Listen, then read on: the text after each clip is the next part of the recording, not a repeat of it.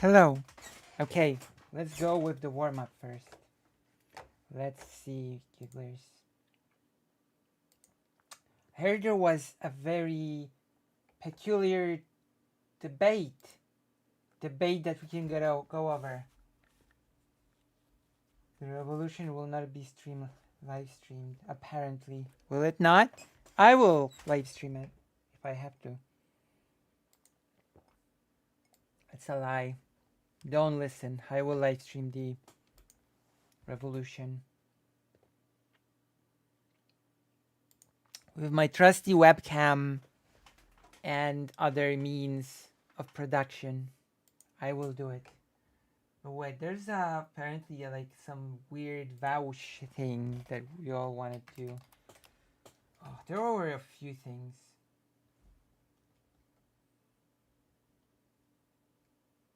Demonic Millionaire says he wants to see pain and unemployment skyrocket. How interesting. Going to VidCon. Where's the Vouch debate?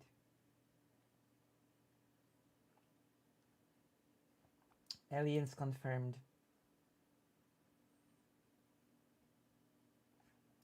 Can I please have just one normal debate? Well, is this a debate? Is this the debate? What is this? Is this the debate?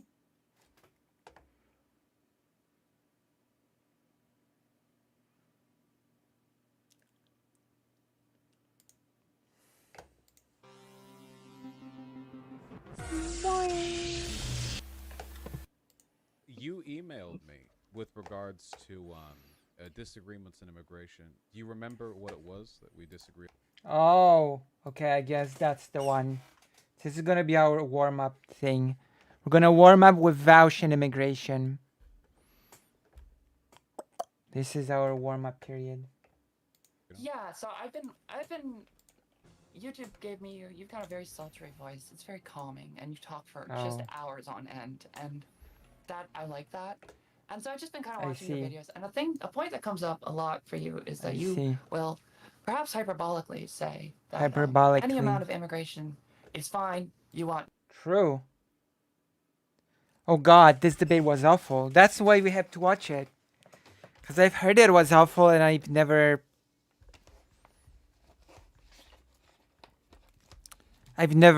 seen it.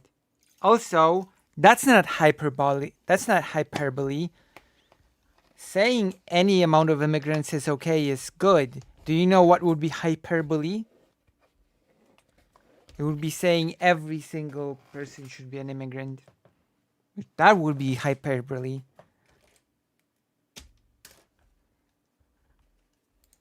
more people, lots of people, fill it up. It's good for the economy. It's good for the country. True, it is. And that I disagree with. But I'd say I agree with you on a lot of things. A lot of your politics, somewhat aligned with mine. Well, certainly not the ones in immigration, at least. So yeah, like we can get right to it. Yeah, when it comes to immigration, I guess like ultimately, if you look in our past in American history, there are plenty of examples where it's the not hyperbolic is used as an excuse to depress wages for local workers. But I've only ever thought of it as just that excuse. I mean, in reality, right? There's absolutely no reason why the presence of immigrants should lower the wages. True, there is none. Already working in any given industry. The only reason they do, usually, is because the business owner can use them as a pretext. They can point and say, oh, well, you know, I don't mean to cut your wages. These immigrants coming in. And I feel like it's a way of displacing class antagonism against the bourgeoisie towards other ethnic groups. Well, I actually worry about that. Part of my problem with it is that it does put ire towards it. I don't blame immigrants for wanting a better life. Should I give like an opening thesis for why exactly I believe this? Sure, go for it. And I can give you some stats on it too. So, I am not racist, and I know what you're thinking. That's something a racist would say, but Correct. That is something a racist would say. There you go. We're off to a good start. What a start. I'm not a racist.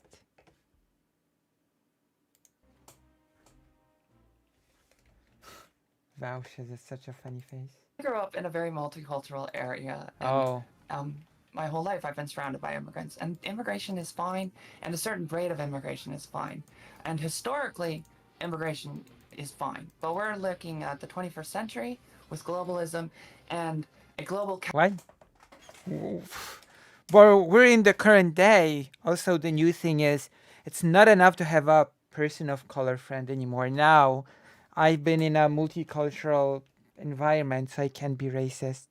Capitalist system that is starting to almost eclipse and ruin governmental power to an extent. So What? I think this is a recent phenomenon, and it's actually not occurring in the United States. The United Oh. States for the last 10 years or so has had immigration go down slightly, and some amount of Where is it immigration, happening then? I mean, I'm talking to Vaush right now, viewers, is necessary, right? But in certain countries, and I'll speak to my own, you've seen a huge ramp up in immigration, specifically by corporate interests, and it does suppress wages. And so I guess I'm not saying that America has an immigration problem, but I feel like the left-wing inclination to say that there's like a left-wing inclination to protect people. The left wing has an immigration problem, not the US. Oh, I might as well.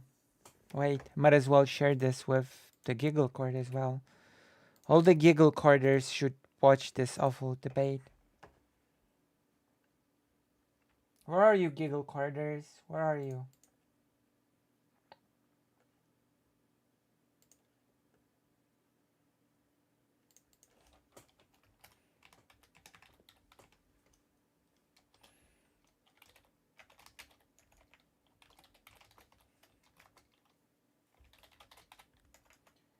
Oh my god, come out, you know? Okay. This is all I need to tell to the gigglers. Who at me? Who at me? I'm sort of like a pervert.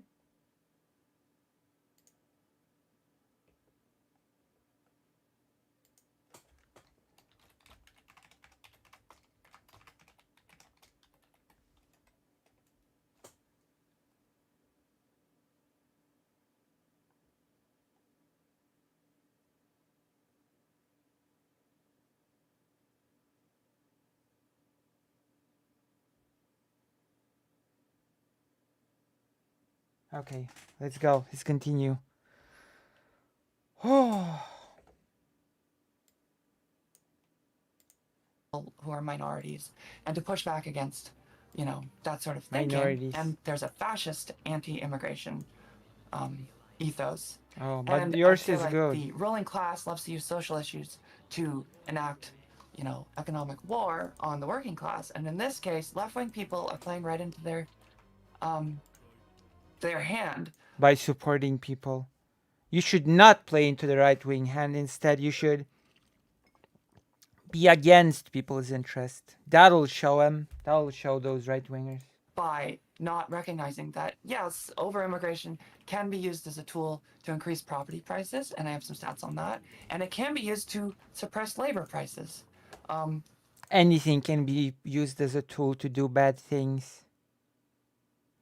Lou, can you make the video clip to the top? It's triggering me. Wait, what's triggering you?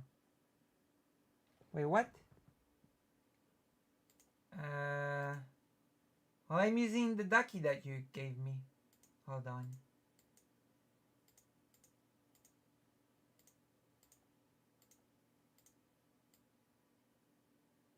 Wrong thing.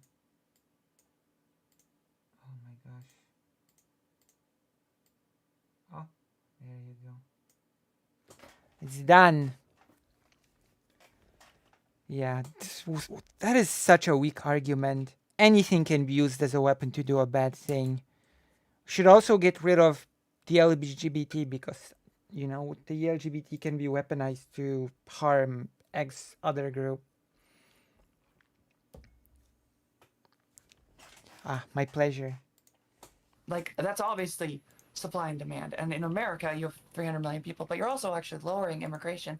And that's also correlated in the last 10 years with an economic improvement. That Your annoys highest me. immigration That rate was in argument annoys 1998, me. and that was correlated with a GDP drop and with a housing price increase and I don't want to say it's the only factor, but it definitely. The weirdest part is that Vaush sort of addressed this very speech before it even began by saying that it's just an excuse to do those bad things. So are we not supposed to do anything because someone might use those things for bad things? You know, when housing goes up faster than other investments, it got seen as an investment, it gets overinvested in, and then you end up with the 2008 housing crisis. And I feel like a similar thing on a monumental scale is occurring. Is that person saying that the 2008 crisis happened because of immigration? What? That's not true. Is that true at all?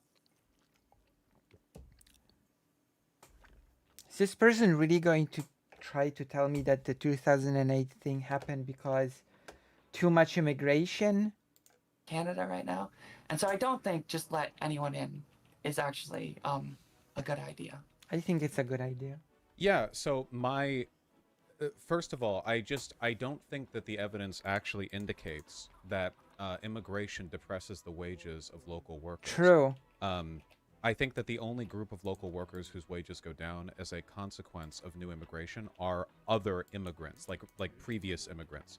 And a lot of that is because they compete in the same markets, you know. Depends on the immigrant. Like, you can have tech immigrants. You can immigrate people from India to do tech jobs or whatever. Yeah, of course. Like, and there are, like, the H-1B visa immigrants who, like, the ones who left over at Twitter or whatever. But, I mean, a lot of the immigrants we get over here in America are You don't think thousands of tech workers working for Twitter would suppress software wages? It doesn't seem to. Because H-1B visas are only offered when companies do a... We're gonna get any data on that stuff. Within the, She's gonna be labor market. fields over reals. But that's obviously, you know, leveraged by corporate interests who control politics. They'll say they do that in Canada with temporary. Right now, Canada's importing 1 million and a bit people a year, and it's causing huge problems, and it's causing anti-immigration. Why would that lower the wages, though? I mean, whether or not they're supply and demand, basic supply and demand. If you need a software worker to work at your company, if 5 major companies need a software worker, and there's always demand for software workers. Always. I've got a lot of people from my family working for software development. There's always demand for software development. And programmers basically always get paid pretty well. So that's a pretty weak argument. Software workers, the companies have to fight each other over the wage and offer more competitive wages. If there's 4 local workers and then you immigrate in 6 people, and now the 5 software companies have to, it's like basic supply and demand. But when it comes to H-1B visas, we're pulling people from out of the country, usually because we can't fill the market locally. Exactly. And those H-1B that is what visa happens. workers are paid what local workers would be as well. It's not. Which actually really ties into the Polish visa crisis that is happening right now. Like a corporate benefit. They're not like cutting out wages for those people. You really think that corporations are importing tons of people to do jobs and they're not at all finicking with that, and it's not an attempt in any way to get cheaper workers? That's not an argument against immigration. Why bother? Why not just get them in the local economy? There's tons of software workers in America. Well, the obvious reason is to lower their expenditures. But that doesn't seem to. Like, the data doesn't suggest that actually happens. And I think in a lot of cases, we legitimately just do need workers. You and your data. I mean, we have a lot of people here in the States, after all, but unemployment isn't that high, and there are literally millions of people from out of the country who would happily jump in for a job if they're better qualified, which I imagine a lot of them are. I mean, they have to be. Then it would make sense that a corporation would want to give them money. But if that's the case, I don't really see an issue with that. I mean, whether the money goes to them or to a local worker, it's a prole being paid for their labor. I don't really care whether it's an American. Yes, I'm not against any and all immigration, but there is a danger to local population, and there's a upper class. It's a tool of the upper class to squeeze out the middle class and to suppress wages in order to lower, their expenditures. I don't think it actually is, though. So, well, like, a guy from India is going to accept a lower wage than a guy from. But they don't, though. Like, that's the colloquial logic. But in a Twitter situation, sure, because that's a extremely high skill thing. So you're still competing for extreme, like, A software engineer What is the extremely low software job? can be 100 times as good. It's one of the few fields where a software engineer can be 100 times as good as another software engineer. Do you know what I mean? It's Sure, almost but like art. It's a creative field. even if we're talking about Okay. immigrants broadly, why not just have them be paid the same amount? You know, we don't have to accept corporations lowering wages. If a True. corporation needs a That's given true. number of Corporations workers, have never abused worker wages or tried to suppress well, wages no, in well, any that's way. the And they are no, benevolent entities, no, I find. that's my argument. They do that anyway, whether immigrants come in or not. I True. think the problem is that when corporations just start lowering people's wages out of nowhere, it's very transparently the corporation doing it. Whereas if there are immigrants, the Yeah, but corporation this is can all. point at the immigrants and go, "Oh no, But this is the reason why." This is all to the. Hello, Kidney. Howdy, y'all. Hello, hello. We're watching a person that is trying to say corporations are bad and then blame immigrants for it, which is okay. That is a strategy, I guess. Oh, you have done pause.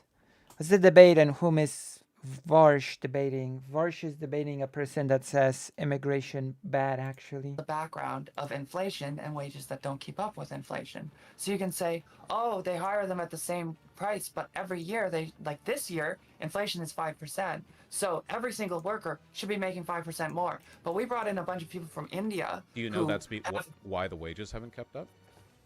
Well, if this person thinks that if it wasn't for immigration, the wages would just keep up with inflation, this person is living in a strange fantasy world.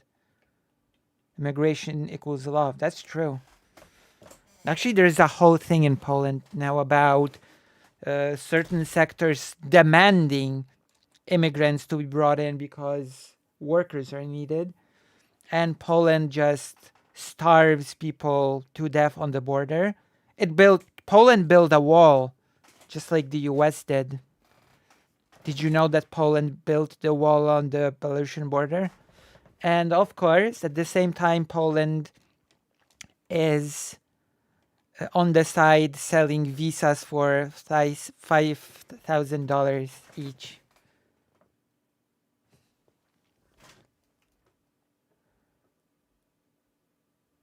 We need to remember that aliens are not racial categories. True, they are not. That's true. Indeed. I wish you a sweet and good new year. If you'd like, would you like to come on stream later and talk about the new year? It's been such a... Maybe I should talk about the new year on stream, by the way. With so many nice things happening. And... damn, a lot of nice things happened during the new year in the last few days. And we went to the... I went to I think one of the only fully kosher / genuine restaurants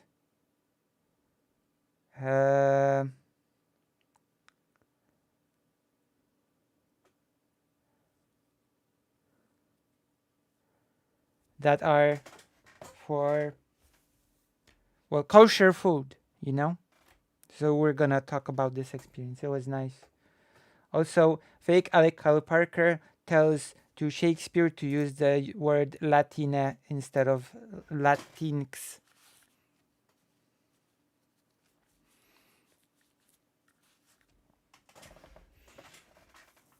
Okay, so we're gonna be talking about that soon. Wait, are both chats on screen? To make sure that both parties can actually communicate.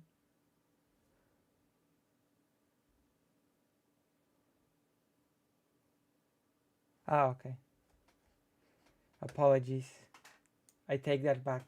Fake Parker simply says that Latinx is cringe. Okay. Let's continue this for now, and then we're gonna be talking about a lot of things. My goodness. Well, actually, in Poland's case, people coming in and being scammed of money are people from Africa and Asia.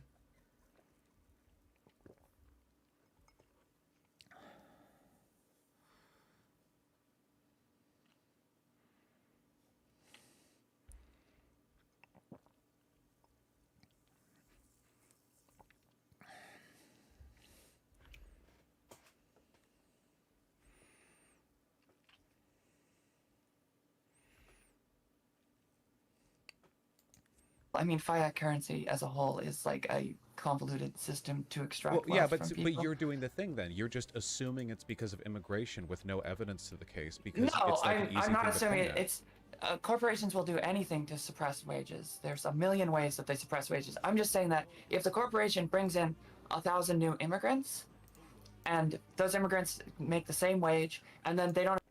Then fight suppressing wages, not immigrants. That makes no sense. That is so weird. Have to increase anyone's wage, That makes and then no inflation sense. increases, and their stock cap increases, and all the CEOs get more money, and their investments go up, but all the worker things go the same. And you say, oh, but those. And now inflation is caused by immigration. Everything is caused by immigration. Inflation, the 2008 financial crisis, everything seems to be caused by immigration suddenly in this debate. Workers work for the same price, but because they don't need to, someone asked why I'm giving this asshat a platform. Never look at chat. It's a classic mistake. All I do is look at chat. It's where the money comes. Tip me, you fuckers. Sorry. The problem is the thing that you're describing happens whether immigrants are coming in or not. True. Like corporations seeking to depress wages, not raising them with inflation. Yes, but this increasing the supply of wages, is going to make it easier for them to depress wages. That's the common logic, but I don't think it's true. But I have data that backs that up as well. So I'm looking at an article from the National Bureau of Economic Research, which discusses the economic articles. I'm not a huge fan of. They're generally pretty biased, and they generally wave away the negative effects, and they'll say things like, I was looking at it, and it was saying something like it would have a negligible effect, but then they don't say the things that I like, so I don't trust them. There is not a moderate conservative one, because the moderate conservative understands how economy works. Oh, my goodness. Into the article, and a negligible effect is 5%, which for someone making $50,000 a year is $2,500. That's not negligible. And also, the negligible effect happens to be inflation, which is a tool of the government and the ruling class to slowly squeeze people out. So I disagree with that, and I don't have a problem with fiat currency or even inflation as a concept. But the negligible effect is that most people in the economy benefit from immigration. Because the more immigrants come in, the more money there is circulating in our country. And the more money there is circulating, the more jobs... Well, we're learning about economy now. Inflation is caused by immigration, and financial crises are also caused by...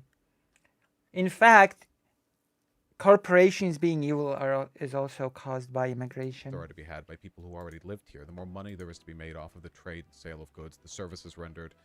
Now, there are people who lose out, of course. Silly. Like, for instance... This is what happens every time. This is totally neoliberal. And I'm a big neoliberal. This is just how... No. With NAFTA. Like with NAFTA. What a thing to say, I'm a big neoliberal. What a red flag.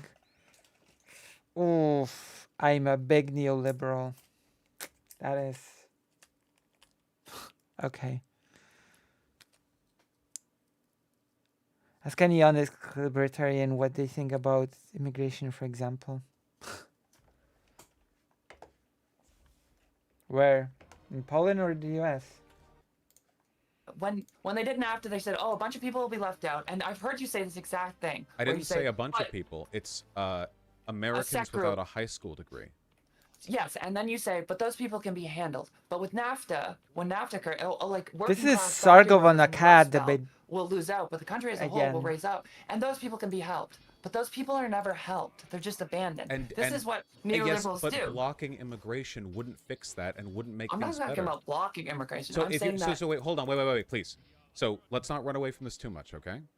The data that I'm aware of indicates that most Americans benefit from immigration, like a significant majority of them. There are Americans who lose out in it. The problem is that we're talking about the benefits of immigration. If we remove the immigration, that would not be beneficial to American workers who don't have a high school diploma.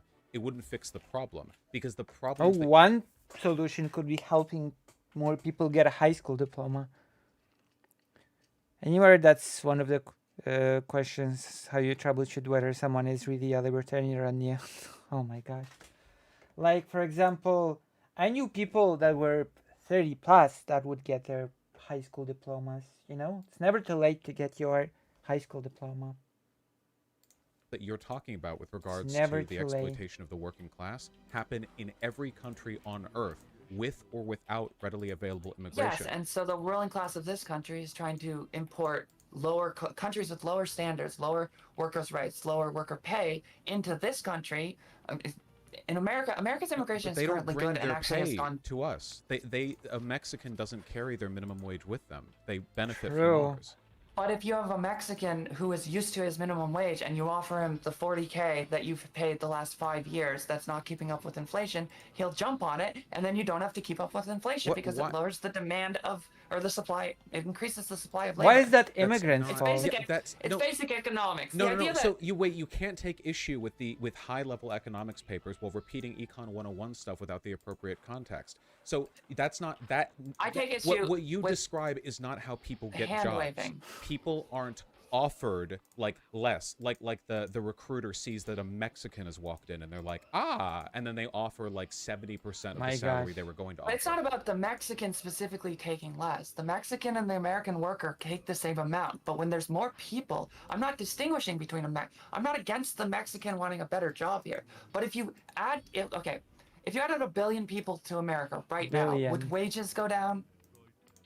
A billion? I think there'd be so much economic turmoil from that change. I don't even know. So you admit that there's a maximum amount of immigration? No, I don't know how 1 billion people suddenly joining America.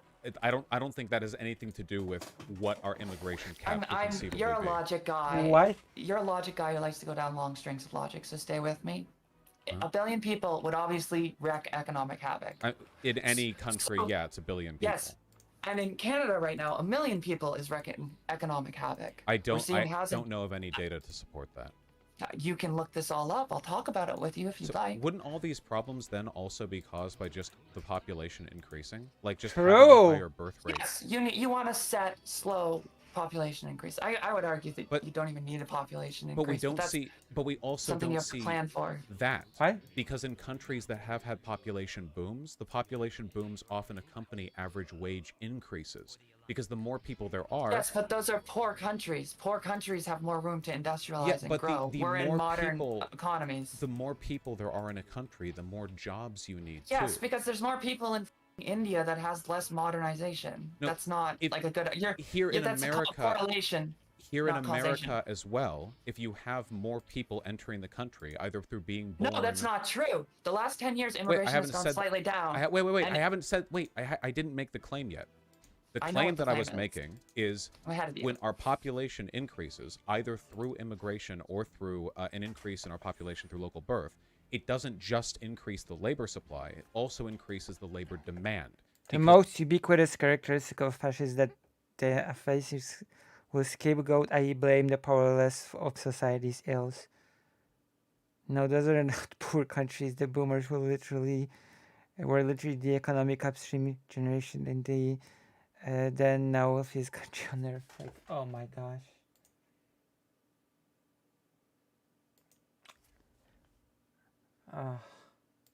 What a warm-up session we're having. The more goods and services need to circulate to meet the needs of that growing group of people.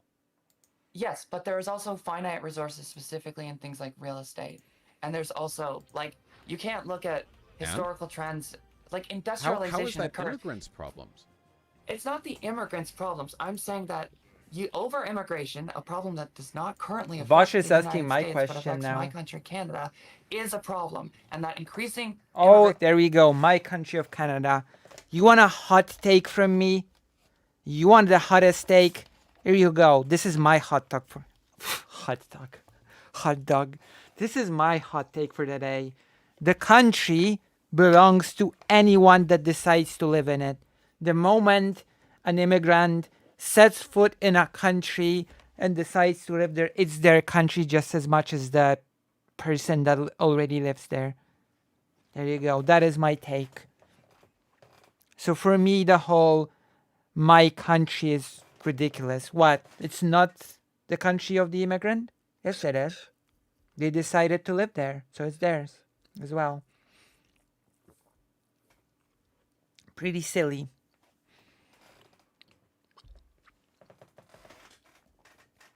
Your home is where you decide your home to be. In other words. Willy-nilly beyond a normal growth rate is dangerous and is a problem and is a tool that the ruling class could use in your country, as they are currently in mine, to over worker wages, to increase housing and real estate prices, which benefits landowners, and to hurt the working class and the general citizens there. I'm looking at Canada's annual population change, and it looks like for decades.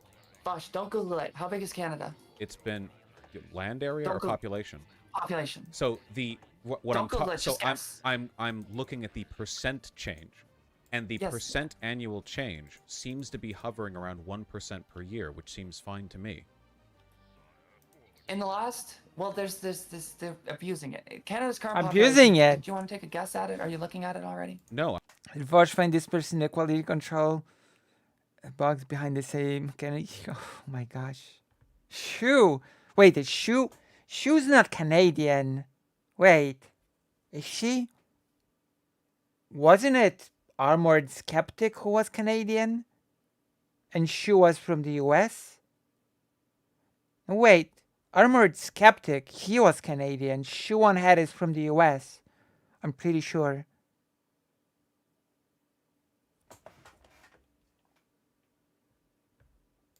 Well, I'm only concerned with the percent growth. A 1% increase in a national population. It's not increasing not like by 1%. In the year 2022, it increased by 1.2 million people. Okay, I mean, I'm looking at during COVID, immigration slowed down greatly, and you know what happened? Housing prices and rent prices went down, and wages went up. Wages spiked during COVID, hugely spiked. Wait, in Canada? I don't think she is.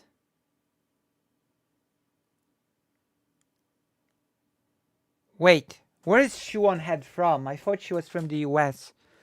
No, okay, so first of all, rent prices dropped during COVID in Canada?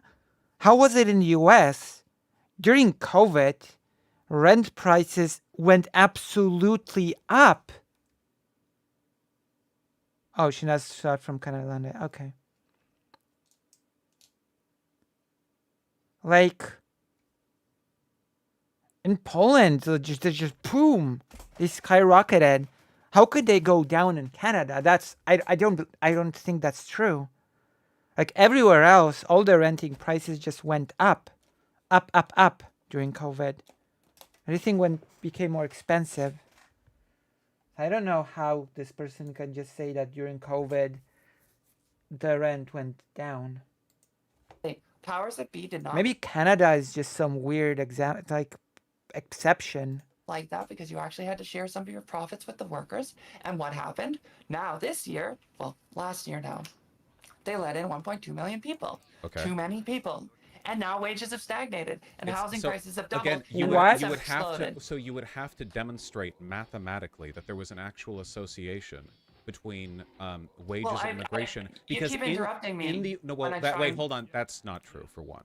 For two, in the United States, that is not what has happened. Immigration doesn't depress wages. So the data that I have seems to indicate that's just not how things work. Also, if you look at international examples in countries that are both highly industrialized and not, it seems overwhelmingly the case that there just is not a strong correlation between population increases and the average wage. Right. Now, I do agree that having more people requires more housing availability. In fact, when the population decreases, don't you actually have problems with upkeeping your economy, especially when your society starts to age? is that actually a problem?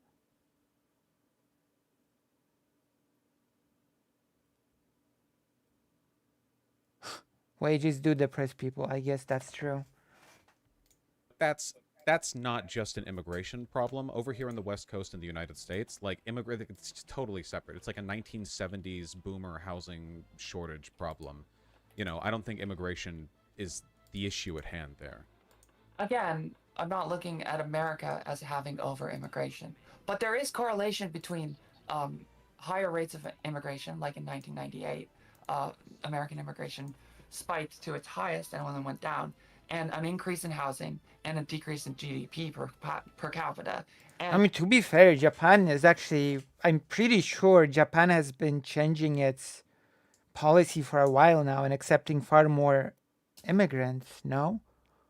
I'm pretty sure that's the case. Like, I know that the procedure has been really simplified for Poland to incentivize people to go work in Japan. And in the last 10 years, immigration has gone slightly down in America, and the GDP has actually improved. COVID kind of fucks with it at that point. But, and wages have improved with a slight decrease in immigration that you've had for the last 10 years or so. I feel like you're very spuriously grasping at trends, but there's so, like, we're talking about some of the most complicated... It also occurred in the 70s and 80s. But these are minor changes because the immigration changes in America at these times were minor. Your spurious associations over decades of data that have, like, correlated... You can look up the stats. You can read. I've read a bunch of economic articles, and they all say the same. It's negligible, and then the amount that's negligible is under 5%. But 5% wage suppression is something. So, like, what article are you referring to? Do you believe in rent control? It can be done well, and it can be done poorly. What studies are you referring to? I had an argument with someone about rent control, and every economic article I found would say that yes, it maybe lowers rent somewhat, but the other outside negative effects.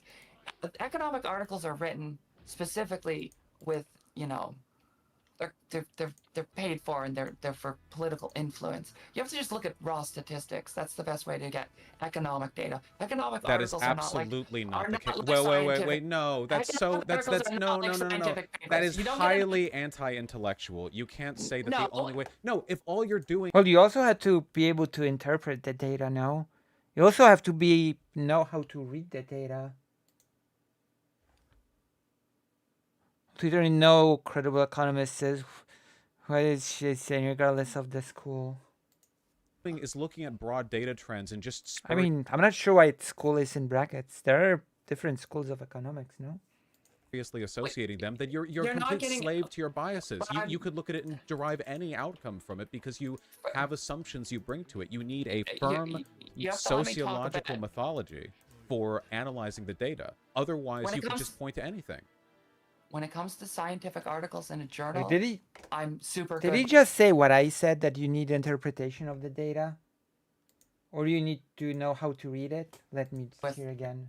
Mythology. You have assumptions you bring to it. You need a firm sociological mythology for analyzing the data. Otherwise, you can just point to anything. When it comes to scientific articles, it's true. Just like racists do with crime stats. That's true. I'm super good with intellectualism. I went to school for I'm super good with intellectualism. I've never expected to hear that sentence. We should use it as a sound for something. I'm super good with intellectualism. That's a quotable thing. I'm not a dummy by any means. Economic journals and economic articles tend to not be very good as a source of information. I don't know how to engage with what you're saying when you're ignoring the evidence to the contrary. In Canada, during COVID, immigration wages spiked by a large amount. 10%. True. Then immigration increased to the highest it's ever been, 1.2 million people. Wages completely stagnated and did not keep up with inflation. And housing has almost increased 30-40%. Rent prices, the price of a one-bedroom in Canada has gone from $1,500 to $2,600 in a year. What you have to understand right now is that caused by immigration. Everything that you're saying right now is worthless because of the last thing you just said, and that's caused by immigration. No, it's not. And you know how I know that? Because rent is skyrocketing. It's spiking in plenty of American states right now. Not at the rate it is in Even Canada. ones that are losing overall population. Wait, hold on. Please don't interrupt me. Even in cities and states that are losing average population, housing prices and rent are still skyrocketing. The reason for that is because of broader housing policy. The idea that immigration, like what you're doing is so the funny thing is that the data trends that you're trying to associate would only make themselves evident in this over the course of decades. But what you're saying is, yeah, in 2021 there was no immigration and big money, and then in 2022 there was lots of immigration and no money. Those factors, even if they were connected, would not demonstrate themselves in tandem that way. They do in Canada. No, they don't. You have no evidence to. Do you have any evidence to support that case? Yes, Canada's immigration started. I feel for the immigrants, but they must go. I feel for them, poor babies. But we simply need to kick them all out, I guess. Like...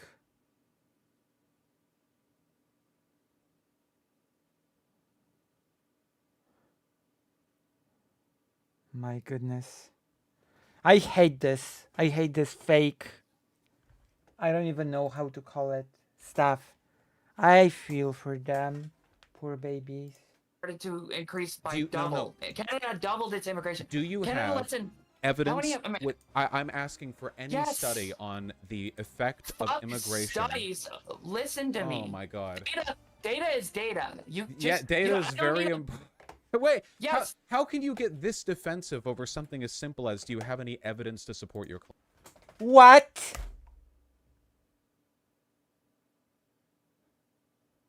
I feel nothing. I only want them to have homes. Well, I also would like them to have jobs, but that's, you know. Fuck studies. Look at the data. Isn't that how bigots talk about 1350? You have this raw crime stat. Just look at the raw crime stat. This is identical. It's literally identical. This person is doing the same thing.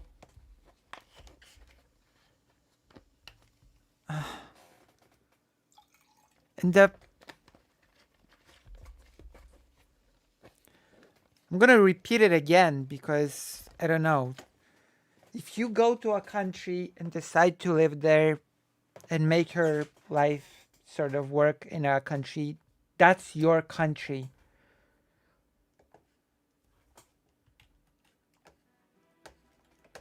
That's basically it. That's my claim. Yes, I do. Take. Do you want to listen to me or not? Is the evidence just going to be you saying over and over again how you feel the ties are? You know, you need information to like connect things in a correlative and causative sense, right? True.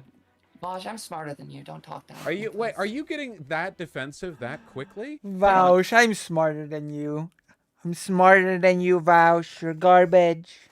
Don't talk down to me. I'm smarter than you. If she's talking like Walmart, Sam Harris, or Sargon, which is to say, by appealing to scientism and not actual science, the aesthetics of data-driven conclusion, not actual aggregation and synthesis of the data. True. It actually does feel like Sargon, but she's smarter than Vaush, so you know, don't talk down to her. She's smarter than Vaush. I know this is so typical of a STEM major. You think you're bringing your knowledge with you. So do you have any evidence? You're not letting me talk. Do you have any evidence to suggest you're not letting me talk. Positive relationship? You're talking a lot, actually. You're not letting me talk. I'm asking you that question. Are you gonna so data isn't evidence to you? Individual data points is objective. No, raw data without anything, without context. No, you can.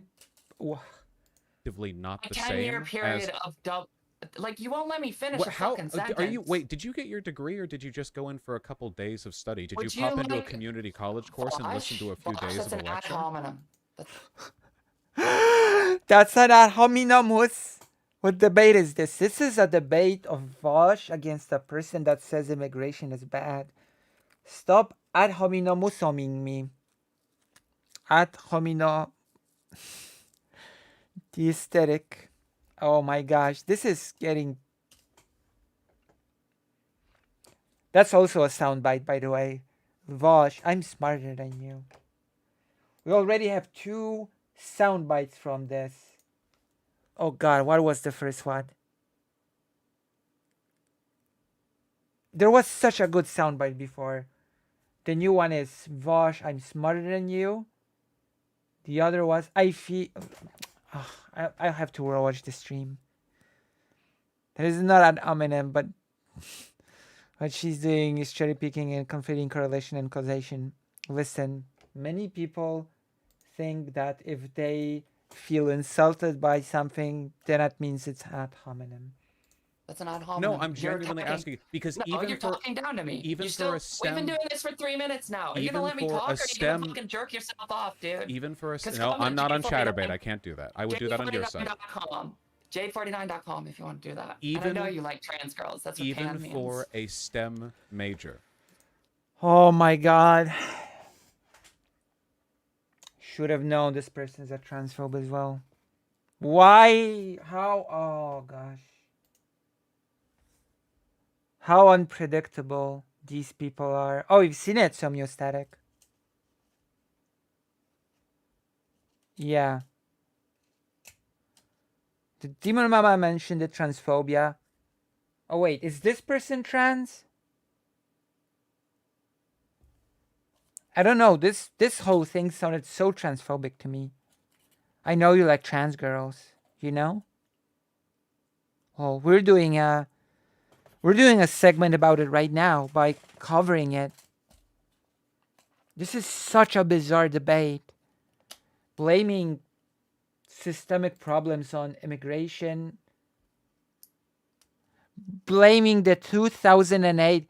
Somiostatic, did you know that the 2008 crisis was caused by immigrants, apparently?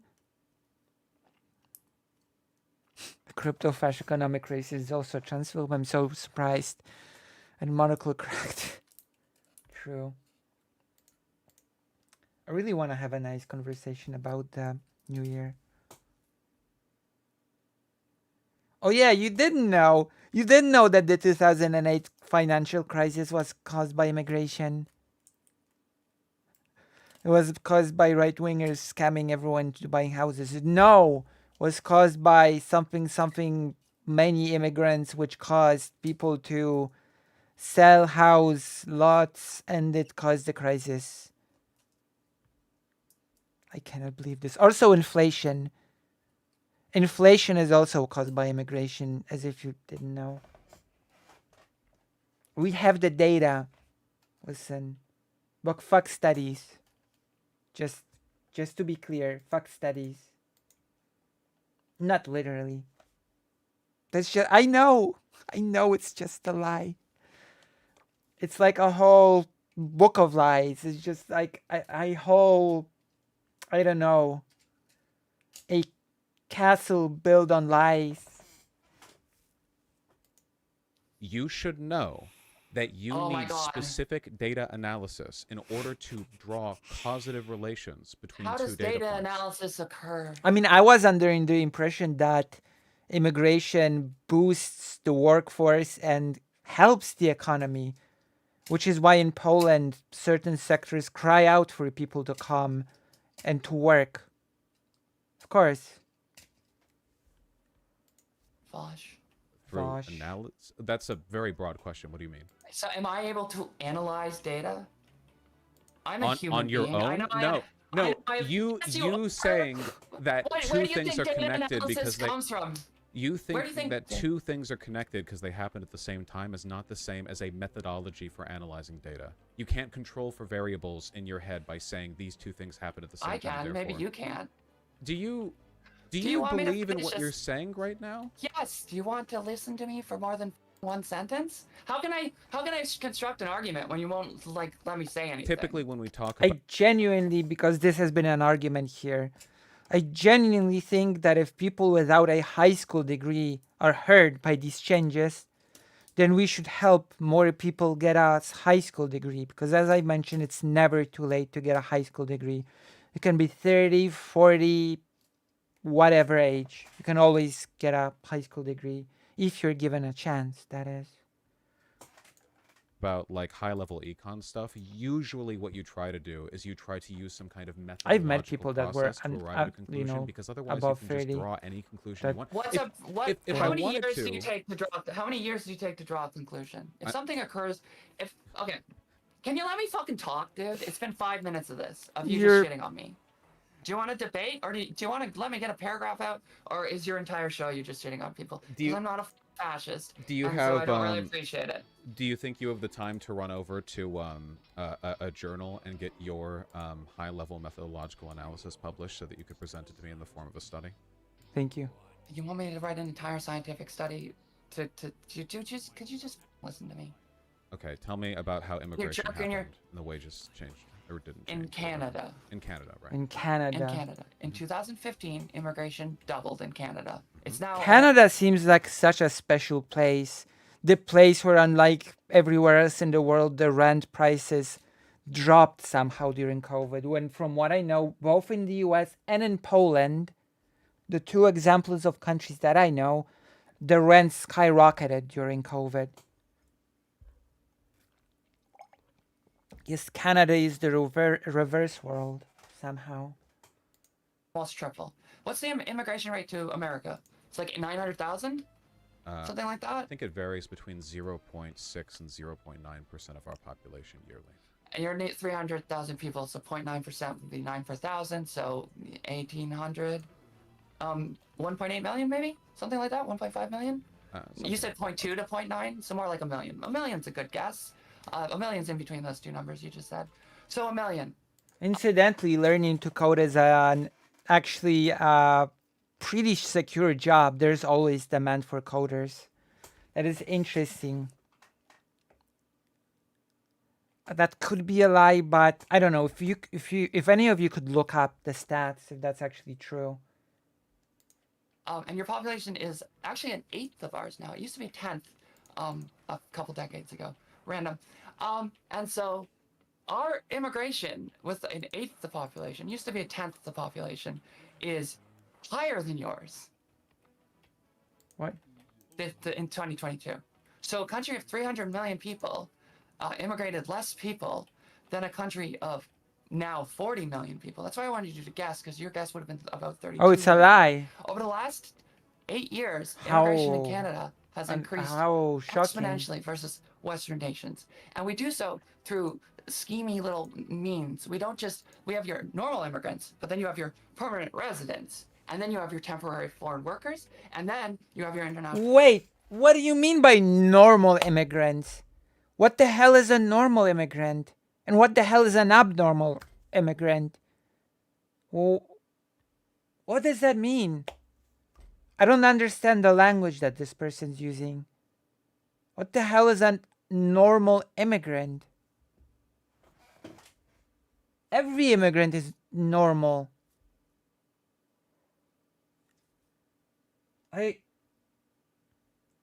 What?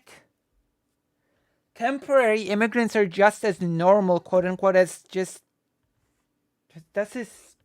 International students, and your international students get permanent resident status. And all of this has ballooned our population. What's wrong with foreign students now? What's wrong with foreign students? I just don't. What? White from South Africa and with a rich dad. That's normal immigrant. Oh. It's great to have foreign students. Because if you have foreign students, you get people from different parts of the world meet and intermingle and learn about each other. I've met so many international students. Hugely. We increased by 1.2 million people in 2022.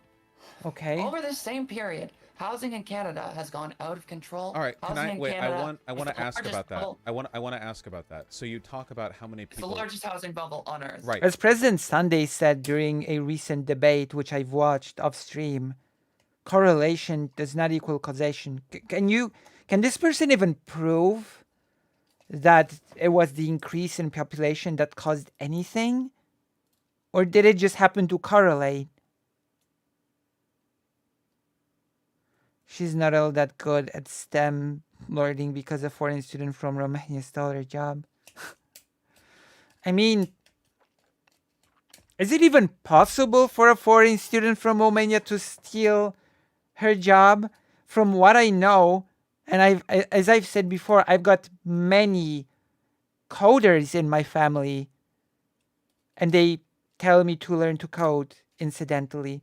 And from what I know, there is always demand for coders. There's no, from what what I've been told, there are no sort of moments when there are more coders than the demand, you know? Supposedly it's actually pretty easy to get a job as a coder because there's always demand. And it's actually pretty well paid. You know?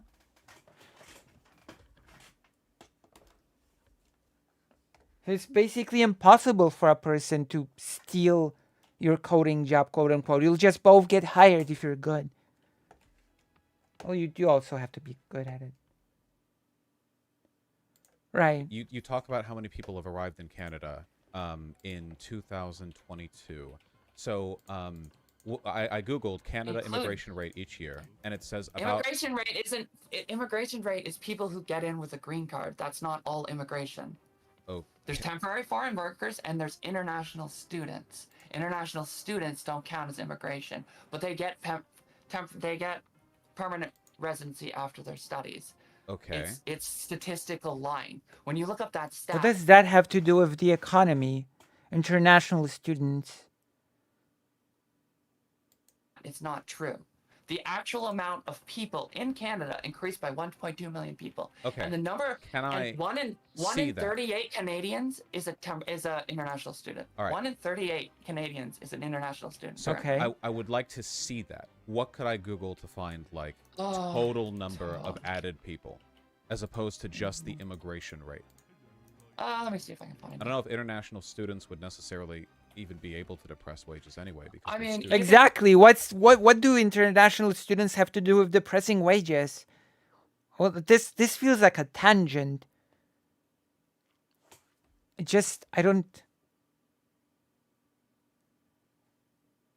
You can Google temporary foreign workers and see that according to the Global Mail in 2021. Temporary student workers depress wages? What? No, I'm calling bullshit on that. I'm calling total bullshit on students working part-time, usually to, I don't know, oftentimes to just have money for anything, but I'm just gonna call bullshit on that. I don't believe that. Like for 1 second, that part-time student workers cause whole wages to lower. Does she expect any of us to believe that? No, that's just a laughable claim. And temporary foreign workers went up by 68%. And that's just the temporary foreign workers. Those don't count as immigrations. You can Google that. I'm not going to find all these stats. What I'm saying is just true. One. Well, okay, it's just I don't one believe stat, that. and it's central to your argument. I feel it's valuable to give it a look. Canada 2023. In total, 472 work permits in 2022. So that's just temporary foreign workers. Okay. So whenever immigration... Temporary foreign workers don't get paid less than regular, like, than resident temporary workers. That's just bullshit.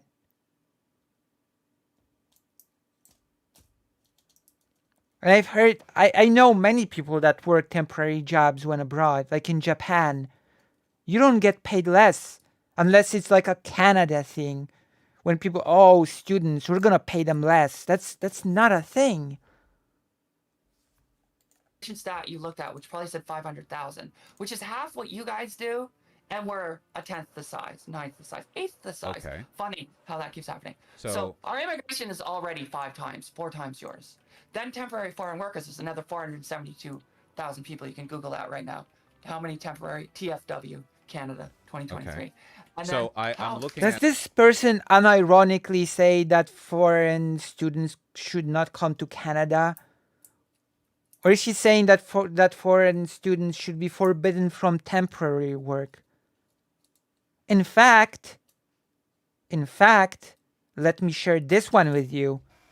Japan, Japan creates whole systems that incentivizes students to come from abroad and to get a temporary job. They make it easier for paperwork for students to get a temp job.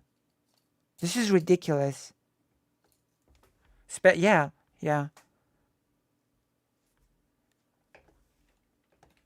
And of course, Japan is making it easy, at least with Poland, for people to permanently move there. That's also a thing. This is now we're at a million. So we're already over you. So that's my claim right there. That's not even. I'm looking at a site that says for the year 2022, Canada welcomed about 437,000 immigrants and saw a net. Is that a contest between Canada and US? Non-permanent residents estimated at 607,000. So those two are separate numbers. You're saying, like together they combine. Yes, they are, and that goes over a million, which is over America's immigration, which is a country 9 times the size of ours. So yes, our immigration is absurdly high for no real reason. We also have the biggest housing bubble in the world. We're kind of a shitty country. It's like cold here and not that great. It's super gay. You should come visit. We can bang. But it's not actually like great. Wouldn't that... What? What was that? Where did that come from? You should visit, we could bang? Hello, Maya Mayar. Imagine if the roles were reversed. And if Vaush told her, just visit the US and we can bang. That would be a scandal. That would be a sexual harassment scandal. She called it absolutely a 2010 Storm Frontier neo-Nazi. Like, this is so ridiculous. Also, if you find Canada to be such a shit country, emigrate. Go somewhere else. When people don't like countries where they live, typically, if they have the means, they emigrate somewhere else. Get a taste of what it's like to be an immigrant. It's not the sexual harassment against the gratuitous homophobia and degeneracy mongering. That's like, it's a whole set. Like before she said, oh, just visit this porn site. I know you like trans girls. And now we can bang. It's gay.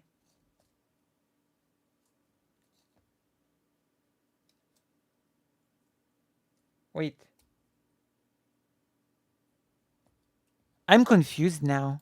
Vancouver's so overrated. If I visited, wouldn't that also suppress wages for local workers? True. No, you can just sleep in my... Well, I don't want to contribute to the problem. But you'd be sleeping in my den. It's not... Wouldn't that also take opportunities away from local Canadians? To have sex with me? No one here is... Look. What were we talking about? I lost track. Why did this take such a creepy route? To have sex with me? Vaush?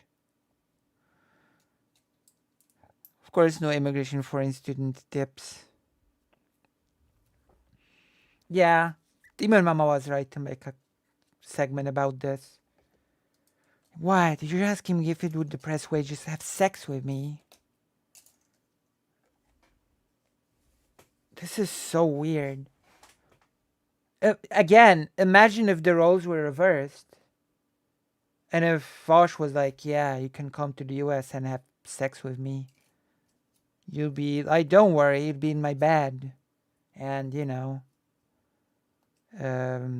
you saying that, like,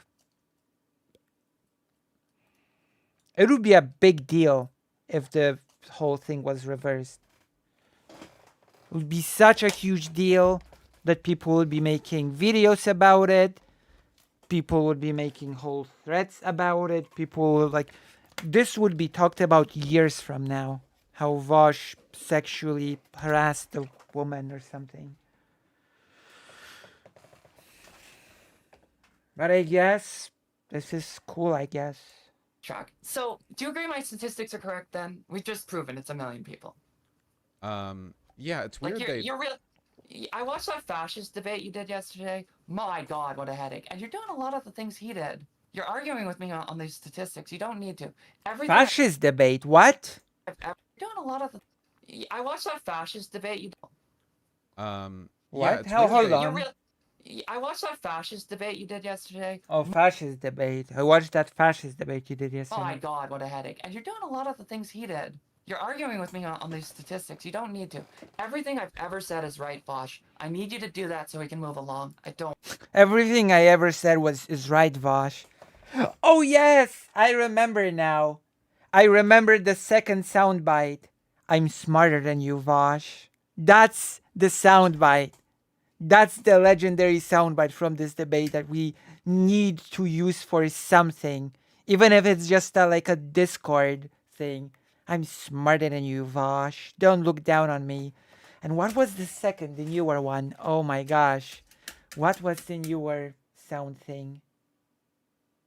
It's some. I talk about it in the stream when it happens.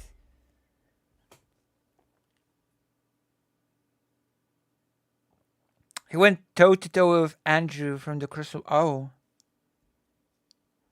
this is such a.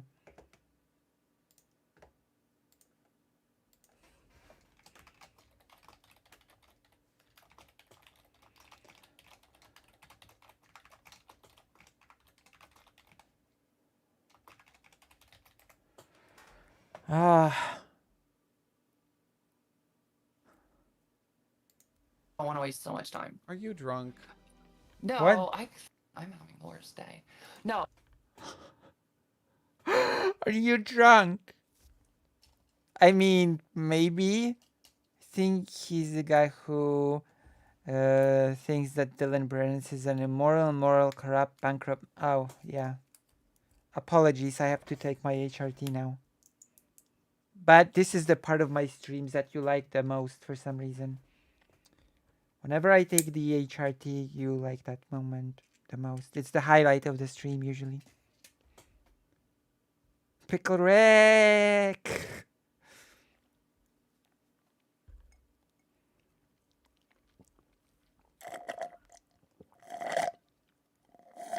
Dylan Burns is a wrestling show host. Oh, no, I'm not drunk. Are you sure? Because your voice wavers. That's because it's fake. You want to hear my real voice? I don't think any voice is fake, but sure. I'm kidding. Okay. I It's think a little you're drunk. dry. You think I'm dry? Wait. My real voice? Okay, I don't know if Demon Mama said it, but I'm gonna be quite honest. Based on my deductive reasoning and based on my detective, is this person a self-loathing trans person? I'm building a whole conspiracy theory that this person is a self-loathing trans person. That's a bigot. First, she said, go to a porn site. I know that you like trans girls. Then she said, Canada is gay, so you can come here and have sex with me. And now she says, you want to hear my real voice. I don't know. Maybe I'm just pulling this out of my ass, but could be there are quite a lot of trans women straight out of 4chan. Like, I don't know. Maybe I'm just over obsessing over the free statements that were given, but it's just so weird. Drunk? I think you sound a little drunk. I don't think that invalidates That's an ad hominem too. I'm pretty smart if I'm drunk, wouldn't you say? No. I don't disagree that Canada has welcomed a large increase to its population. Good. I think that's... Cool. Cool. So we spent 5 minutes to come to the conclusion that Jade is right. See how many times that happens, and then maybe stop questioning me. I didn't disagree with that. Next Jade. sentence. You wanted statistics. I gave Jade. That sounds so familiar. Jade. That's true. them to you. Can we move past it? What I disagreed with was the idea that this Yes. causatively determined a depression or stagnation in wages. Agreed. Okay. Yeah. But in order to form an argument, I have to get through more than one sentence. Oh. Second sentence. Shall we check this person out? Okay. I almost did. Oh my god. Sentence. We're getting there, everyone. Hi, Vaush. Almost Jade49.com. I'm very pretty. Okay, second sentence. All right, you with me? Between 2015 and 2023, Canadian housing has almost doubled in price. Rent has almost doubled. Through that time period, people are struggling, especially as it turns out, the immigrants. The immigrants don't have the support. They can't move into their parents' basement, which a lot of 35-year-olds are doing. I'm very pretty, so I can afford my apartment. But my apartment, the rent for it is higher than the minimum wage. It's 120% for a 1.5 bedroom of the minimum wage. And housing has exploded over this period. And who owns houses? Rich people. In fact, REITs have popped up in the last 10. Do you know what an REIT is? No, I don't. It's, so, you know, you want to buy a house to Airbnb so that you can make money and you can force some. How is all of this the fault of immigration? How? She's just saying things. Someone to be homeless while letting tourists like Vaush come and hot trans streamers, right? But tenants are. Oh, hot trans streamers. There you go. I guess I got my confirmation.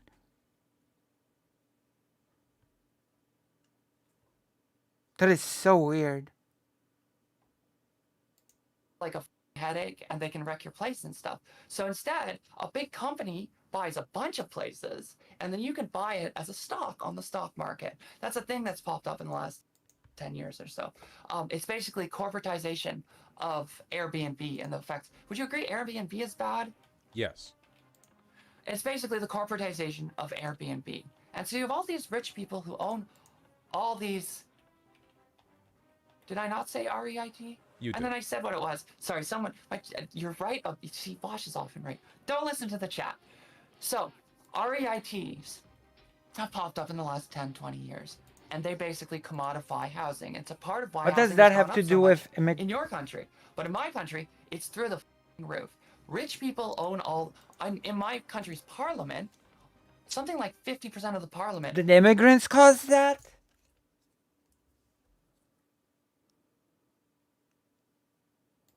Owns either stock in an REIT or multiple investment properties. So there's a vested interest in the investment class and in the politicians to keep housing increasing. Housing is actually a huge part of the Canadian economy. No one pays taxes here except for me. I'm the only tax. You can Google this, Vaush. I'm the only taxpayer in Canada currently.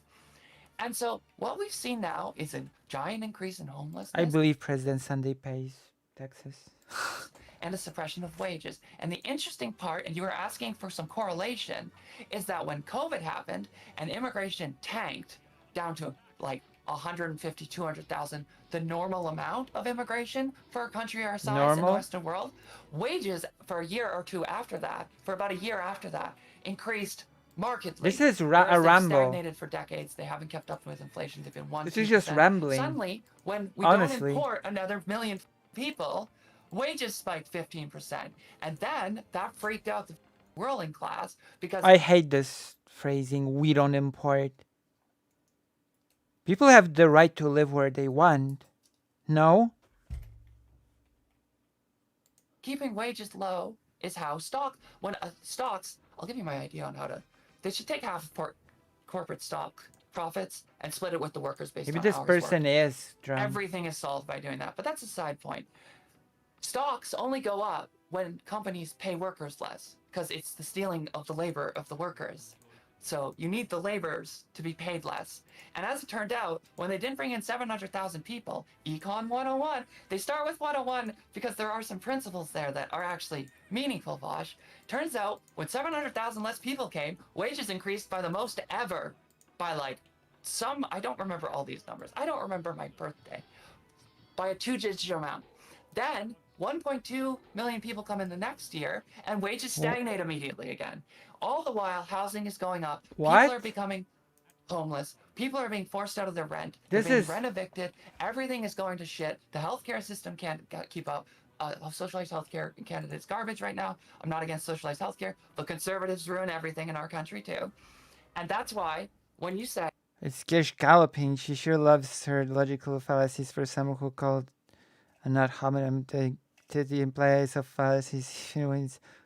This is a very classic Gish gallop. Like literally throwing one. Oh my god. I don't think I've ever seen such a classic Gish gallop in my life. Like just person throwing out statements like a machine gun for 5 minutes straight without, and some of them being complete nonsense. Like I cannot, and like I don't remember my birthday or something.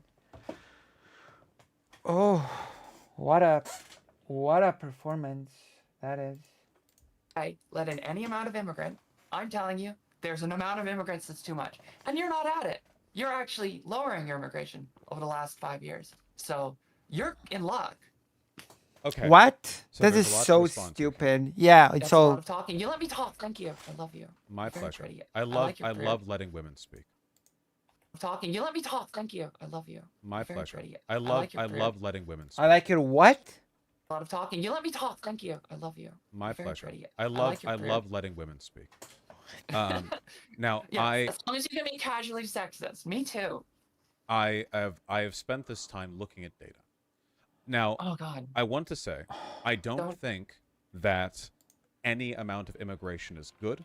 I do understand that there are acceptable amounts by which you can increase a population. I didn't mean to imply, and if I gave the wrong impression, then this was my mistake, that literally any amount of immigrants coming in could be good. Now, you're talking about the impact immigration has had on Canada specifically. So here's the issue, okay? You should know this because you I know have everything. Yes. an understanding of physics and proper research methodology. It's that Sure. Physics. it is Not a while. incredibly easy to find associations when you are primed to do so. Now, Yes, I know about biases and all that. right now in But a like the steps Do are you? pretty now straightforward. our understanding of economics is heavily informed by talking heads in the media. This is the West broadly. I There's don't a really strong. Well, please, pay attention please to media. hold on, please. There is a very, very strong tendency to gesture at immigrants when we are discussing True. wage depression. This is a literally centuries-old tactic. True. In America, you can go back to Latin immigration, the beginning of We're the in a 20th globalist society. I don't century. think that historical data matters at this It, point. no, it does. What? 'Cause it's the same No, it doesn't. pattern every We time. don't Wait, get please, places please, by please, railroad anymore. We please, get there by plane. please. It's not It relevant. has nothing to do with the specific ways in which people move and everything to do with the labor supply, which is the same argument you're making. So you have made my point that this End of tendency history. to What? attribute the increase in labor provided by immigration to any existing problems with wages or workers' rights, this goes back a long time. We did it with Latin people back at the beginning of the 20th century. We did it with the Italians and the Irish as they came into New York City. Definitely have an American perspective. I am American. We did this with the Chinese as they helped to bring our railroads up the far on the West Coast. So the problem that I have is that You see your biases right now? from what I'm looking at, it seems like the immigration rate to Your Canada biases. and the average Vaush. weekly earnings, the adjusted earnings, have stayed more or less stagnant for decades in Canada. Yes. These factors have not really moved, Uh-oh. with the exception of the COVID crisis. The Can I COVID get my assistant to make like an Excel document? Will you put it on your thing if I make an Excel document that like a actual statistical graphs on this? Sure, give it a go. So the COVID crisis Not right now. I gotta masturbate. it correlates with two significant changes both an increase in the average How weekly long is this? earnings for a Canadian and also in a decrease in immigration. Now, more. here's the thing, and here's the problem, okay? The problem Okay. is it also corresponds to massive changes in almost every other economic and political chart you could possibly graph. The COVID pandemic led to Sure. so many shifts in government policy, So, in market. we can- Whoa, can we- please. It No, led no, no, to. wait. No, Wait, no, can I let you go on for I know, a while, I'll and let I'd you like go. to No, finish. no. Please. This isn't me arguing. This What is is a it? proposal. Can we look at America, which had a similar pandemic problem? Let but me- I don't let me- know, like their immigration versus their wage growth for that period. Let me finish with Canada first, please. Yeah. There are so many other giant seismic shifts that happened during that time period that it's really difficult to know whether or not these two factors are actually beside the positively point. associated. Now, it's tempting to go, oh, well, it makes sense. A decrease in, an increase in labor would lead to a decrease in wages. Haha, Econ 101. And that is sometimes true. Also housing, but though. well, I'm talking about the wages first. But our broader understanding of how that Econ 101 tendency plays out has actually largely been wrong. From the data that I'm familiar with, and not just in America, I also have data from True. France, immigration does not Europe What about doesn't depress Poland? local What? wages. So given that we don't have any methodological correlation here, my consideration mean Europe is it doesn't count? possible that these are just correlative? We had an increase in wages Oh, for sure. and a drop in integration, but those aren't necessarily connected to each other. I can agree that that's possible. Can you agree that it is possible that I'm correct too?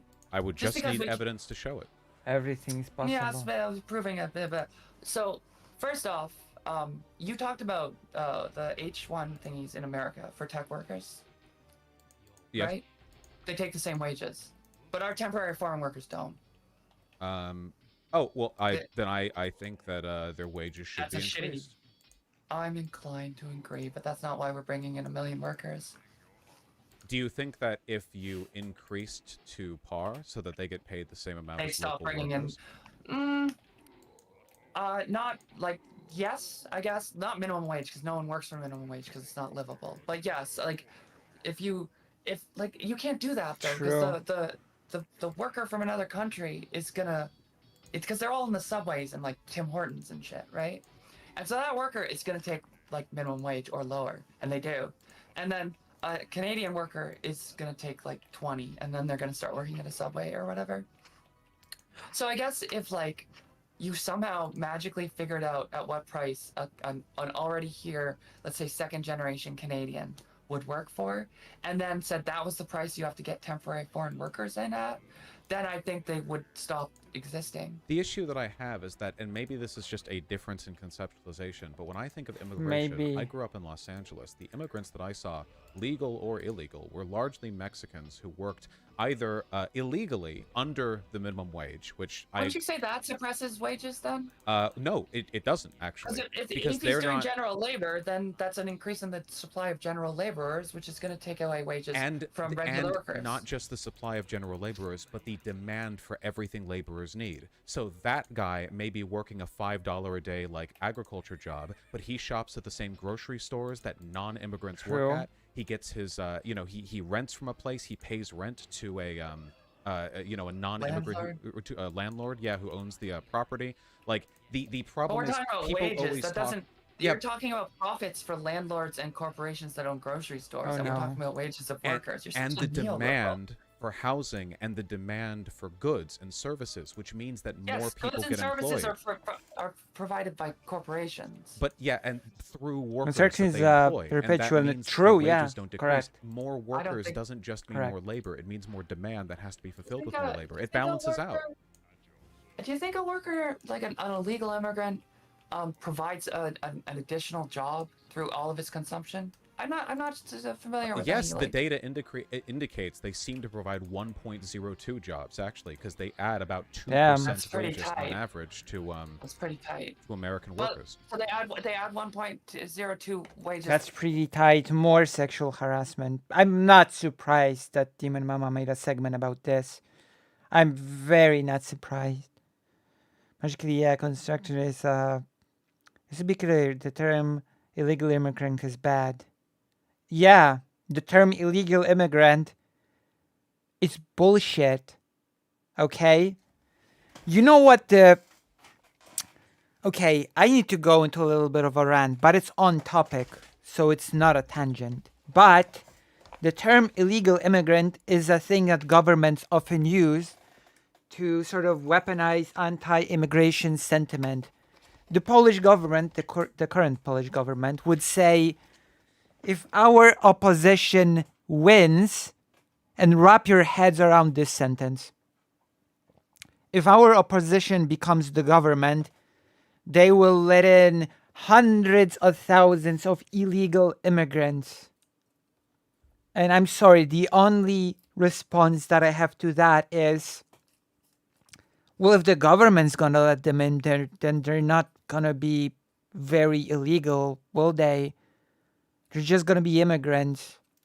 If a government lets people in, then they're not illegal. They're just immigrants. How can a government let illegal immigrants in? It's the government that decides what's legal and what's illegal. This is so stupid. Like, I keep hearing this from the current government. The immigration is a huge topic now in the election, and the topic of the visa scandal. Again, the Polish government starves people to death on the so-called no man's land, builds a wall on the Polish-Belarusian border, and technically speaking, all that people need to do is retreat from the border and buy their visas for $5,000 each. So, yeah. The topic of immigration is actually quite close to home for me now. It's a big, big topic. And being anti-immigrant is... Yeah. But they also add a supply of labor that is below the wages. Well, I don't endorse the exploitation of their supply labor. And demand, but supply and demand doesn't. It's also about like price.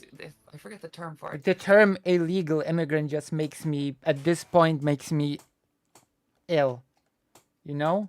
I'm so fed up with the term illegal immigrant. Supply and demand isn't the only thing that affects things, right? It's weaponized if you're the against only people. House, and there's 10 people, and they all desperately want that house, and your house, therefore, is $1 trillion. But they don't have $1 trillion, then they don't buy the house. At a certain point, the actual wages that the people are demanding affect the supply and demand. So if that labor provides, and I agree they should be paid more, but we know that they don't actually hurt the economy or hurt wages. No, that's not what you said. You said that they increased the supply of workers by 1.02. No, they increase their demand. Their presence, the demand that they provide as a person in America, increases the average wage of Americans. You gotta let me finish a point. You're not as quick as me. So what? It increases the demand for labor by 1.02. However, is this our third soundbite for the day?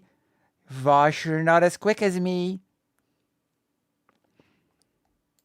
It increases the supply of labor by more than one, because the supply of labor of that laborer working below minimum wage is supply of labor at a lower price. That does not take away from the wages of other American workers.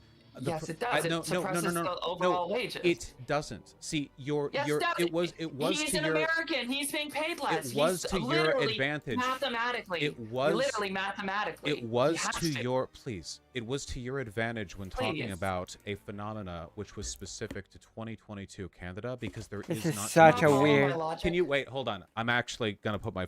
This is such a weird conversation, full of bigotry, sexual harassment, and foot down here. Shut the f up. We have 10 minutes more to this, okay? You had an advantage in talking about something that there can be no methodological research on because it's a Canadian phenomena from less than a year ago. Do you have Now methodological we're research yes, on illegal immigrants? yes, Specific. rethinking the effect of immigration on wages from Gianmarco I.P. Ottaviano. It's a working paper 12497. It was published in the National Bureau of Economic Research. Yes, happily, yes. Here. Shut the fuck up. Wow, Vaush got angry. Fed up with this. If you look at the chat, you can spot me.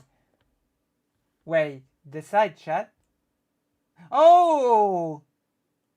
Dang, it's Vaush time. Go get him. This is you, it's you. I see you. I see you. Right here, okay? You can take a look at this. It's quite long. Now, what we know is that immigration in America does not decrease the average wage of an American worker. And the reasons for that are really complicated. The problem that I have is that you keep deferring back towards imagined simplicity whenever it's convenient to you. But then whenever the data doesn't line up in your favor, we sort of hand wave away the results. But there's data in my favor too that you just say that it's not done by an economist specifically, so it doesn't count. Where? I gave it to you. Oh, so citing data points is not the same as methodological research. A major housing crisis in Canada that correlates with an immigration rate 3 times. So any again, other country spurious, is like straightforward. Correlation does not equal causation. Isn't that one of the main things that people always say? Like it's just like with that video that Huan did on vaccines, that even if you get bad side effects seconds after being vaccinated, it does not prove that the vaccine caused it. It might have been a coincidence. Okay? You need to check if the correlation, actually has, if there's a connection, in other words. You have to check. Association. Mistakes like this would have you flunked in your classes, even for physics papers. No, that's not how you physics need works. to. This is literally correlation causation arguments. You True. realize you're actually doing the it happened at the same in time. Physics, you dummy. Physics is like absolutely. Equations. Wait. Yes, you do. Research and lab work in physics absolutely means narrowing down confusing and confounding variables to make sure that you've centered on.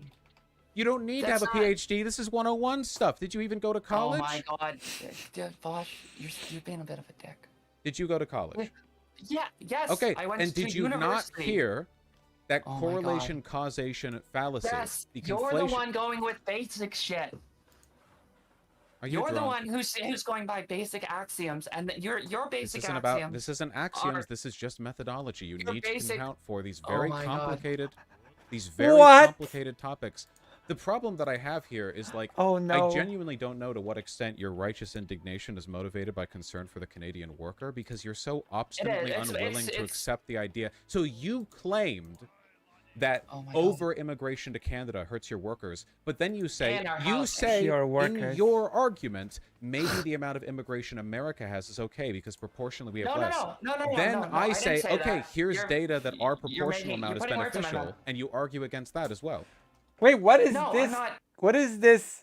What is this emote? Gosh. Wait, did you just add this? Was this here from the beginning? Or did you just add it? I need to know. Oh my god. That's an older size. That is so cool. That is... Okay. People should use this more. It's a pretty wild emote. I've been trying not to argue with this. I've said that some of your data suggests that slight fluctuations in your immigration have actually had the opposite effect. You've been steadfastly arguing against the idea that immigration improves American wages. No, that's not what I've been saying. You keep shifting the conversation away. Do you think that immigration... Oh my god, let me get a sentence in, Do you think that immigration could improve the wages of American workers? Of course it can, within a narrow band of acceptability of 2 to 3% of your population, no higher. That was my point at the beginning. You keep changing it because you're a American obsessed with National Socialism and Nazis and racism. I'm just looking at the class. What? What? What? You're American, so you're obsessed with National Socialism. Where did that come from? I I I just I am so I am so confused. Dynamics, and you're being annoying. So whatever Immigration America is doing good. works. Yes, I said that. You need to listen, dude. You need to take Chat, fucking Adderall. Chat, you're going to have to check my memory here. Did she or did she not argue against the idea of immigration being beneficial to the wages of American workers? I said, you kept jumping to that. I said that Americans' immigration is currently at a good rate. And why did you argue? Why did I keep saying that because you keep jumping around and I have ADHD as bad as you. I was talking about Los Angeles in the context of Mexican immigrants, legal or illegal. I was very specific, not jumping around, and you kept arguing with the premise. Because you won't stick on any of my premises. You jump to a premise that's outside of the scope of my argument, and then you go, haha, oh boy. and I'm lost in your argument. You're lost in Vaush's sauce. There wasn't it's a rhetorical trick. There wouldn't have even been an argument if you hadn't reflexively argued with something you're now claiming to agree with. Because you're very talk-overy, and it's difficult to get a word in. Talk-overy. Time, at the start of the argument, and several times, I said, Vaush, where do I go for this debate? And you didn't reply to me in the email. And I went, where am I going? And you didn't reply to me. And you're talking about Israel. And it's like, Vaush, I need to. And then you gave me your disc. No, sorry, different thing. No. Israel, what? What the hell is going on here? What is this becoming? Well, it's almost over, but what the hell? I wrote, where is this debate? And you didn't respond to my email. And then we talked about these. Hello, Greater Rain. Then we talked about Israel.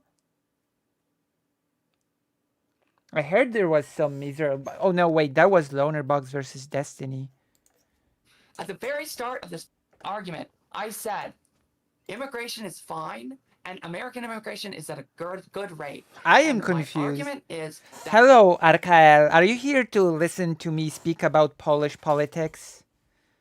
I'm bussing home with 30% battery. Oh no, I hope you can make it and listen to me talk about Polish politics. I know you, Arkael, in particular, are a big fan of listening about the Polish election, aren't you? Isn't that right, Arkael? Was I able to read your heart? Was I able to read your mind? Gotta get one of those pocket chargers. I think I saw this the other day. She was so... Yeah. At opening the floodgates, as you say, kind of hyperbolically, to a bunch of Nazis is fine, isn't actually true. How did the Lonebergs and Destiny debate go? I missed that. I mean, if we have time, we're gonna react to that one as well. Especially since I'm preparing myself for a big material about Israel. I'm reading a lot about the history of Israel. It's taking me a long time, but see, when I don't know something, I just read about it. That's my recipe for not knowing something. She fluctuated like a pendulum between angry at Vaush and horny. We saw it. And some internalized transphobia as well. While we're at it, I can barely pay attention to Canadian politics. I need to be less invested in American and pay attention to other countries. True, Arkael, which means that you need to listen to me speak about Poland today. Wait, so she is drunk? I'm actually really afraid to drink alcohol even more now. I normally don't drink alcohol, but now I'm afraid even more because the hormones affect my liver. So now I just don't touch alcohol, period. She said she was, but then denied it, I think. Going well above the current American rate is actually dangerous, and that it did occur in a country, my country, which is having serious economic turmoil. True. But you won't even talk about that because you're obsessed with the narrow band of American immigration. That's fine. You won't listen. You're just looking to win. I'm trying to actually debate and talk about a Educate topic you, Vaush. outside of the scope of your shitty politics in your shitty country, and you won't let me talk about Outside of your shitty politics, immigration is politics, lady. Immigration is one of the biggest topics in politics. For some countries, it is a huge election topic. Poland. Afraid to drink because I have secrets that I will tell no one. I used to be super afraid that if I got drunk, then I would act weird, but I just become a bit more relaxed.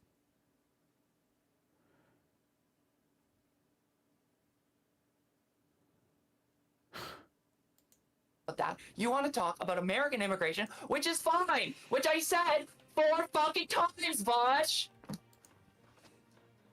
Is there Rage.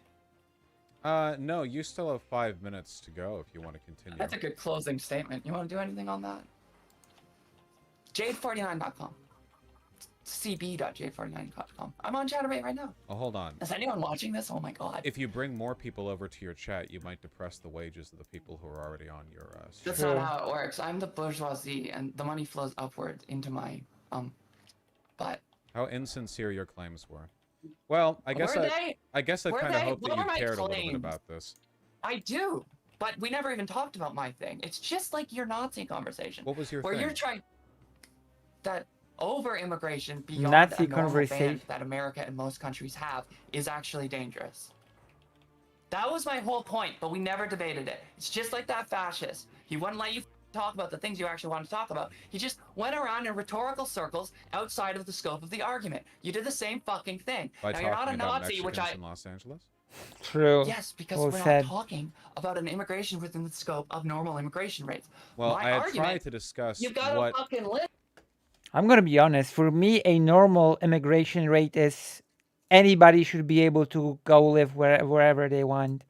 That is the normal, quote unquote, immigration rate for me. Anyone should just be able to live wherever they wish. Listen, I had tried to discuss listen. the things in the You context just shit on me of the your... whole time. Let's talk about the conversation with Big Papa Fascist. The funny thing is she's doing exactly what Big Papa Fascist did. Complain about the conversation instead of making a point. True. I might actually watch that at some point as well. Between big grown-up segments about Polish politics. And acted like I was stupid. And Wait till I tell you about what some Polish politicians say. You'll be like... You'll be shocked. I think Vaush did pretty good, but it's a headache. Yeah, it's a test of endurance. Let me put it that way. It's a test of patience and endurance. We should try to get a conversation with Vaush. We should write Vaush an email and say it's time for our talk, Vaush. You promised. And then sort of try to rely on his bad memory, and he'll say, I don't remember promising anything. And we'll say, well, you know, you did. You just don't remember. I'm falling in love with the color-coded charts. Help. Are you talking about Axel or something? Call him a pervert. I'll fake chat screens. Good. You see, this is why you're my agent. Oh, interesting. No, very I'm not specific, stupid. spurious You association. can hear me not being stupid. But using big words does not make you smart. All right. Just say city. Calm it down. I know all the words. All right. I can tolerate it for a bit, but man, I was hoping we could have a real convo there. I thought it was like a fun premise. I certainly don't think less of like Chatterbait streamers or whatever than I do of the degenerates who stream on Twitch or YouTube. But I still don't know like if she cared or was pretending to. Okay, so I guess we can do kind of like an informational wrap up there so that people watching don't lose as many brain cells as they might otherwise. The brain cells are trickling out, and we're gonna scoop them and we're gonna push them back in. Damn. Okay, so What she was offering That's there was a nice. hypothesis that might be true. The problem is she was asserting that it's true without fulfilling sort of the evidentiary requirements. The problem is when you're talking about stuff like the relationship between big like economic forces in a country, these forces are so huge that sometimes the impact of a decision can only really be evidenced like Unironically, get in touch with Vaush and let me talk about the Polish visa crisis, because the visa crisis actually affects the US as well. In fact, it was the US that first alarmed that there is a thing going on in Poland. So you can unironically actually, contact Vaush that I want to talk about it. The big thing where yes, because I will tell you why. I forgot to mention a very crucial thing. The visas that the Polish government is setting on the side is a Schengen visa. Do you know what that means? That means that they can go to Mexico because Mexico actually has a deal with Schengen visa holders. And so, from Mexico, they go to the US. And actually, a lot of people has done this. And then I'm going to give you another interesting fact.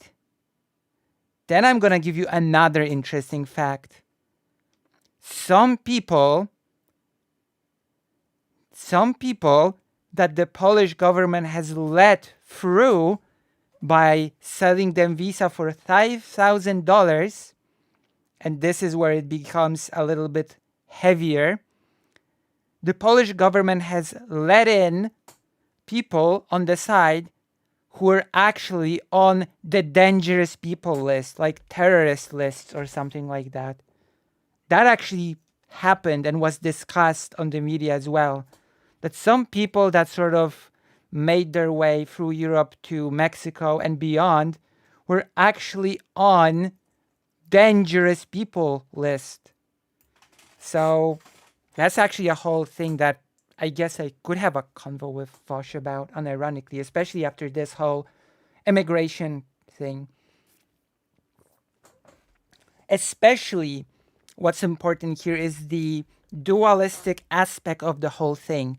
The Polish government building a wall, just like Trump wanted, on the Polish-Belarusian border, and sort of allowing people to die on the border, which is usually just families, women with children, and then using a third-party company selling visas for $5,000 or so.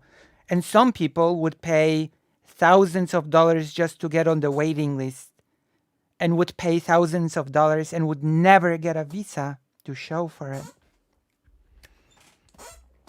And ironically, that's a thing that should be, and it's becoming very quickly an international scandal, just so you know. Not yet, unfortunately. I think it's still not being played widely. I am going to go see it. But yes, this is becoming a very, very quickly an international scandal. Germany is also sort of tightening its borders now because there's a huge amount of people that come from Poland. And keep in mind, I keep saying this and I will say this again. And I say this in real life every time I listen to this. To me, the problem is not immigrants being able to go to countries unless they're on terrorist lists, but that's a whole different topic. To me, the biggest problem is, and that should be the main thing discussed, scamming people of thousands of dollars for them to be able to get a visa. That's the big problem in my mind. Scamming people of big money to get a document. That is the thing that should be sort of showcased.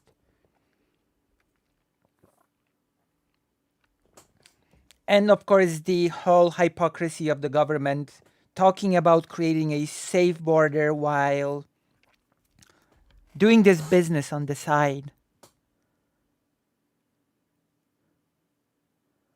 So what, do you think we could get a whole thing with Vaush about it? That's our big break. That's our big talk. What? Wait, what did you just say, Somyusta? What?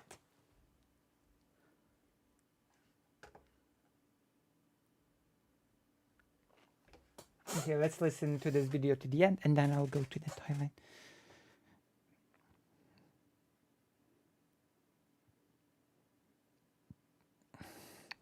Personally, I think citizenship should be free or money, but you get 99% of cash back. Poland's doing a little genocide, a proto-genocide, if you want to be technical about it.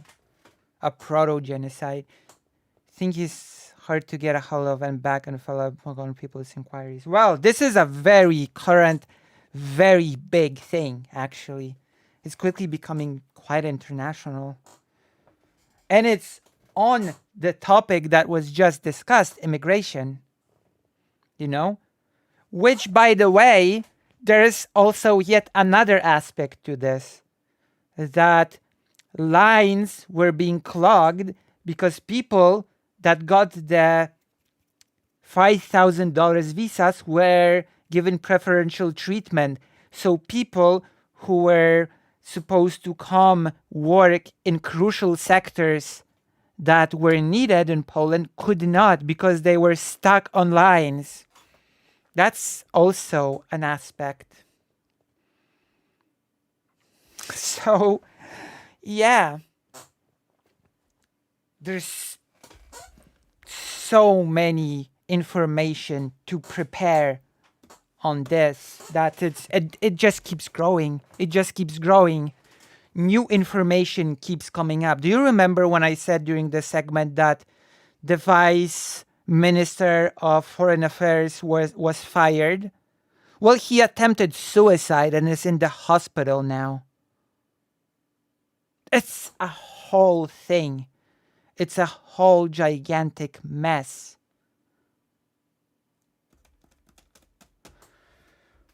Oh my God. It's pretty big. And then he was fired because he was made a scapegoat in the whole visa scandal thing. Also, to add another point to this, the government is doing a referendum on the day of the voting. On the day of the election, Poland will also have a referendum asking if Polish people really want to let in the dangerous rapists, immigrants. So there you go. And that only the current Polish government can secure safe borders while selling visas on the side. It's just incredible. It's just incredible.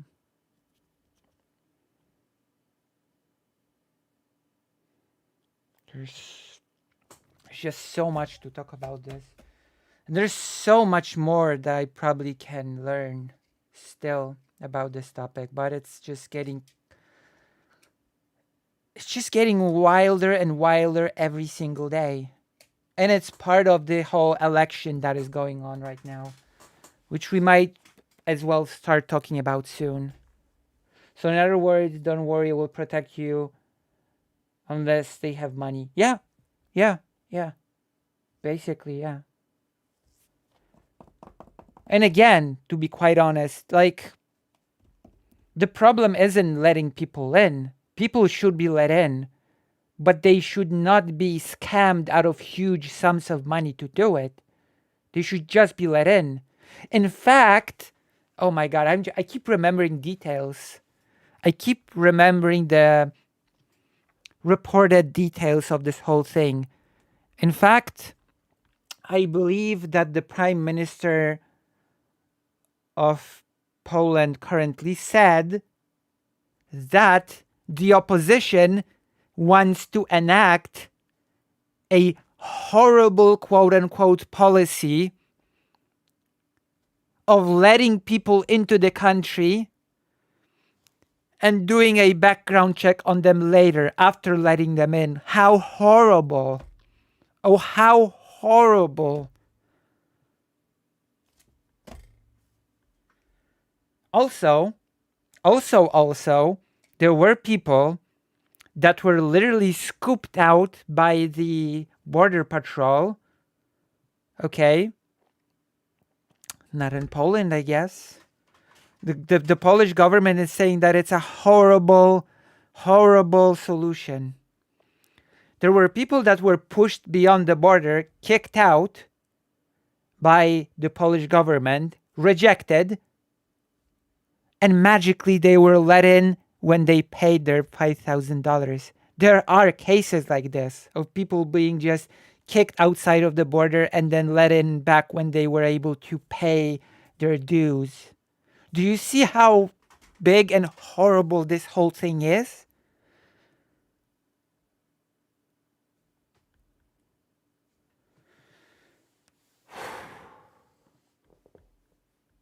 What do you even say to that?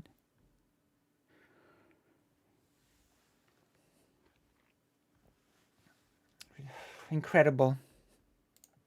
Like decades later, these are really tough things to track for, and it usually involves, if you're going to do like a big methodological sort of breakdown, a lot of really complicated We need to math. go to the toilet Now, soon. economists are often sort of lambasted for lying to benefit the interests of the bourgeoisie. And do they do that? Well, yeah, sure. But in reality, in my experience, econ papers and what economists are said to say when right-wing politicians... Well, there's also the fact that actually economists often make sort of... Okay, I guess I'm talking about a totally different thing, but economists are not super good at predicting what will happen in the future, if that makes sense. Because the economy is not something that you can just easily predict. You know, you cannot just easily predict if we do this, that thing will 1 billion% happen. About them are often two very different things. Even the Heritage Foundation, which is not exactly like a bulwark of progressive values, has begrudgingly admitted that immigration does not have a negative effect on American It's a social, workers' wages. I'm not saying that we should uncritically trust everything economists say. I'm saying that we shouldn't be anti-intellectual and we should look at the data provided. Right. Now, if you have a disagreement with the methodology, I mean, I'm very surprised you could do that without having actually read the paper. There is comparable data in the French labor market, and this famous research on the Marielle boat lift, which described the effects of a wave of Cuban immigrants on Miami, indicated that despite increasing Miami's labor force by 7%... Also, another quotable sentence from this person was it fuck research, only data? That's a lot. That's a basically overnight 7% increase in the labor force in a city is massive. Had basically no impact on native wages, even for low-skilled workers. So the overall data seems to indicate that this is a highly overstated issue. And I think the reason it's overstated is because it's usually in the interest of the bourgeoisie to blame immigrants and blame ethnic divides when... Okay, I'm gonna go quickly to the toilet, then we'll finish this up. I'm sitting here like, but I cannot. I'm sorry, I apologize. I'll be right back. Don't go anywhere. Also, I have a really weird trivia for you before I go to the toilet. The word chazeh, it's even here. The word chazeh in Hebrew means chest. Okay, I'll be right back.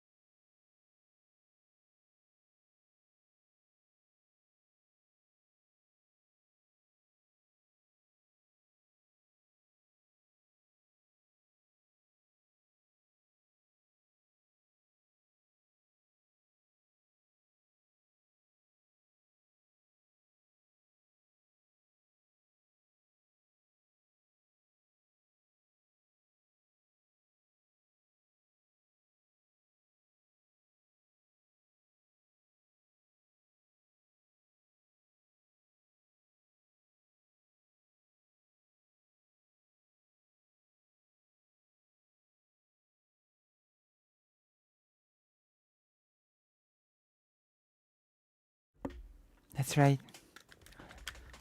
Lucy Chazé. The new overlay is nice. Oh! It was gifted to me. It was gifted to me by fake Alec Kyle Parker. You know? Was actually gifted. Is a gift from fake Alec Kyle Parker, for which we are eternally grateful. I'm gonna show you the full thing in a few moments. Also consider donating to help me stay afloat, as they say in these parts. When they greedily hike up their prices or cut wages. So whenever, and this has been happening for centuries, by the way, whenever people start getting agitated at your good old robber baron in Philadelphia or whatever, you can go, oh, well, it's not me, it's all those Irish and Italians, and then people get mad at the Irish and Italians, and right. it doesn't solve anything. Of course, yeah. It's scapegoating. Displacing class antagonism. It's just scapegoating. Now, is it it's classic that her hypothesis was correct? Yes. That's why I kept asking for evidence to back it up. Because these two things happened at the same time does not mean one of them caused the other. That is not how that works. Exactly, yeah. That's correlation, causation. Anyway, she got increasingly belligerent there towards the end, so I don't know if there would have been any point in explaining this to her. But yeah, you do need a sensible immigration rate. I don't know what the deal is with Canada specifically. I was trying to Google some stuff on the side to see if I could find any, big game-changing article, and it seemed like there were people who were saying, oh, maybe it is immigration, maybe it's not immigration, maybe immigration helped, actually. That's what complicated, subjects tend to get out of people. But I don't think she believed much of that, and I think she mostly just wanted to advertise her stuff. Rose, she sexually... Alec is multi. So yeah, to be clear, I don't really mind that much because I have a pretty tough skin. That was a lot of that was sexual harassment. I've never flirted with that woman. I think it's incredibly inappropriate to say oh, you can come over to Canada to have sex with me with absolutely no prompting. Yeah, my first engagement with her was over email. I think that it's that is genuinely very bizarre, disgusting. To do that. It's very bizarre. So yeah, I don't think very highly of her. Very nasty behavior. Yeah. Thought she was mostly joking. Okay, reverse the genders. That's the joking. It was joking. That doesn't mean, imagine if I was doesn't make it somebody appropriate. and I pulled that card. No, of course not. The thing about causality not being in physics was insane. There's a lot of variance with how it's applied to holy shit. Yeah. We don't have a correlation and causation in physics. It's just math equations. Dude. The Ukrainian refugees in Poland plugged a huge gap in the labor force, which is pretty comparable. Oh, that's nice. Yeah, there are a huge number of Ukrainian refugees that have flooded into Poland. Yes, a huge amount. In fact,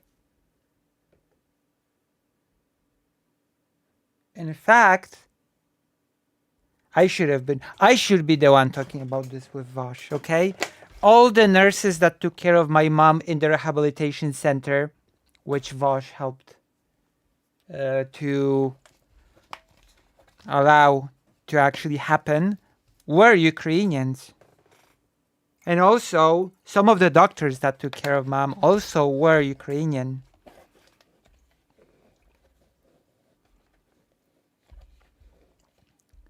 Yeah. Like, my mom was in a room with a huge bigot that was anti-immigration. And she was like, oh, those Ukrainians that come here, and there's too many of them, and blah, blah. And my mom was like, you do realize that all the people that take care of us here are Ukrainian, right? And it was like, yeah.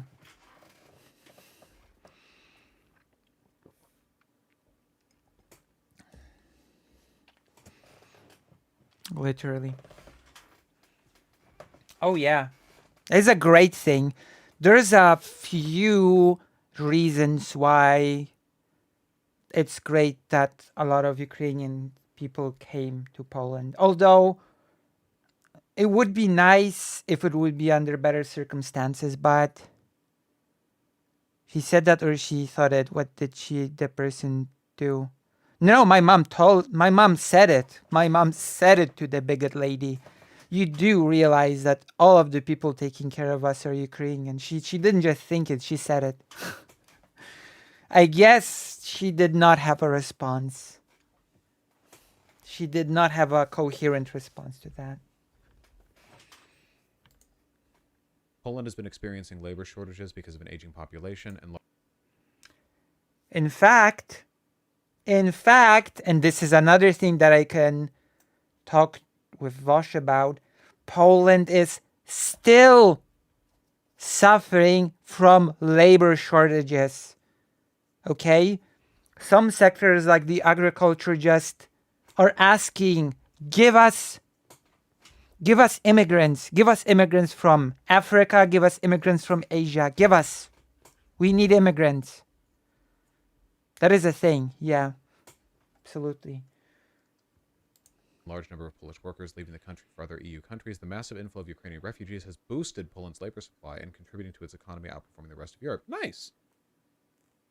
And this is with a huge wave as well. Okay, Like, I believe there are about 3 million Ukrainian people living in Poland now. But half of that was already in Poland because people were coming to Poland even before the war. 15.4 million have passed through Poland. Yes. How many are in Poland? Okay, then Give or take 3 million. But I'm actually including people that lived here before the war. So that would be 1.5 million, give or take. number listed are about 1 million, and this is officially recognized numbers, so I suspect the total number is larger than this. But this is a huge amount of people to just flood in. I like how a lot of them are in Russia. Yeah. Vaush in her Cope stream, she was saying she did it for attention while thirsting for you, calling you a Nazi while reassuring chat she is not drunk. Damn, guys, I don't know. I feel like this is a huge blow to the optics of the trans femme community. Vaush stealing our content. Listen, it's up to my agent Somyo Static to contact Vaush. In fact, I'm pretty sure that Vaush, we're gonna check it. Vaush is streaming right now. You see?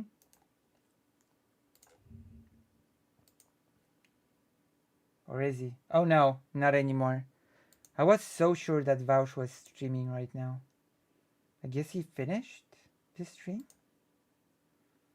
Oh yeah, he finished. He's done. It was 4 hours ago. So 4 hour stream. It just ended.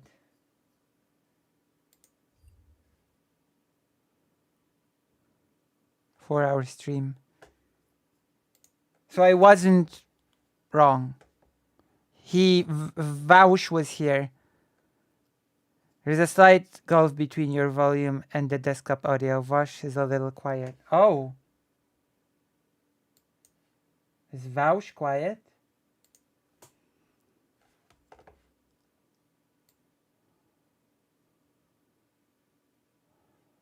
I have to check something.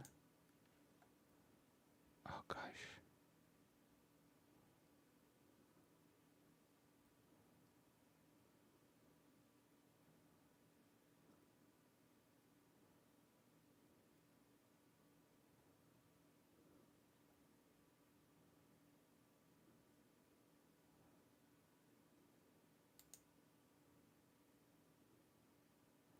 Oh. Wait, what?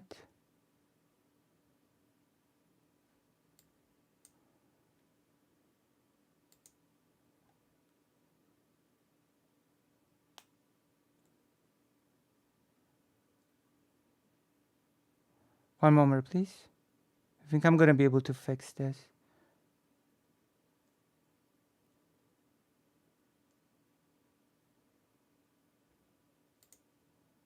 I have no idea why this happened. I don't know, man. It should be better now. Sex worker comes in, sexually harasses, super arrogant. Is this better? Because I think something. No, something changed in my settings in the software for some reason. Is that Trust better? in STEM, but no clear knowledge of it. Hard copium, also alcohol problem. Dude, I don't know, man. Okay. It's It was a setting problem. It was a big, big setting problem. I feel like the reputation of the community is devastated right now. Yeah, it was a software setting problem.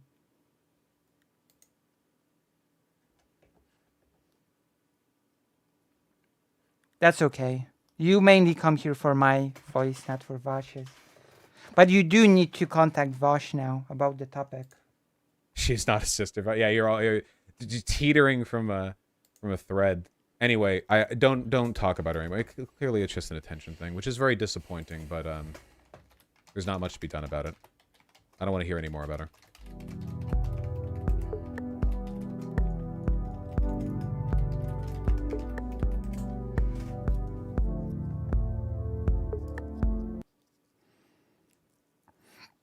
Okay, it is done. The segment is down. How do you feel? The segment is down. Did I just say down? The segment is over. How do we feel? Apart from the fact that you feel like pressing like, subscribe, and hitting the bell and doing all of the things that gigglers do to make sure that I don't starve. Don't you feel like subscribing? Don't you feel like donating? Don't you feel like telling your friends about this channel? Don't you feel like I got nothing. That's all I've got. That's all I got. But I think it was great. All right. So now let's have a little bit of a poll. Mini poll. If you want for us to jump into the politics now of Poland, press 1. If you want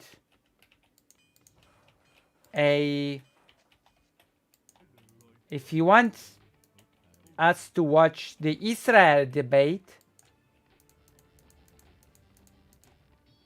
we actually have a couple of debates that we can watch. We can watch the Israel debate, or we can watch the what's it called? The fascist debate. 1. Polish politics. Very well. This is gonna be something. It's gonna be a long segment. Maya Mayor also wants. Okay, that's good. Fascinating. Guess we're ready. What about you, Arkael? Okay, then we need to...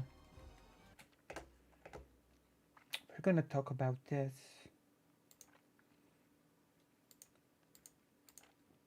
We're gonna need to set the stage.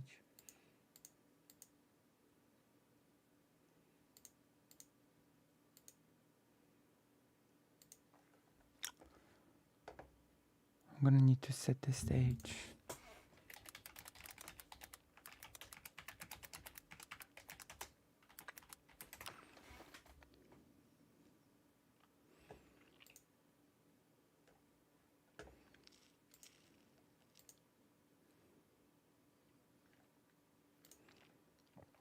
We're gonna look at this timer.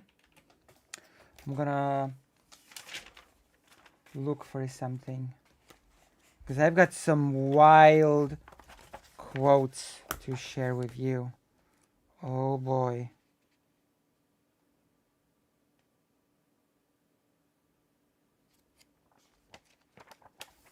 Oh, do I have some wild things to share with you?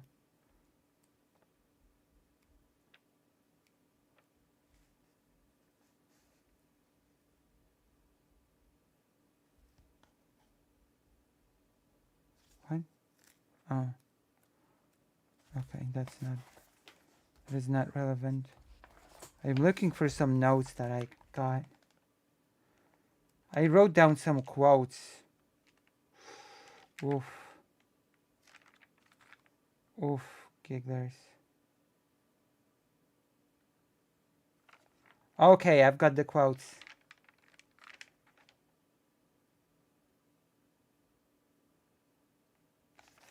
I've got some quotes for you here. But first, let me set up the thing. Copy. We're starting the segment. It's gonna make a portmanteau of Polish and politics, but it's already politics, true. I'm gonna go here. We've watched some Vaush, which basically is in itself almost like Polish politics because Vaush is Polish. We've got this amazing timer. This timer represents how many days, hours, minutes, and seconds we have till the election. That's right. The parliamentary election is upon Poland. And you probably have a lot of questions. You probably have questions of what are even the parties that take place in this whole thing. You're probably wondering what sort of voting system there is in Poland. If you don't have any questions, then I can just shoot. But if you have any actually pressing questions, then ask them and I will try to respond to them as best as I can. Right now, the situation is as follows. We have a far-right government in power that is doing its best to stay in power. Hello, TK. Through having its people in the two branches of the parliament, Sejm and Senate. It does not, unfortunately. And actually, is the single party election where the same guy gets 100%? No. So you have two actually sort of electoral you have two voting systems when it comes to this election here to the parliament. We choose 100 senators to the Senate, and we choose 460 the so-called poseł. That's the name of the politician that is in the Sejm. And they form the legislative branch. They form the legislative branch. They, for example, the Sejm approves of the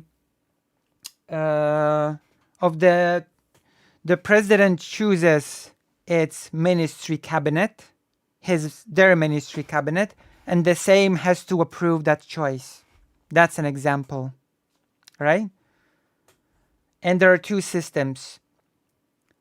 For the senators, there should be. I'll look for one. I'll just finish this. You vote for the senators in the Senate individually, but when it comes to the Sejm, it's a proportional vote. So you vote for whole lists of candidate parties or coalitions. You vote for the lists, and within those lists, you choose candidates that you feel should be chosen for the Sejm. Does that make sense? So those are two slightly different systems of voting.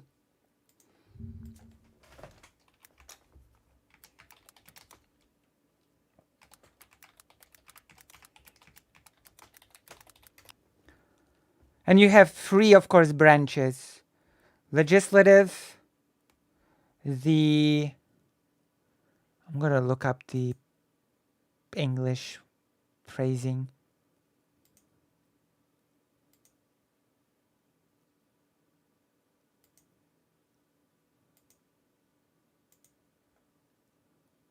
Oh, I've actually found what you wanted.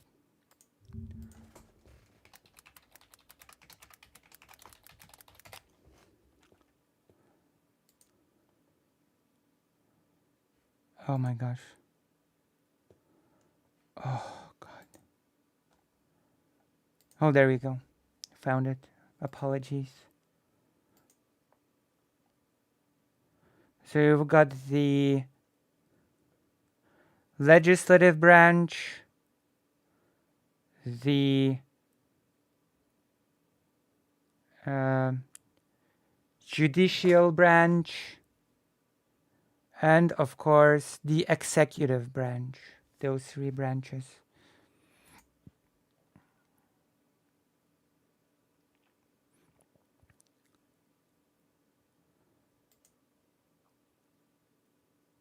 Okay. So in the executive branch, you have the head of the state, right? The president, who sort of appoints the prime minister.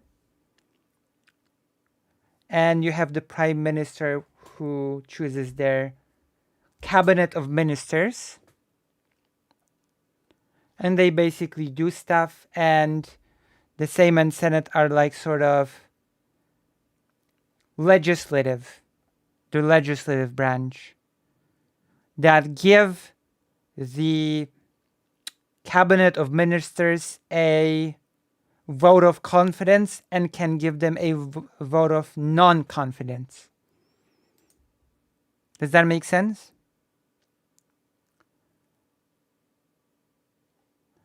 And we're gonna look at a graph.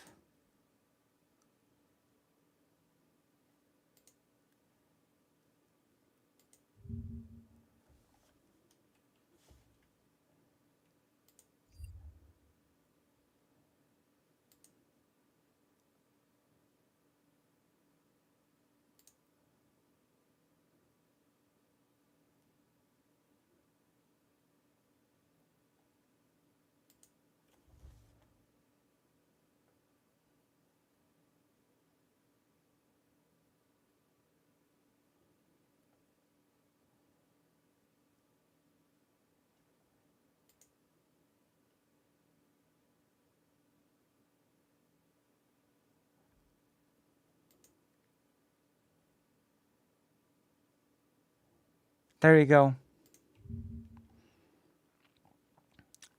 We've got the... Before we talk about the election, I guess we should be talking about the structure of the government more. So I guess that's a good... I'm going to show you a graph, and I guess that's a good... The same, yeah. A vote of no confidence means that the whole ministry gets replaced with a new one. I will explain this to you when we actually have to go through this. We cannot talk about the election before we talk about how the government actually functions. Yes, it is, yeah. Okay, the nation is the source of the power in the country. So this is the legislative branch, which comes from the higher and lower chamber. The Sejm and the Senate. Those numbers are a bit different now. The president, the committee of ministers, there's a proper English term for this, and the judiciary, which is the judges. I'm just gonna look through... It's just gonna be easier to look through the wiki, to be quite honest, People cry about the wiki not being a good source, but in this case, it's perfectly serviceable.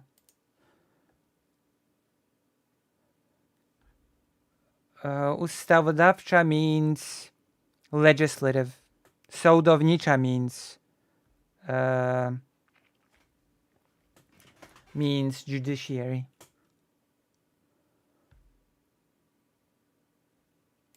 Okay, let's go. We're just gonna get into it. Politics of Poland. This is gonna be a bit of a long one because, like, we have to get the basics, right? We have to get the basics right. The government of Poland takes the form of a unitary parliamentary representative democratic republic, whereby the president is the head of state and the prime minister is the head of government. By the way, okay, I'm gonna get into the weeds more once we get the basics of our grid.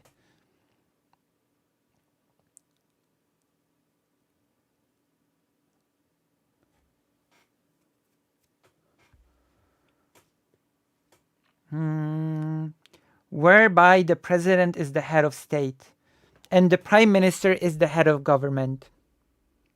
However, its form of government has also been identified as semi-presidential. Do you know what semi-presidential is, or do we sort of need to get into it as well? We're gonna get into it. I've been told that I wait too much a bit. A semi-presidential republic or dual executive republic is a republic in which a president exists alongside a prime minister and a cabinet, with the latter two being responsible to the legislature of the state. It differs from a parliamentary republic in that it has a popularly elected head of state, and from the presidential system in that the cabinet, although named by the president, is responsible to the legislature, which may force the cabinet to resign through a motion of non-confidence. Right? And the legislature being Sejm. Okay?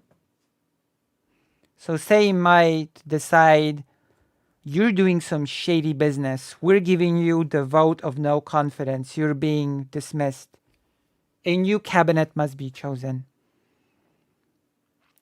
4 years. And now the 4 years have passed, and, you know, it's all 4 years. While the Weimar... Oh, that's not important for us. Okay, let's continue. It's all 4-year periods, basically.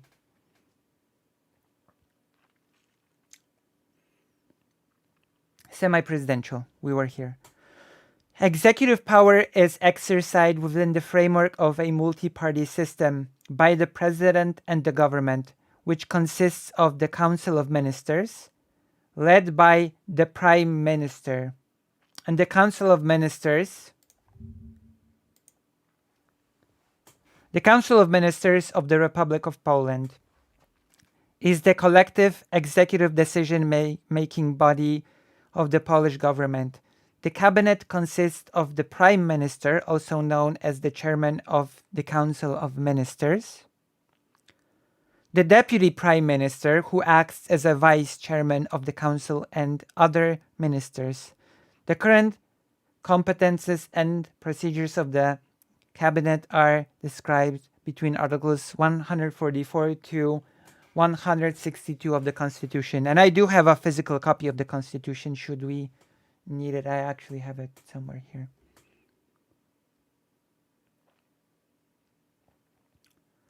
So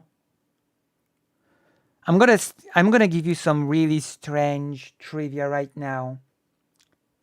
Technically speaking, the most important person is the Prime Minister, but in Poland currently, the leader of the ruling party, Jarosław Kaczyński, is installed within the government as the Deputy Prime Minister.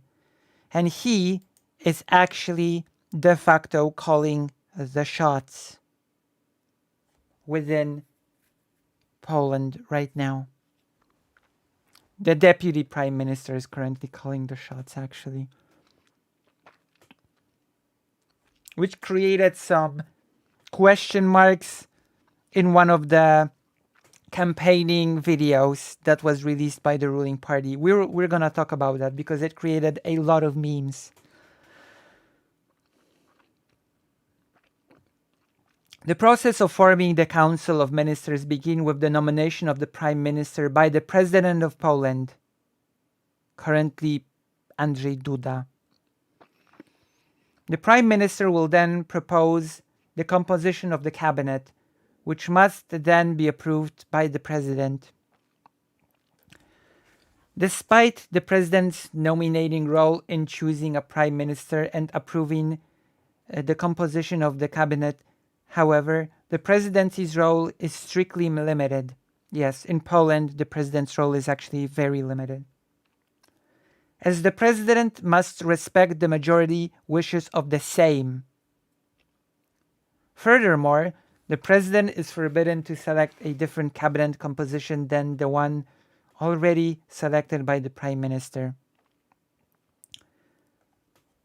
Following their nomination, all members of the cabinet take the oath of office within the column room of the presidential palace in a ceremony officiated by the President. Within 14 days of the appointment, the cabinet headed by the Prime Minister is obligated to submit an agenda to the Sejm together with a vote of confidence.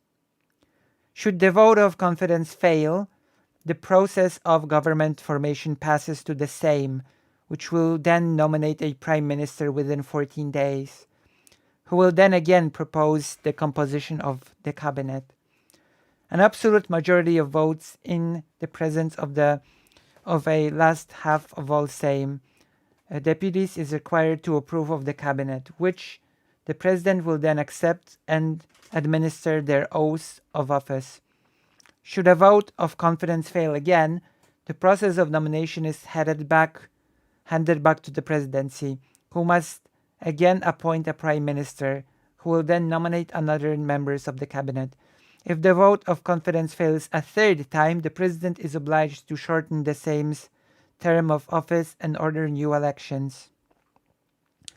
However, since the adoption of the Constitution of 1997, all cabinets have successfully received a vote of confidence for their mandates and have never required all of their reserve protocols of government formation to take place. Which is interesting because this is where it gets a bit complicated, right? Or tricky, because if the president is from a certain political formation and the majority in Sejm is from the same formation, then everything will be aligned in the favor of that formation, you see? And that is basically the situation in which we are now. The presidents from the Law and Justice Party, they have a coalition and they have the majority like in the Sejm. That's the problem.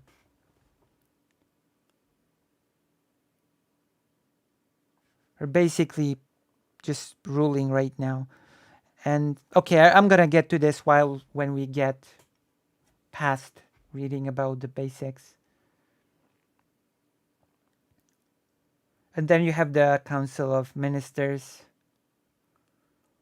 Prime Minister, the current one is Mateusz Morawiecki from Law and Justice. Deputy Prime Minister, Gliński, Law and Justice. Jarosław Gowin. Przemysław Czarnek, Minister of Education and Science, horrible person, Law and Justice. Sasin, Minister of State Assets. Jarosław Kaczyński, the de facto leader of the ruling party, Deputy Prime Minister. And so on. You have a whole cabinet of ministers responsible for their own departments. Minister of Interior, Minister of Foreign Affairs, the one that is responsible for the current visa crisis, Zbigniew Rau. You might have already heard the surname Rau before when I was reading articles about the scandal surrounding the Polish government and the selling of visas. That is something that you might have already, might be familiar with this surname. Okay. So, executive power is exercised within the framework of a multi-party system by the president and the government, which consists of the Council of Ministers led by the Prime Minister. Its members are typically chosen from the majority party or coalition. In the lower house of parliament, the same, although exceptions to this rule are not uncommon. The government is formally announced by the president and must pass a motion of confidence in the same within 2 weeks. We've already sort of discussed this aspect. Legislative power is vested in the two chambers of parliament, Sejm and the Senate.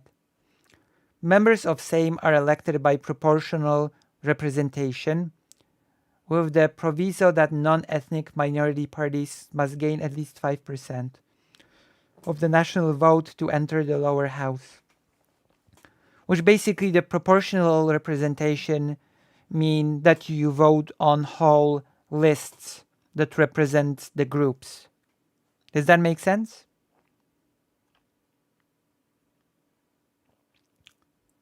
Currently, 5 parties are represented. Parliamentary elections occur at least every 4 years. Okay? And we are about to get a new parliamentary election in 24 days, 6 hours, 19 minutes, and counting.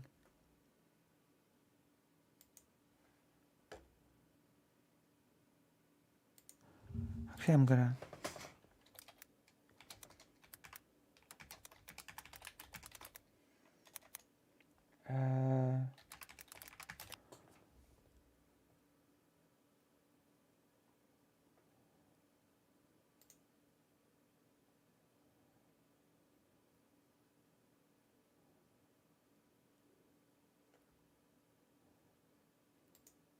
1 second.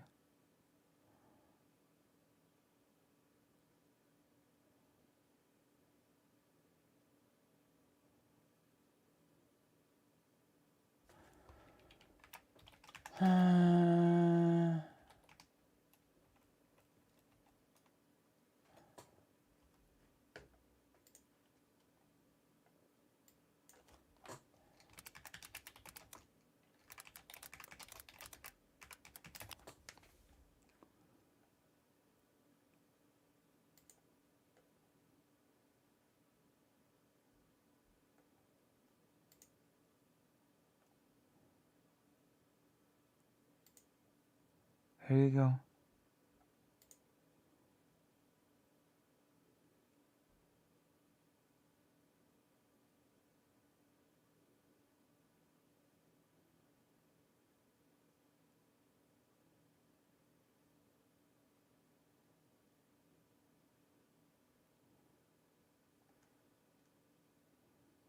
I see.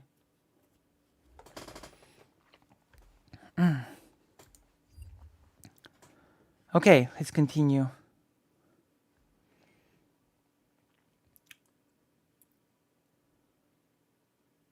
So, members of Sejm are elected by proportional representation with the provision that non-ethnic parties must gain 5%, 5 parties. The president, as the head of state, is the supreme commander of the armed forces, has the power to veto legislation passed by parliament, which may be overridden by a majority of 3/5, and can dissolve the parliament under certain conditions. Presidential elections occur every 5 years, when a majority of voters support the same candidate. That candidate is declared the winner, while when there is no majority, the top two candidates participate in a runoff election.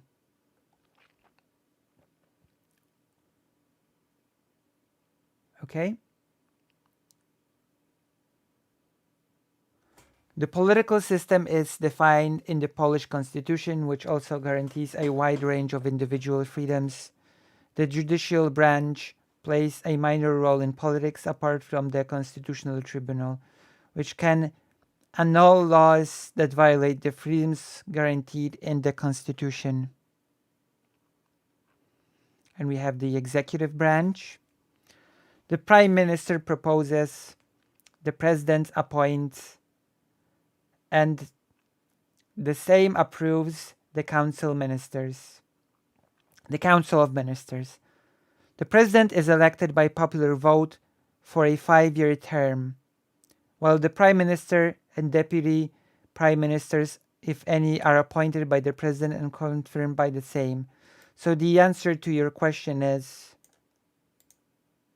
they probably change every time a new president sort of comes into office. The Council of Ministers is responsible to the Prime Ministers and the same. The Council of Ministers is responsible to the Prime Minister and the same.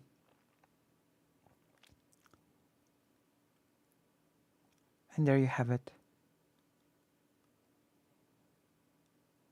Head of State. The President is elected by terms as Head of State, Supreme Commander of the Armed Forces, and Supreme Representative of the Republic of Poland. The President has the right to veto legislation, although veto may be overridden by the Assembly with a 3/5 majority vote. The President, as representative of the state in foreign affairs, shall ratify and renounce international agreements, appoint and recall the plenipotentiary representatives of the Republic of Poland, and shall cooperate with the Prime Minister and the appropriate minister in respect of foreign policy. As Supreme Commander of the Armed Forces, the President shall appoint the Chief of the General Staff and commanders of branches of the Armed Forces. The President may, regarding particular matters, convene the Cabinet Council, although it does not possess the competence of the Council of Ministers. Official acts of the President shall require, for their validity, the signature of the Prime Minister. Nevertheless, this does not apply to nominating and appointing the Prime Minister, shortening of the term of office of the same in the instances of specified in the Constitution, introducing legislation, requesting the same to appoint the President of the National Bank of Poland, appointing judges, proclaiming the holding of a nationwide referendum. Consent of the Senate is required. Signing off, refusing to sign a bill. Appointing the first President of the Supreme Court, President of the Constitutional Tribunal, members of the Council for Monetary Policy, appointing and dismissing members of the National Security Council. Legislative branch. This is the one that we're focusing on because this is the one that we are, or rather I will be voting on in 24 days. But I'm giving you a bit of a wider picture so that you can sort of, Legislative branch. The Polish parliament has 2 chambers. The lower chamber, Sejm, has 460 members elected for a 4-year term by proportional representation in multi-seat constituencies using the D'Hondt method, similar to that used in many parliamentary political systems, with a 5% threshold, 8% for coalitions, threshold waived for national minorities. The Senate has 100 members elected for a 4-year term under the single member, one round, first past the post voting method. When sitting in joint session, members of the Sejm and the Senate formed the National Assembly, Polish Zgromadzenie Narodowe. The National Assembly is formed on 3 occasions, taking the oath of office by a new president, bringing an indictment against the President of the Republic to the Tribunal of State, and declaration of a president's permanent incapacity to exercise their duties due to the state of their health. Only the first kind has occurred to date. Since 1991, elections are supervised by the National Electoral Commission, whose administrative division is called the National Electoral Office. Okay. Any questions so far?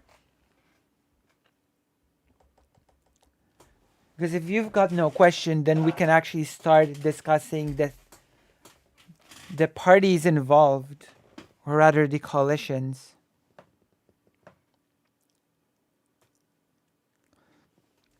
Well, yeah.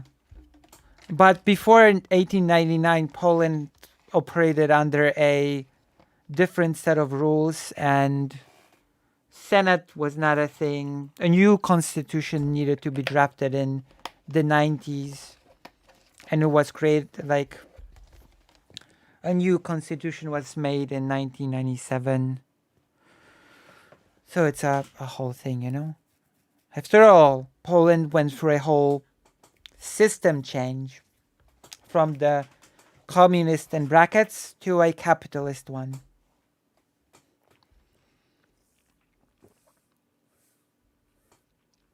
So, where should I begin? Where do I begin right now? To start, let me tell you. Well, we've actually talked a bit about the ruling party and its method of. The biggest thing for the current government is scaring people with immigration and with refugees, which is why there will be a referendum on the same day as voting, which is why the government is placing itself as the only force that is keeping the border safe and the citizens safe. And we've already basically covered this, how it looks in practice, right? We discussed this a little bit. There's a second topic that the current government holds very dear, and that is the age of going to retirement. They keep talking about how 8 years ago or more, the government before the current government raised the age of retirement, and how the current government, once again, is the only force that is stopping the evils of the opposition to raising the age of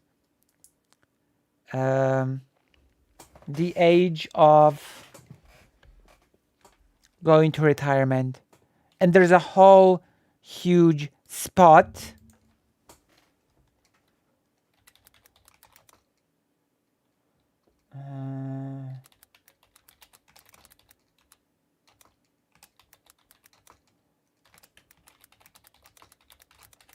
and I will try to show it to you in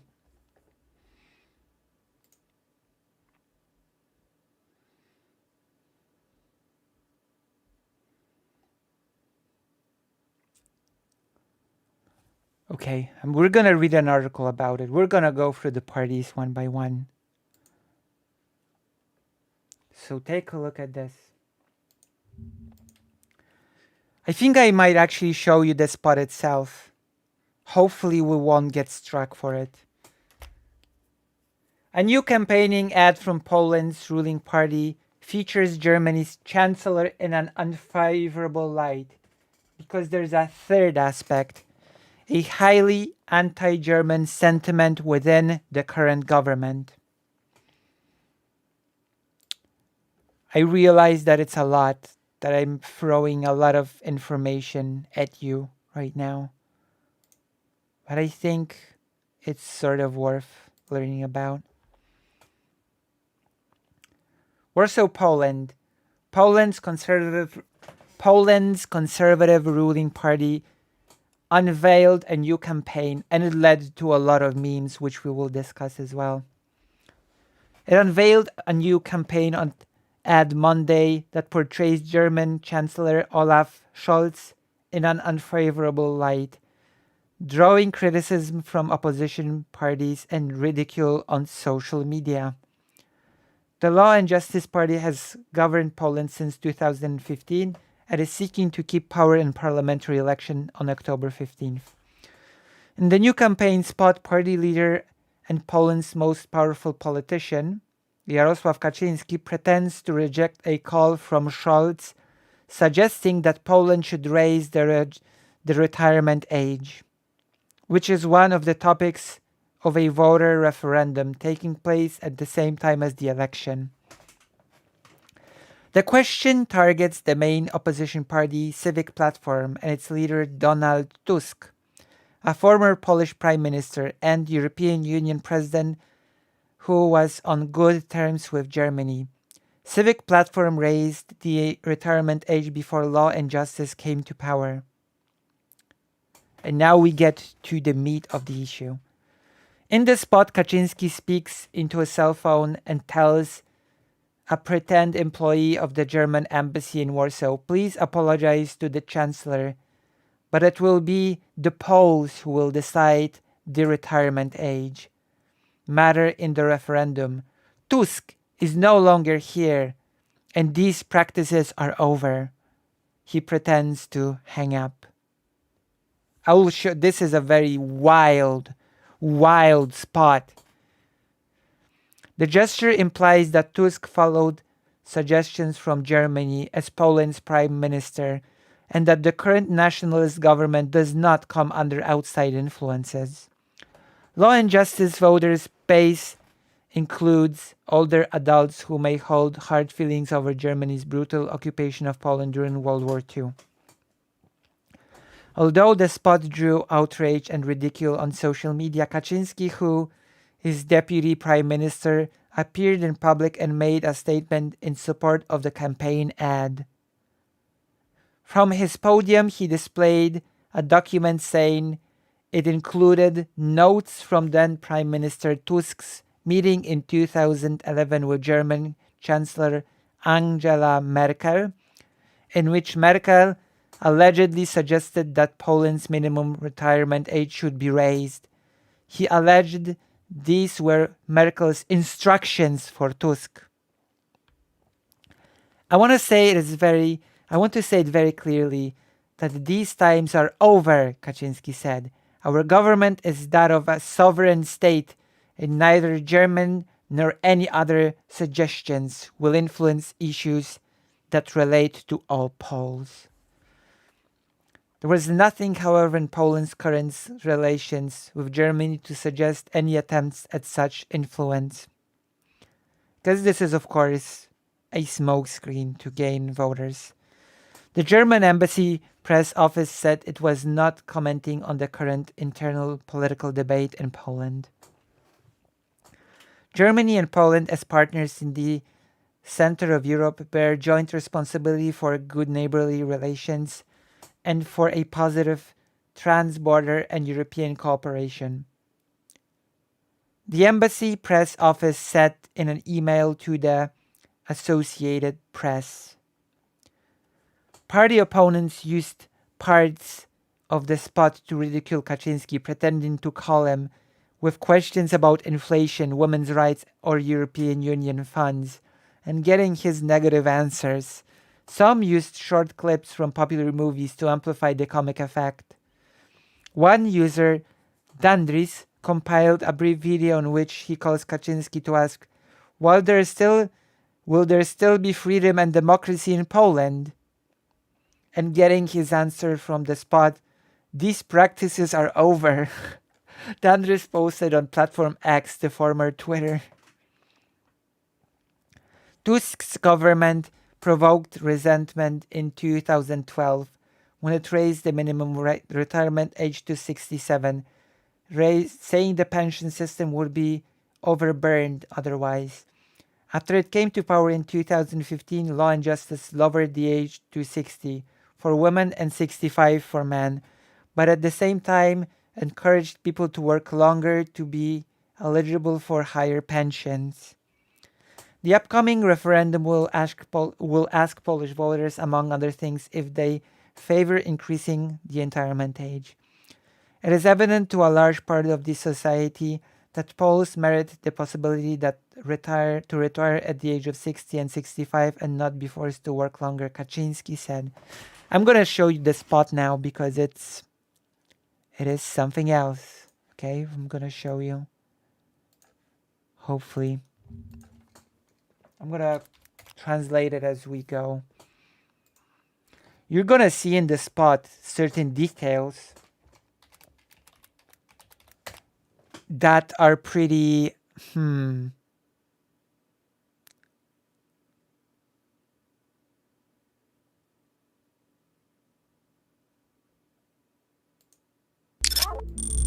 Oh my god, this is the spot. I think this is the spot. Oh god. Fingers crossed that we don't get smacked.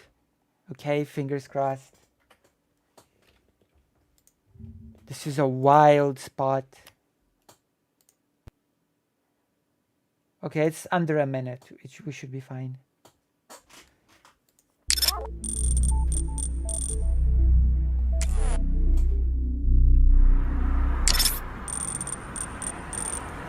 The Embassy of Germany, Warsaw.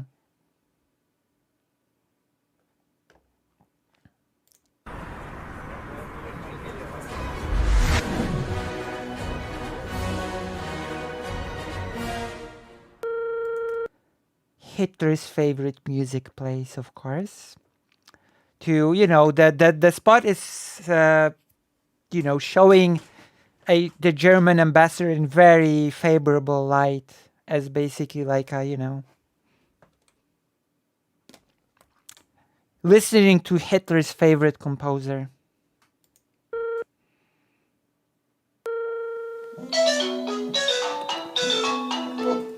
Okay, also, I'm gonna give you a bit of trivia.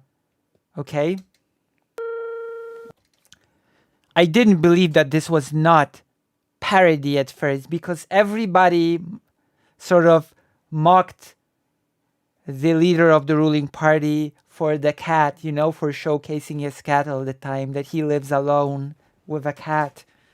He has no family and just lives alone with a cat and sort of positions himself as the expert on family and everything that, it entails.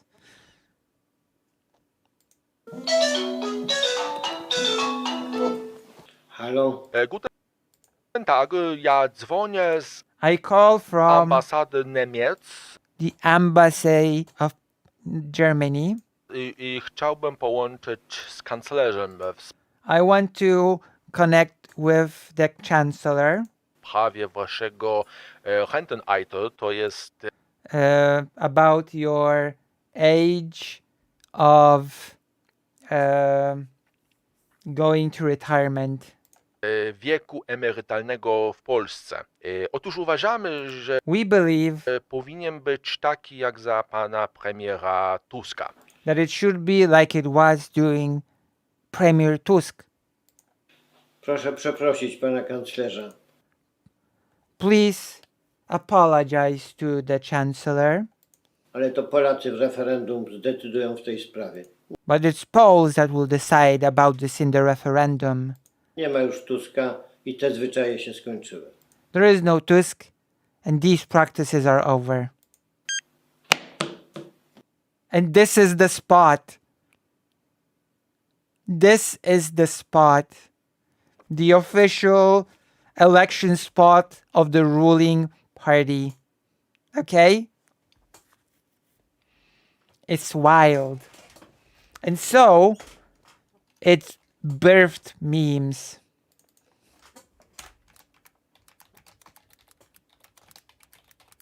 It birthed memes.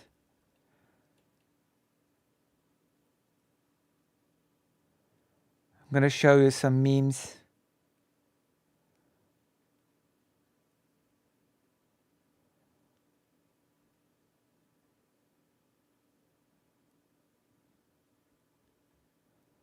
I'm gonna try to. Halo? Jarek? Okay. We're gonna watch some memes. Hopefully you'll be able to get the spirit of the memes. Halo? This is from the opposition party. Hello? Jarek? Słuchaj, Hello? Listen. znajomi chcą mieć dzieci Listen, my friends want to have kids. i potrzebują in vitro. And they need in vitro, which is delegalized under the current party. Nie mają hajsu. They don't have money. Ty wiesz, ile to kosztuje? Do you know how much this works? Do you know how much this costs? Jakim cudem oni mają zbierać takie How are they supposed to get so much money to get in pieniądze? vitro? Przy tej drożyźnie? It's so important. It's so expensive. Because it's against... Okay, maybe it's not outright illegal, but it's highly limited because it goes against God or something. Za Tuska When Tusk was in power, takie zabiegi były bezpłatne. in vitro was free. See? It's okay, it's not outright illegal, but it's like highly limited. Nie ma już There is no Tusk anymore. Tuska i te zwyczaje się skończyły. And those practices are over. See? My God. Halo? See? These are the memes. When Tusk was in power, it was for free. There is no more Tusk. And those practices are over. Halo? I'm gonna show you some more memes.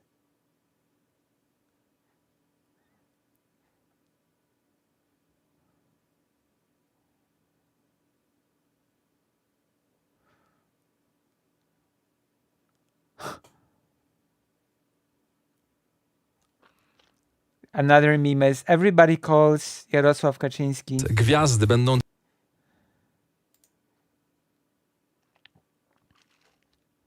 I need to find some more. Podpis parodia.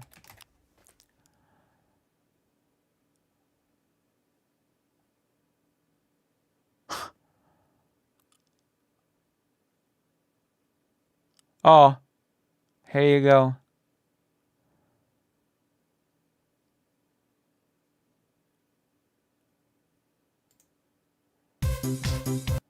No, that's not it.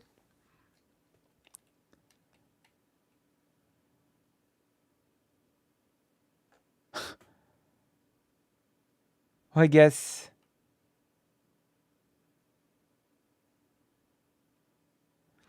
fortunately I cannot find any more parodies on YouTube. But you get the point, right?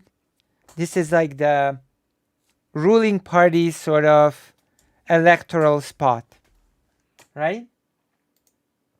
And now I'm gonna tell you about an even worse party. It's called Konfederacja.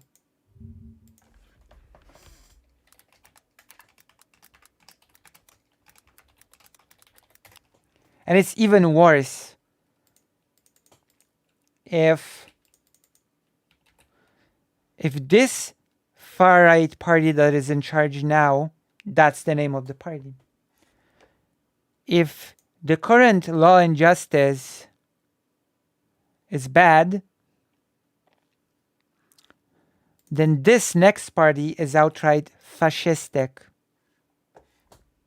Okay?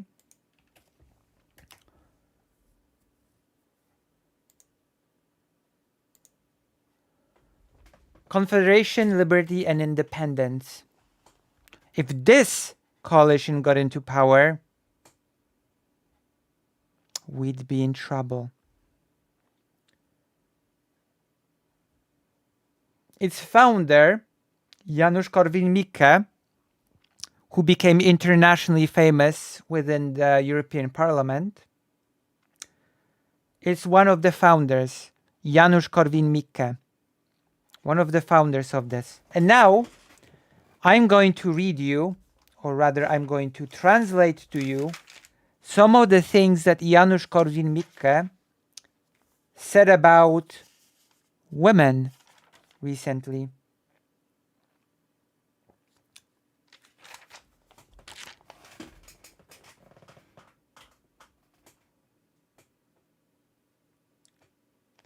Can women just kill babies on a whim? Women, those are quotes from Jan Korwin-Mikke, the founder of Confederation, Liberty, and Independence. Women should not be able to vote, but men should be able to choose and vote for women if they so wish.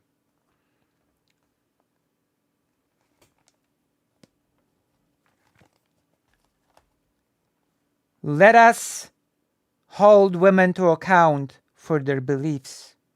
I'm going from the tame opinions. I'm going in order from the tamest quotes to the most wild quotes.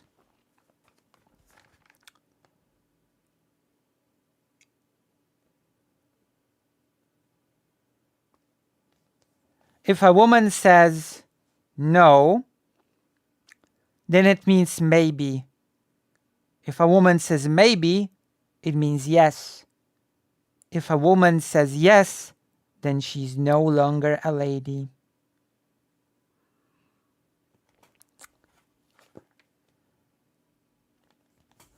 One quote I don't even have to translate because Janusz Korwin-Mikke conveniently said it directly in English. Women must earn less than men because they are weaker, smaller, and less intelligent.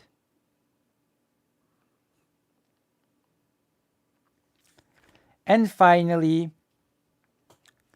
the most gross quote from Janusz Korwin-Mikke of all: rape? What rape? Women always pretend.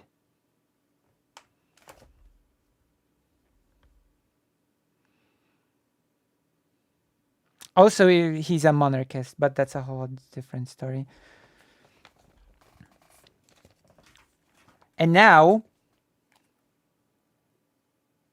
30%, he's a co-founder of this party on the screen. It has support of 30%. 30% of people who support this party are women. Or rather, about 28% who support this party are women. Which is baffling. And the people that support the party say, especially women, we are used to those sexist comments. We don't like them, of course, but they are not the topics of the current campaign. Janusz Korwin-Mikke himself says, I am baffled that 28% of our base are women. But I can explain it. It's because women want to be treated like women. The era of feminism is over. So that's a little bit of background on the founder of this party. And now let's read about the Confederation itself. The big coalition that is taking part in the current election.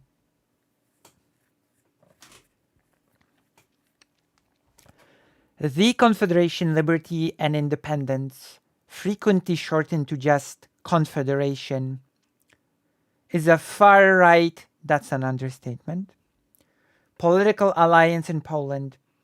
It was initially founded in 2018 as a political coalition for the 2019 European Parliament election in Poland. Although it was later expanded into a political party, it won 11 seats in the Sejm, too many. After the 2019 Polish parliamentary election, its candidate for the 2020 Polish presidential election was Krzysztof Bosak, horrible bigot, who placed fourth among 11 candidates. A coalition mainly led by New Hope, the National Movement, and the Confederation of the Polish Crown. It is right-wing oriented and is considered to be part of the radical right. It has expressed right-wing populist rhetoric and a more hardline opposition stance towards the European Union and immigration. It is economically liberal and has called for lowering taxes and has also expressed socially conservative and Polish traditional nationalist stances. Ideology and position. The Confederation is a right-wing oriented political alliance, and it is positioned on the far right on the political spectrum. It is also considered to be a part of a radical right, although some have disputed that it does not contain all elements of the radical right. They're fascists. Let's not mince words. Its ideology compromises the support for numerous right-wing populist ideas. It has presented a hardline opposition stance to the European Union and has criticized its and Law and Justice's policies towards immigration, calling for harder stances against illegal immigration instead. It is also socially conservative and anti-feminist. It also supports total ban on abortion and supports the traditional family model. It has also expressed xenophobic views and has openly provided support for anti-Semitism. When it first ran in the 2019 European Parliament elections, Sławomir Mencen said, "We don't want Jews, homosexuals, abortion, taxes, and the European Union." He has since tried to distance himself from this. During the COVID-19 pandemic, it has also spread misinformation about COVID-19 and opposed laws that were implemented by the government. Mencen is this sort of TikTok politician that tries to gain young people's votes through funny haha TikTok videos. Unlike the Law and Justice, its economic position is oriented towards economic liberalism, and it is considered strongly pro-free market. It is Polish nationalist and has also been described as national liberal. In its program, they have stated their goal to turn Poland into an ethnocracy and culturally homogeneous nation built around traditionalist Catholic principles. It has also expressed nativist sentiment. So this is the Confederation, the worst possible party.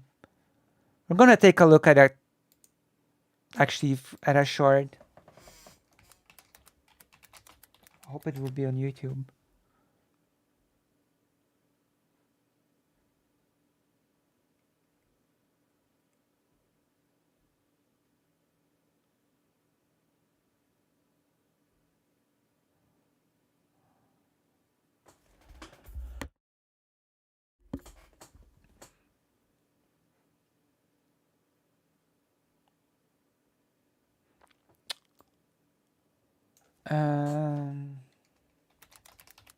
Let's see. There you go. This is Mencen. the Manson that said that we don't want Jews, etc. This is the person. I'm gonna show you how he presents himself to people in his little spots. I'm gonna translate it again as it goes. Prawo This law regarding drinking is ridiculous. dotyczące spożywania alkoholu w miejscach publicznych w Polsce The law about drinking alcohol in public spaces in Poland is ridiculous. jest kompletnie bez sensu. Bo tu jest to nielegalne, It's illegal here. a tu jest legalne. It's legal here. Tu jest znowu It's illegal again here. nielegalne, a tu jest legalne. And it's again legal here. Teraz jest trochę And now it's half legal, half illegal. legalne i trochę nielegalne, a teraz jest znowu And now it's illegal again. nielegalne. To kompletnie nie ma żadnego It makes absolutely no sense. sensu. This is basically the super hip Nazi type. Literally. The Nazi type that tries to be hip with the young people with his funny TikToks. Shall we check out some more?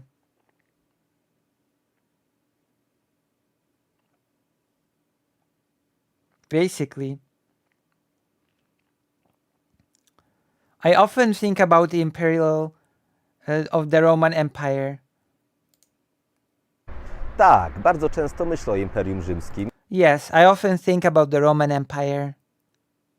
Nie zamierzam wam tłumaczyć dlaczego, I'm not gonna explain to you why, bo i tak żadna kobieta tego nigdy nie zrozumie. because no woman will understand it anyway. Tak jak żaden mężczyzna nigdy nie zrozumie, Just as no man will ever understand, po co wam tyle par butów, why do you need so many shoes? czemu nigdy nie jesteście w stanie wyrobić się na czas Why are you always late? i czym się różni fuksja od różowego. And what is the difference between faction and pink? Tak. What a hip candidate. Are you basically seeing my point now?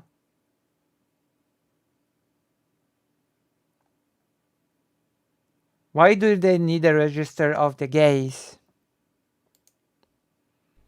Lewica The left. domaga się wprowadzenia rejestru gejów. The left demands a registry for the gays. Brzmi szokująco? Is it shocking? Niestety to prawda. Unfortunately, it's the truth. Gdy zaproponowałem zniesienie podatku od gejów, When I proposed, When I proposed dropping the gay tax, lewica powiedziała, że się the left nie said zgadza. that it doesn't agree. Zamiast tego woli wprowadzić rejestr gejów Instead, they want to start a registry of the gays i zwolnić z podatku od gejów tylko gejów, którzy zapisali się and only free those gays of the do taxes rejestru gejów. that are part of the gay registry. Należy zadać politykom lewicy pytanie, We need to ask the left, po co wam rejestr gejów? why do you need the registry of gays? Po co wam kontakty do wszystkich gejów w Polsce? Why do you need the contact to every gay person in Poland? Co wy chcecie z nimi robić? What do you want to do with them? Discriminate against them? Szykanować ich, podrywać? Po Do you want to hit on them? co wam rejestr gejów? What? What?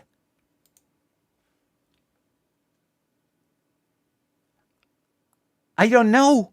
I honest to God, I need to look. This is some deep lore that I don't understand. I have no clue. I have no clue what he's talking about.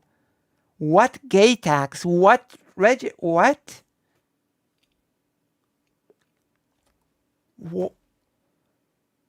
Okay, I need to. We've entered a rabbit hole. What?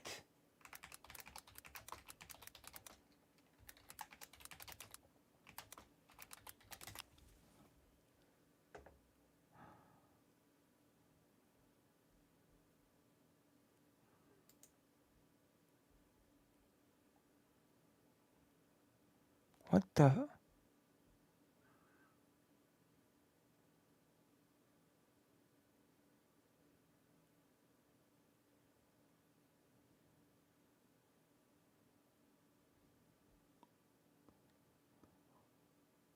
Oh.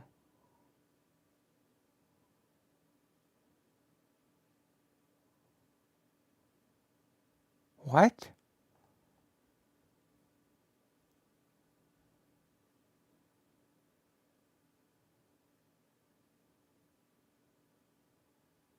There's, we're gonna have to, this is a rabbit hole. We're gonna have to we're gonna have to do a whole segment on this, I guess. I'm gonna have to read about this. I found something. Believe it or not, this is about inheritance tax. This is actually about inheritance tax, believe it or not.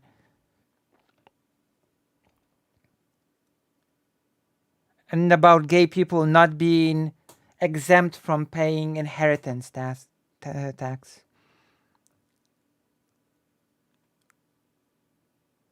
This is basically about that. I will have to look into it, and I'll do a segment on it.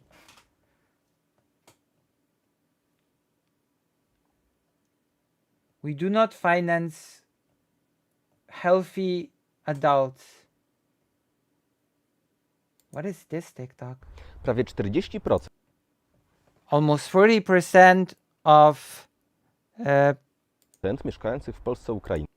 Almost 30% of Ukrainians living in Poland. Oh, there you go. The Confederation, I don't think I need to tell you, is super anti-Ukrainian. I don't think I have to say this. So almost 40% of Ukrainian people living in Poland. Yes. He's one of the leaders of the Confederacy Party. He's not just a member. He's one of the bosses. He's co-chairman. He's one of the chairmen of the party, not of the coalition. He's not just a member. He's one of the bosses.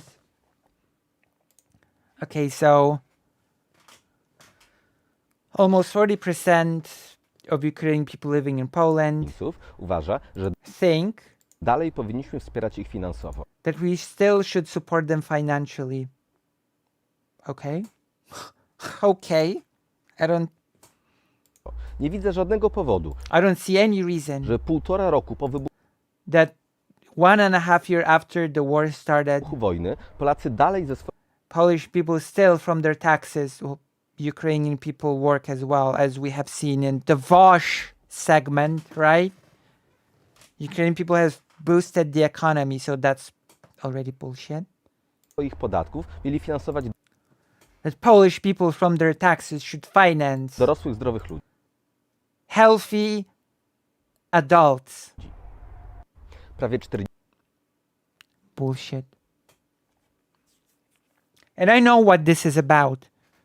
And I'm in favor of it. I know what this references to. This references to the fact that Ukrainian people that live in Poland have access to pretty much most of the same social sort of, I guess, safety nets that Polish people do, you know? Like, I guess, like when they have children, they get extra payment for the children, stuff like that, you know? And I think it makes perfect sense, of course. Yeah.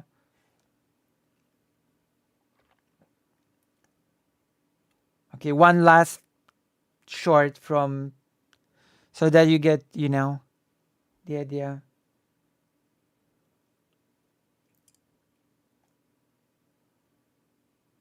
Oh, let's take care of Polish people first. What is this about? Let's take care of Polish people.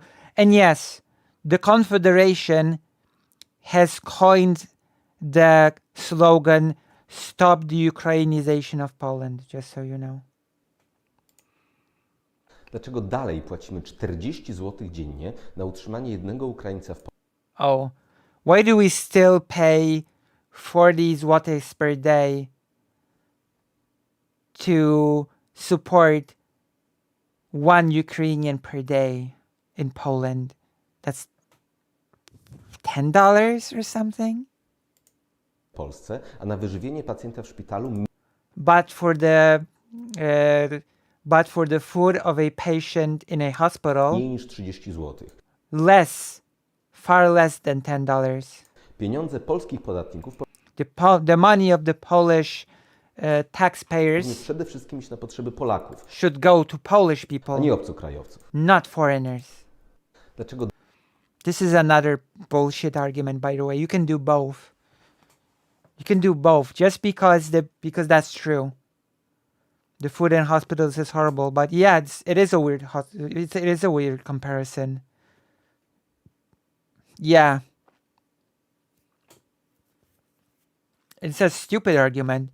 It is the same argument as on the level of that lady that debated Vaush. It's the same. Thing is bad, therefore we blame foreigner. That's the same level. So as you can see, this is the Confederation Party.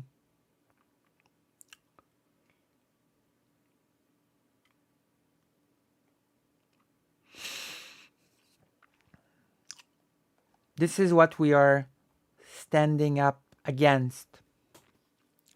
And so basically we are in this situation where we have to vote not to have fascists or bigger fascists in power, to put it bluntly. And then,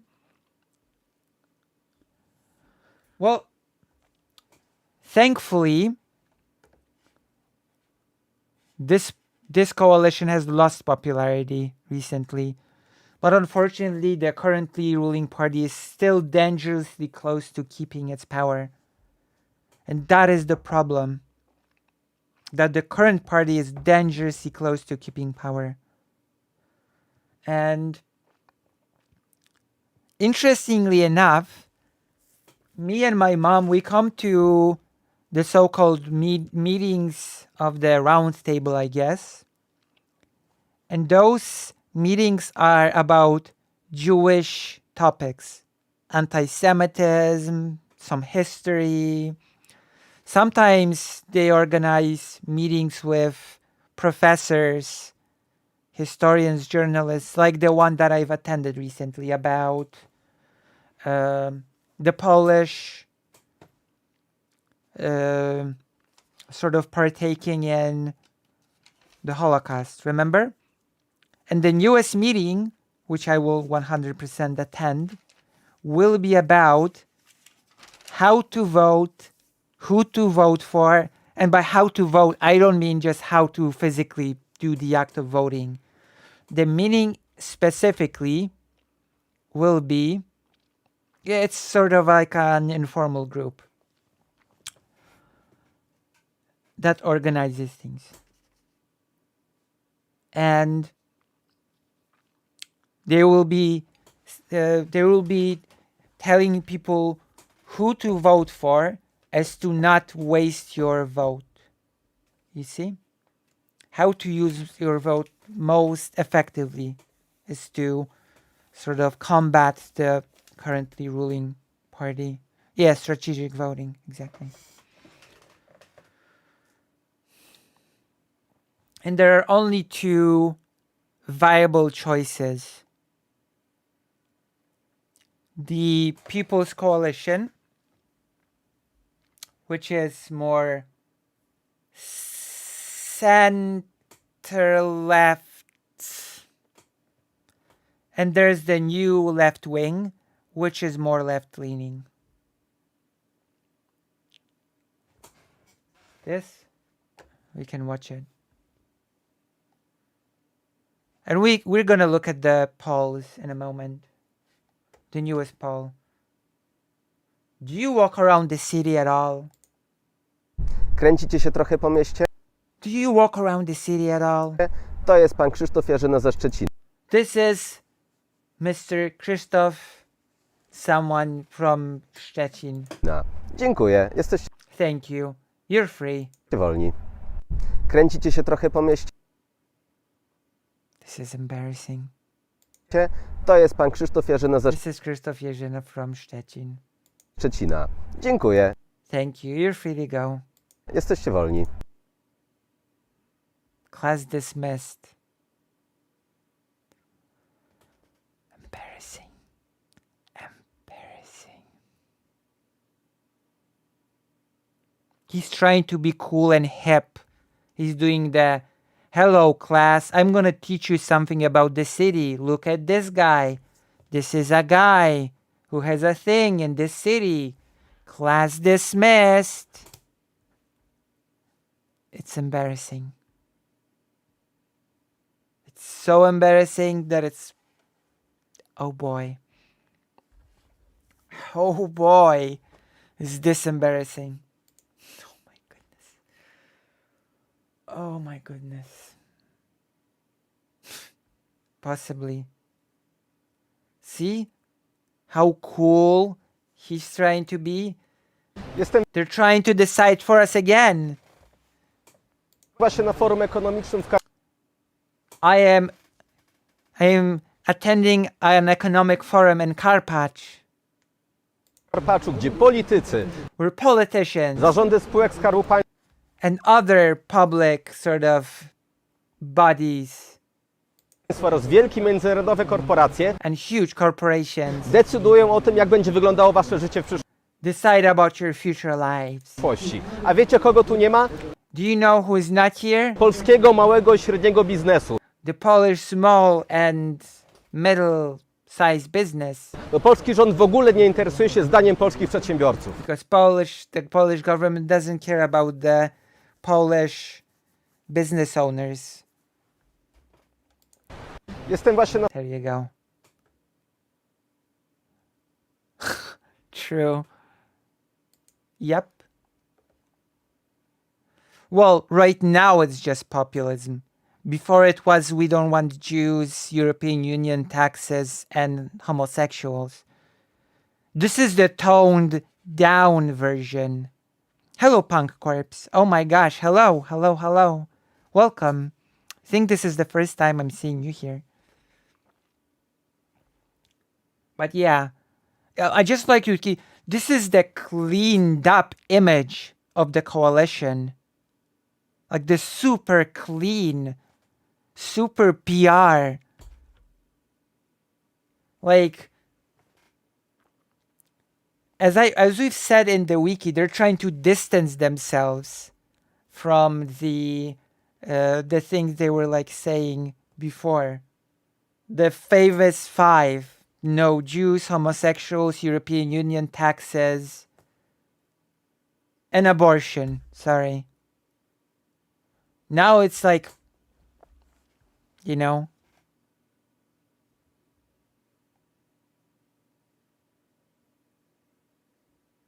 let's take a look at one more.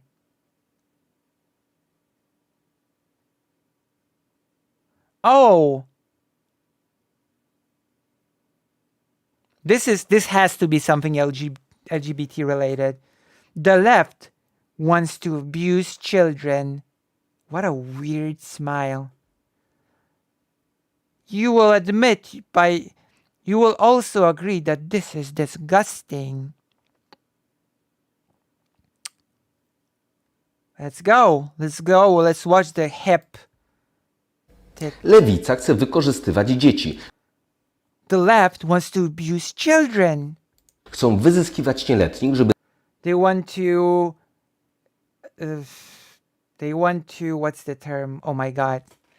Exploit the underage. za darmo pracowali dla nich w trakcie wakacji. What? They want to exploit the underage to work for free for them during holidays. Is this... This is about voluntary work. I expected LGBT, but no. Mr. Manson here is calling volunteer work during vacation time, during the holidays, child exploitation. I can't even. Really? It says here, if you're 14 to 26 and you want to help us in our campaign, enter this page and become a volunteer. What? I thought this was gonna be some demonizing of the LGBT, not of volunteer work. I would not be able. I would. Oh my god. I did not see this coming. I admit I did not see this coming. I wish there was a study on the average family stability in relation to political and supernatural. Like, oh my god. I'm willing to bet traditionalistic, nationalist, and xenophobic families are insufferable to grow up in every way. Yeah. Okay, now this surprised me. Sami przyznajecie, że You will admit yourselves jest to obrzydliwe. that is disgust. He couldn't even keep a straight face. Come on. He couldn't even keep a straight face for this bizarre TikTok/short.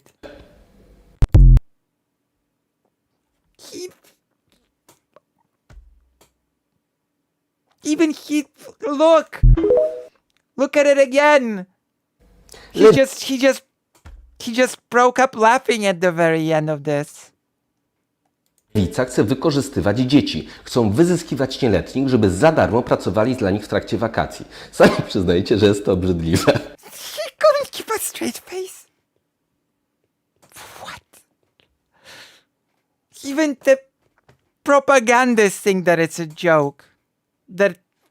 Oh my god. This is so embarrassing.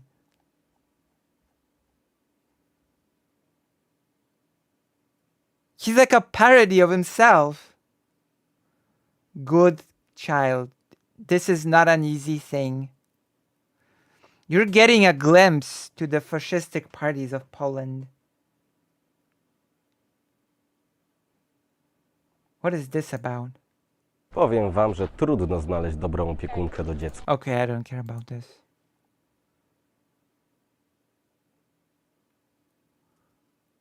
Let's search for something that's like more mask off. Why should your parents not have a TikTok?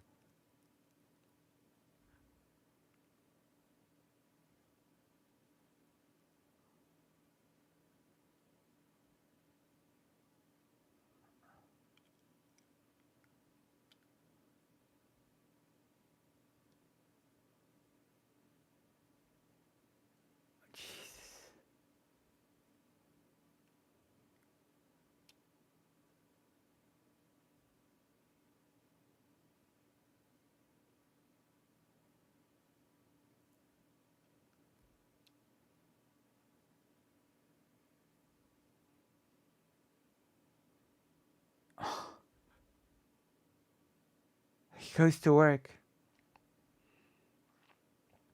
Okay, we have to find something more.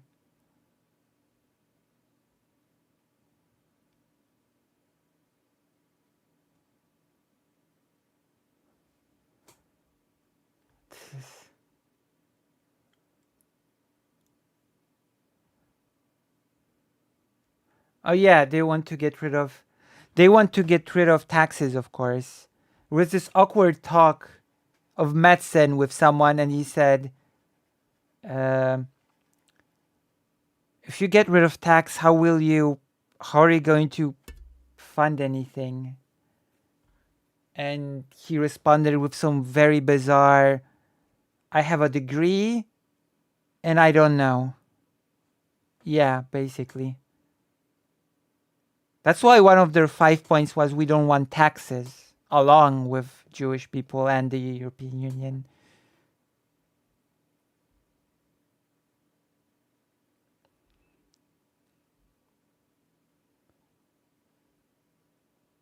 That's why people do memes about them. How are you going to finance things with money?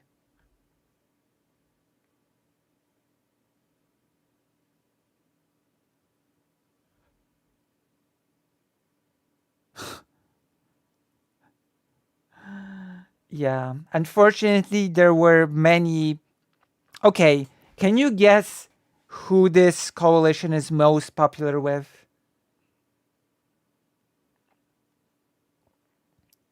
That's right, young men. It was pretty predictable, but yes, young men.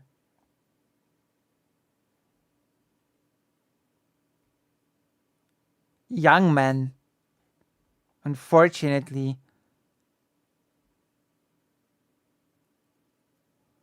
And who's the populace? Who's the populace here? Niektórzy nazywają nas populistami, Some called us populists bo chcemy niskich i prostych podatków, because we want low and easy taxes, as in they want to liquidate most taxes. suwerennego państwa, We want a sovereign state, as in, for example, not supporting Ukraine, zachowania gotówki, to keep our currency, samochodów, rolnictwa i our cars, agriculture, and what? przemysłu. W tym samym czasie Platforma i PiS And then at the same time, Platform and Peace. Platform is the opposition to the right-wing parties, and Peace is the currently ruling party. oferują darmowe kredyty, They want to give you free credits zasiłki dla każdego i dopłaty na and social services, welfare for everything. wszystko. I kto tu jest populistą? And who is the populist here? Niektórzy nazywają nas populistami, bo chcemy Jesus. Populism is when welfare state.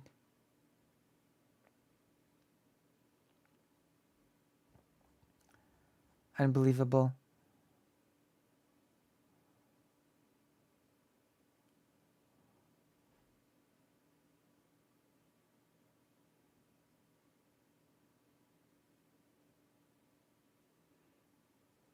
But as you can see, they stay clear of their bigoted beliefs about the LGBT, Jewish people, etc.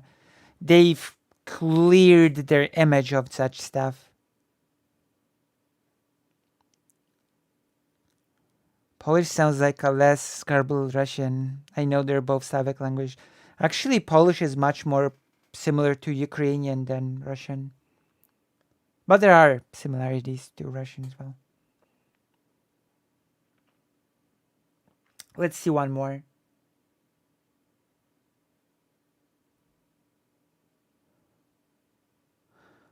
Like, Ukrainian and Polish share like 70% of vocabulary.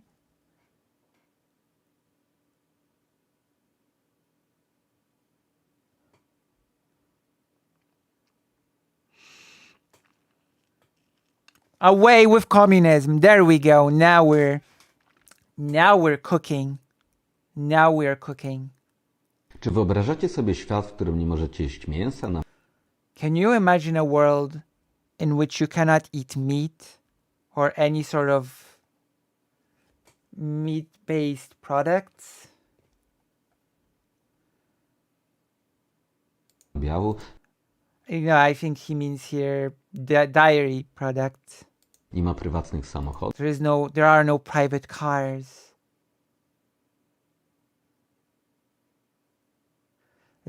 możecie kupić 3 sztuki ubrań raz na rok i You can only buy 3 pieces of clothing once a year and fly a plane once per 3 years.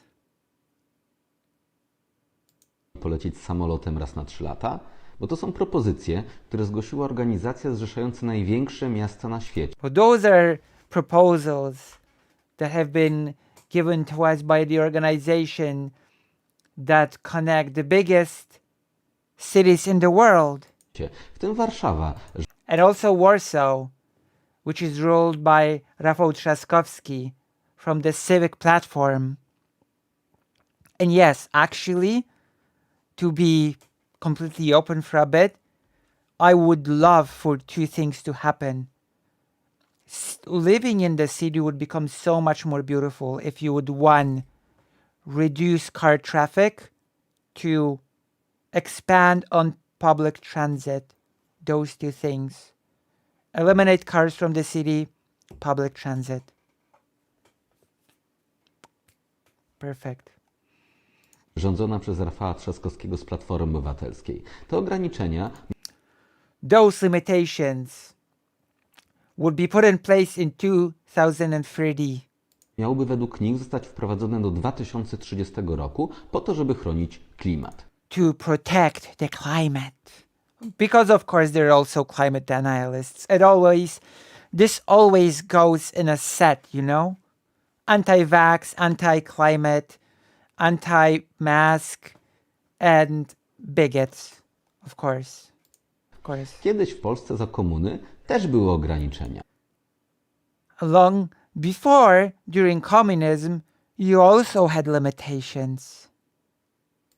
Były na przykład kartki na mięso, For example, you had cards for meat and other base products. i inne podstawowe produkty. Przy czym wtedy było znacznie lepiej. But then it was a lot better. Nawet w stanie wojennym Even during the martial law period, the cards allowed you to get 3.5 kilogram of meat per month per one person. kartki pozwalały kupić 3,5 kg mięsa miesięcznie na osobę. A tutaj ma być całkowity zakaz. And here they're trying to eliminate meat completely. Or in the new lighter version, limited to 1.3 kilogram per month. Lub w wersji złagodzonej 1,3 kg miesięcznie. Well, the first number is actually, we know what a card could get you during the, what's it called? I mean, we could fact check it, how much you would be able to get from a card during the martial law period. Miesięcznie. Co to w ogóle jest za pomysł? What is this idea made by bureaucrats that tell us what we're allowed to eat and how often we can go for vacation?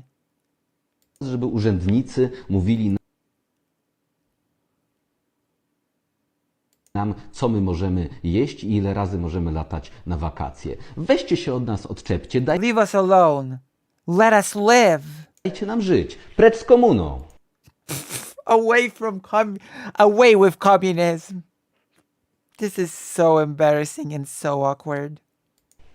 Czy wyobrażacie sobie świat, w którym nie możecie This is so embarrassing, I swear to God. jeść mięsa na biało, nie ma prywatnych samochodów, możecie kupić 3 sztuki ubrań And actually, the things that he's talking about are extremely reasonable. Actually, we should decrease the meat industry, one of the biggest contributors to global warming. Check. Yeah, we should, actually. We should limit planes. Check. And cars, for that matter. I mean, we do want a planet to be able to live on, right? raz na rok i polecieć samolotem raz na 3 lata? Bo to są propozycje, które zgłosiła organizacja zrzeszająca największe miasta na świecie, w tym Warszawa, rządzona przez That finisher of away with communism was so awkward. I want to hear it again. Rafała Trzaskowskiego z Platformy Obywatelskiej. Te ograniczenia miałyby według nich zostać wprowadzone do 2030 roku po to, żeby chronić klimat. Kiedyś w Polsce za komuny też były ograniczenia. Były na przykład kartki na mięso, na inne podstawowe You're learning Polish as well while you're listening to this. produkty. Przy czym wtedy było znacznie lepiej. Nawet w stanie wojennym kartki pozwalały kupić 3,5 kg mięsa miesięcznie na osobę. A tutaj ma być całkowity zakaz lub w wersji złagodzonej 1,3 kg miesięcznie. Co to w ogóle jest za pomysł, żeby urzędnicy mówili nam, co my możemy jeść i ile razy możemy latać na wakacje? Weźcie się od nas, odczepcie, dajcie nam żyć. Precz z komuną. Oh my God. Let's come on now. Let's come on now. This is so stiff and awkward. And here we have it. Here we have it. In 24 days, we will be voting to decide if people like this will get into power in Poland. Wish us luck. Okay, wish us luck, because this is actually the nightmare scenario. This whole coalition of the Confederacy is a nightmare scenario. But the current party winning is also a nightmare scenario. And what we're looking for is parties like the new left wing, which have slogans like dignity without borders, or rather, dignity without barriers. You know? I might try to get into contact with some candidates from the left. Would you be interested in hearing that? A little bit of an interview with a politician talking about the LGBT or the border. That could be interesting.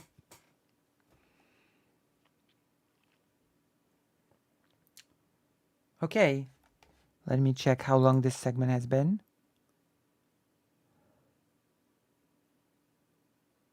Oh my gosh. I felt like we didn't actually cover the topic much, but it's been over an hour. So do you, do you feel that you've learned anything about the situation in Poland? Do you feel like you have a bigger grasp on the whole thing now? This guy makes it make a lot more sense, honestly.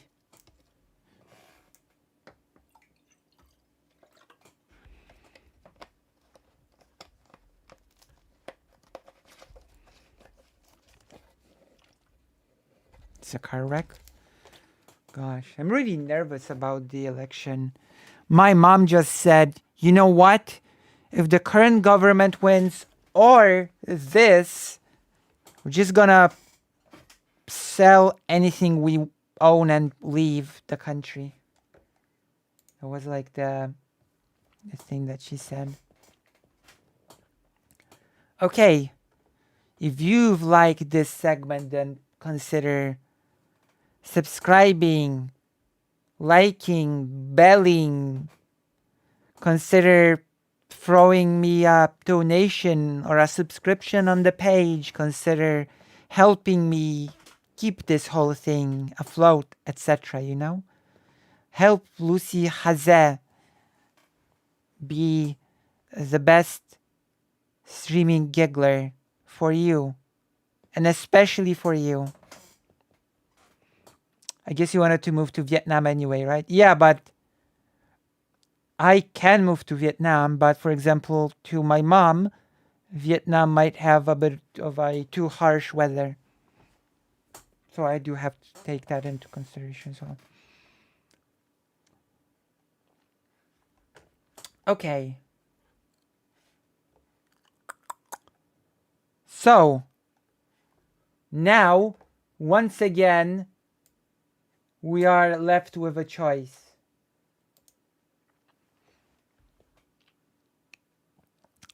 Choice number 1. Fascists. Choice number 2. Israel. So choice number 1 is debate of Vaush with, what's it called? Big Papa Fascist. 2 is Destiny debating Loner Box on Israel.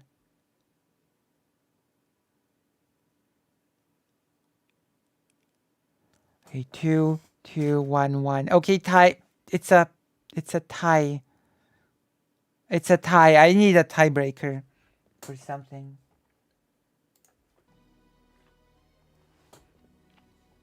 Oh, Big Papa Fascist. I was sharing the Vaush YouTube chat for that. It was a wreck. It was? Oh. And the person from today even mentioned this.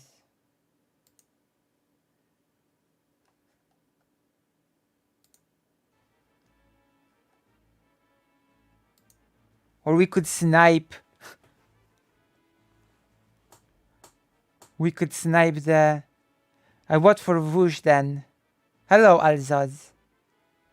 We could also snipe the President Sunday thing. But I'm against sniping.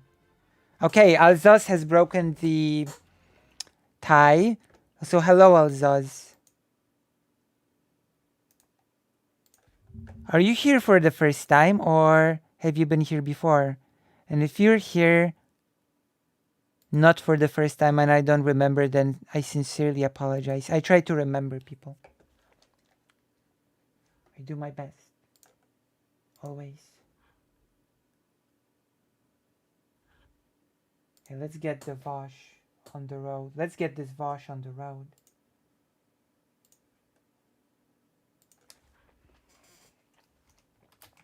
Vaush. I've been here a while. Just have my typing hands full usually. Oh, welcome.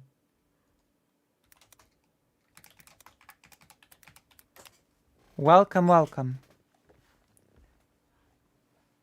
2 years ago. Well, where's the new one? Where's the new debate?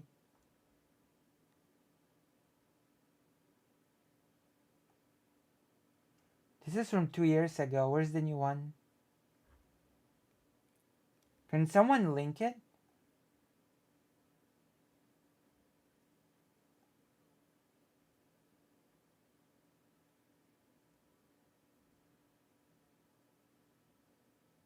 Is it uploaded? Andrew. Oh. Okay.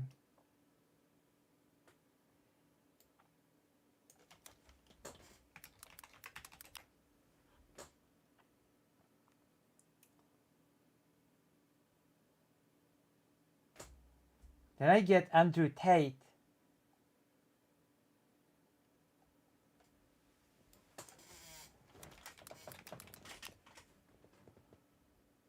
The most bad faith debate I've ever had. Is this it? Is this the... For anyone who's new to the channel, I'm going to explain. Okay, I think this is it, Andrew. Okay, I think this is it. I think that's it.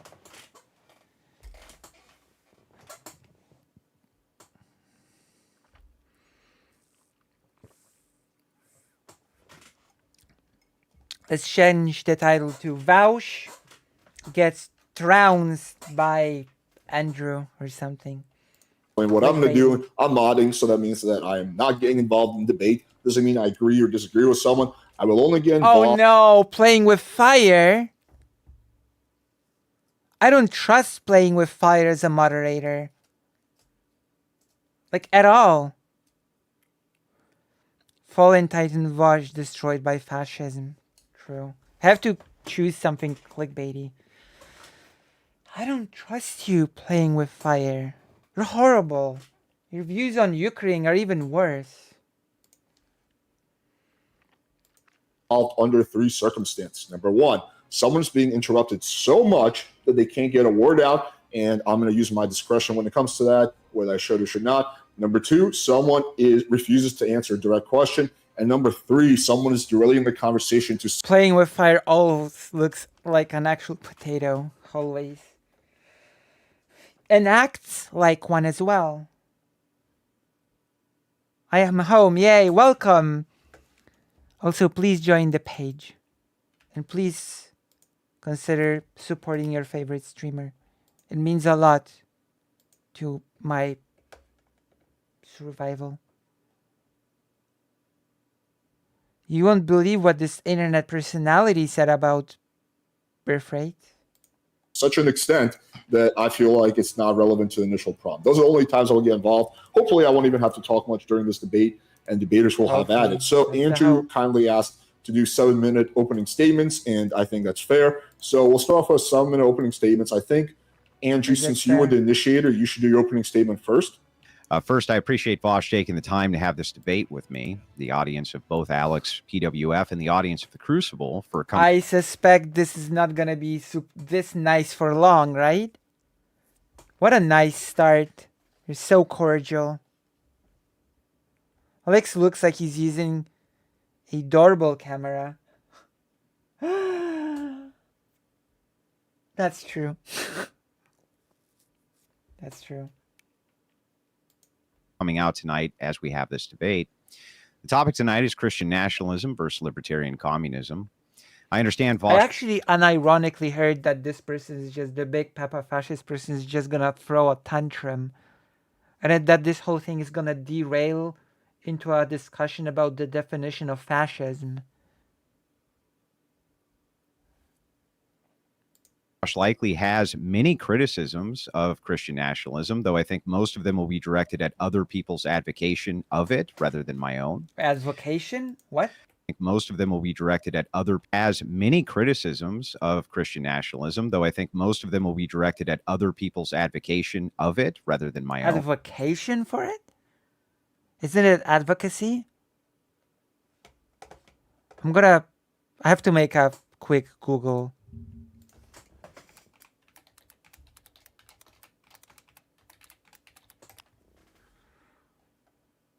Advocacy versus advocation, what's the difference?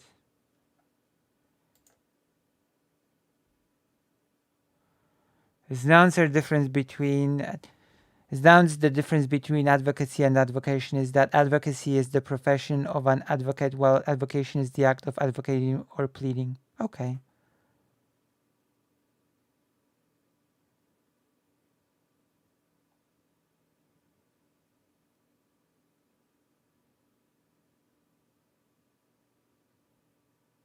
It is a British thing.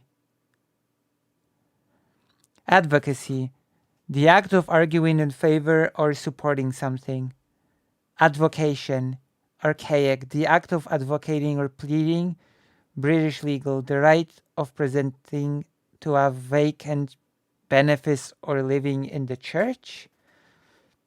Scotland legal, the process of removing a cause from an inferior court to the Supreme Court.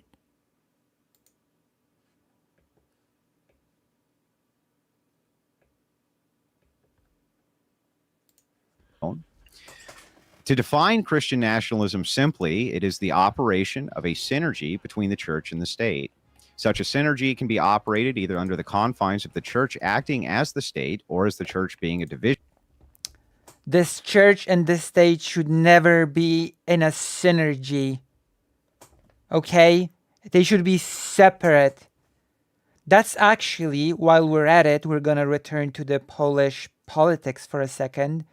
That is one of the biggest sort of things that the new left wing is pushing for. Separation of church and state. And they even say we're not against religion per se, okay? We're not against people being religious, but what we are against is religion being in synergy, quote unquote, with the state. That is what we oppose, okay?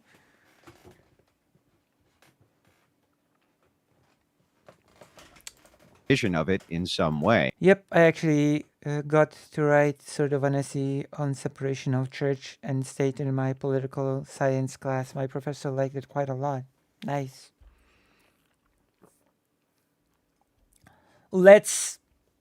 We should really push to destroy this myth of wanting to separate church and the state, meaning that you're anti-religion across the board.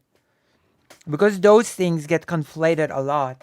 That if you support the separation of church and state, then you must be some sort of like then you want this to destroy religion or something stupid like that. It's not the case at all. Imagine having the church as a division of the state. That's theocracy. I mean, you don't need to have the church as a division of the state. All you need to do is imagine that the church is exempt of all tax and that the church is heavily subsidized by the government and that the church uses its influence to say, if you don't do what we want, then we will in fact not push voters your way. We will not agitate voters in your favor. In fact, one of the most powerful priests in Poland called Rydzyk, that is his surname, has been wanting to open a medicine department in his little university that he is in charge of. Rydzyk has made a fortune in his religious radio, Radio Maryja, and he's in bed with the government, and he has said, I am very disappointed with the minister of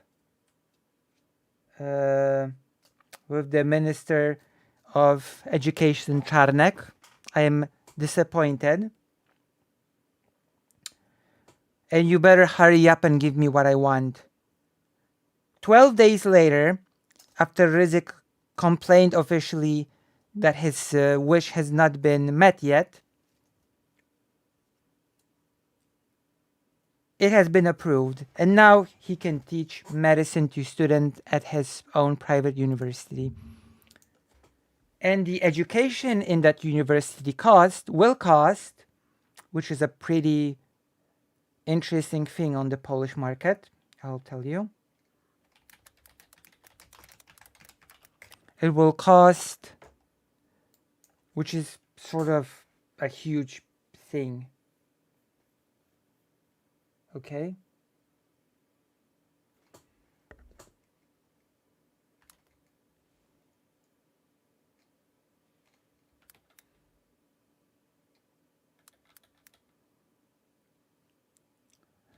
$60,000. $60,000. So yeah. Okay, let's continue. Okay. This could operate as an advisory role, which in many ways it does now anyway, or as a division of the state itself with separate guidelines from that of the secular nation, or it could have similarities to the secular nation. This idea is in no way radical. To this day, there are many nations who operate under these guidelines through religion, though I would argue with the wrong religion. And historically, such Christian nations and empires withstood wrong religion. I wonder what he is referring to. The test of time. It shouldn't be. It shouldn't be half frozen. Though ultimately buckling, some of them lasted well over 1,000 years. No current product. No, it's not half frozen. Vaush just has the uncanny ability to stay really still. Because Alex is moving, Andrew is moving, it's just that Vaush is super still. Like a statue, like a monk.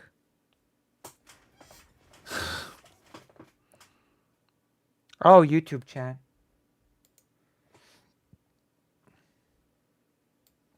No, it's not frozen.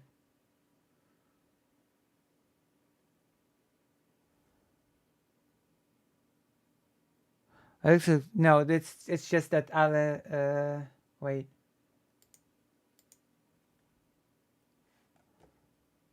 Let me check. Actually.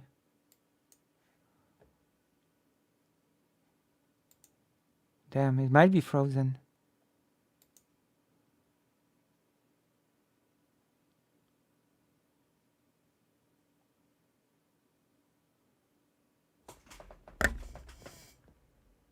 Yeah, it's frozen. I didn't notice it, but it's frozen.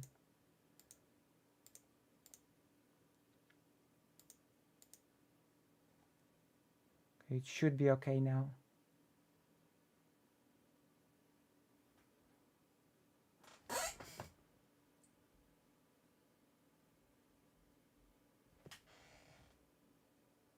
Yes. We have unfrozen the chat.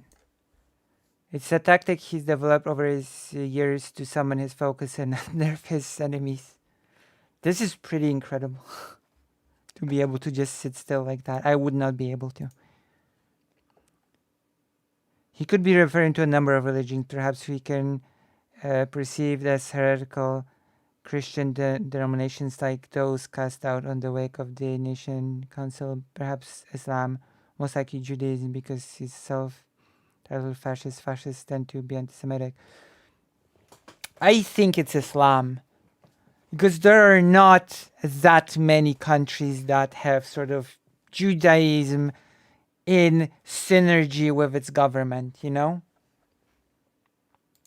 Of any Western nation. He's talking about countries that are in synergy with the religion. And he's talking about there are countries that do it perfectly well, even though the religion is wrong. He's talking about the Islamic State. Is going to do that. Remember in the course of this debate that Vaush is at the mercy of the same criticisms he may levy at the idea of Christian nationalism. In many ways, he is more at the mercy of his own criticisms than I am, as the examples of communism we have are less than ideal, and he envisions a radical parting from those systems, yet historically those systems are all we can point to. Under my own system, however, we can point to nations which have prospered, persevered, and ultimately created mostly happy and healthy populations. A return to patriarchy is the order of the day. The way that we would achieve. Oh my God, the return to... We never left the patriarchy, first of all. Second of all, what does socialism or communism have to do with religion? This entire debate will be Andrew trying to do I'm rubbery or glue, but he purposely, proposes all of Vaush's position. Pretzkomuno. Return to the I can see that Pretzkomuno is gonna become a thing in this chat. This is the same way the communists and feminists achieved their subversive goal of their attempted annihilation of Christianity, which is still ongoing, and that key is through the demographic shift via birth rates. The religious have a lot of children, and the non-religious don't. Demographic shifts, Oh. Also, it's not a goal of communism to eliminate religion, and especially specifically Christianity. Don't. The future essentially is ours. My plan for such a system is no different than Vaush's in execution. Over the next 100 years, Andrew has one debate strategy. Set up the conversation in such a way that he can cry bad faith. True. Are those Vaush's notes Christian horse shit? What? Where? What? Wait. Are those? I think they are Vaush's notes. He thanks Christian horse shit. Return birth rates, patriarchy, blah blah. Oh my God. These are Vaush's notes.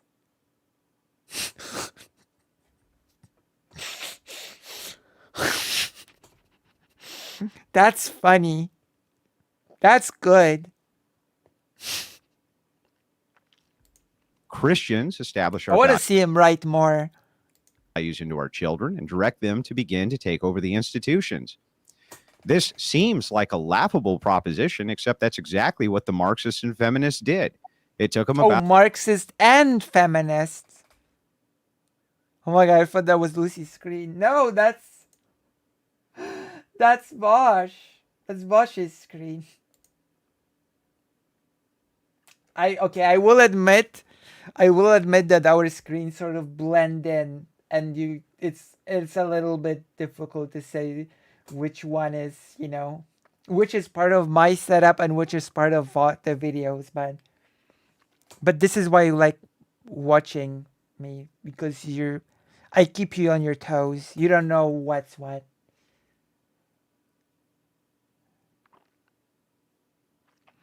I need to see this in the stream. Did one of his editors put it in post? Possibly. Yeah, that's possible. About 150 years or so to accomplish I it. want to see him write more. We can do exactly the same thing. In fact, we can probably do it in about 100 years. Our job external to that is just to slow the progressive machine down any way we can until age claims its advocates. Obviously, I have a lot more to say on this topic. Meanwhile, here in the real world, people are getting more progressive, actually. And it's the conservatives that are dying out of old age. That's sort of the reality of the situation. To say that the progressive people will die of old age and that the conservative, young, spry conservatives will just take over, it's just okay. I guess that's what we call being in denial. If I remember correctly, he shows notes at the beginning, but not later. I watched this debate on stream. Ooh. And as we get into I want to see more notes appear. Just remember that theology informs culture and culture informs politics. And with that, I'll cede the rest of my time over to Vaush, and hopefully we can get into this thing.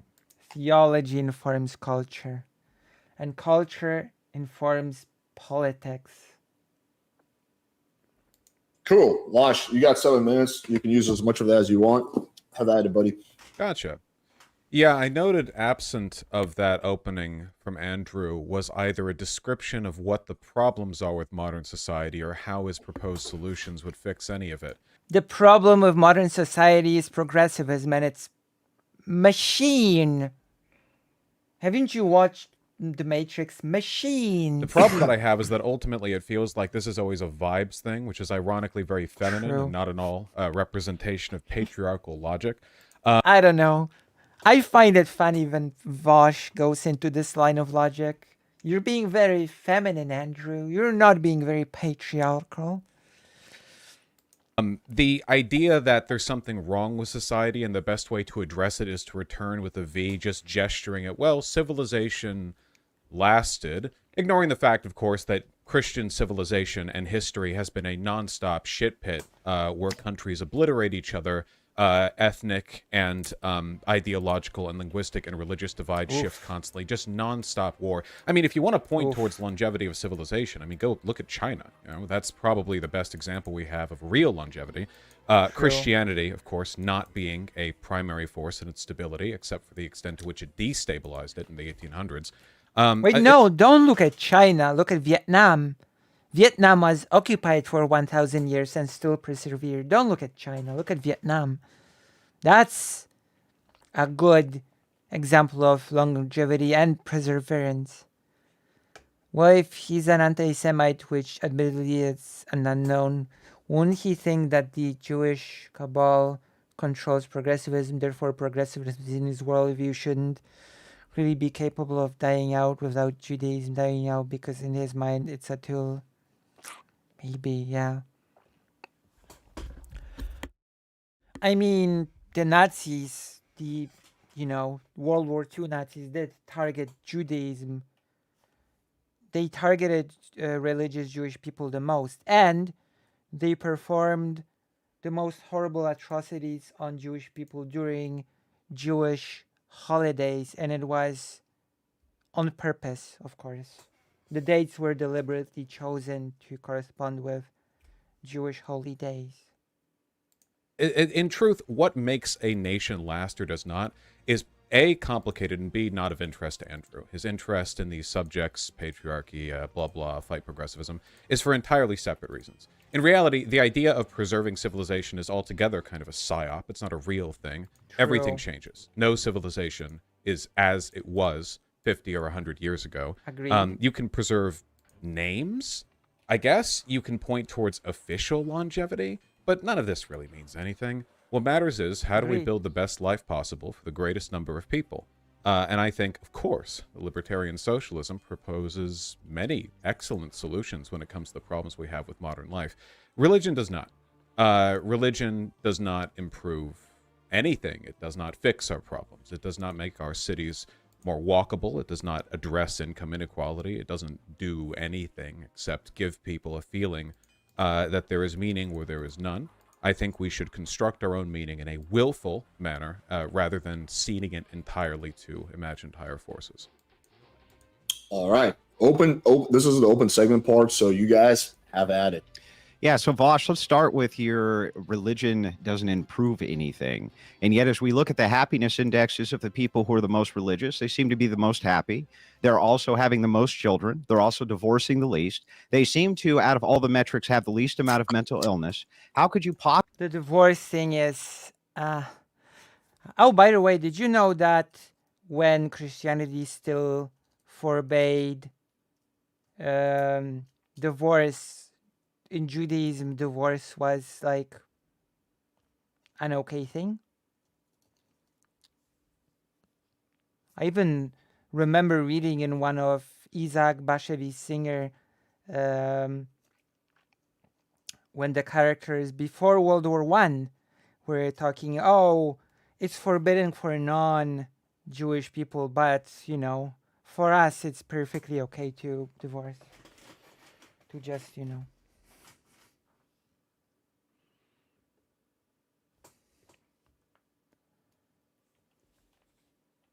Possibly with a straight face, make the claim. But yeah, I guess I would add from the perspective of Judaism while we're at it. I'm going to add this little caveat that from my perspective, like, because Vaush said that religion doesn't contribute anything positive. But I think when it comes to, for example, Judaism, like, it does contribute positive things when it comes to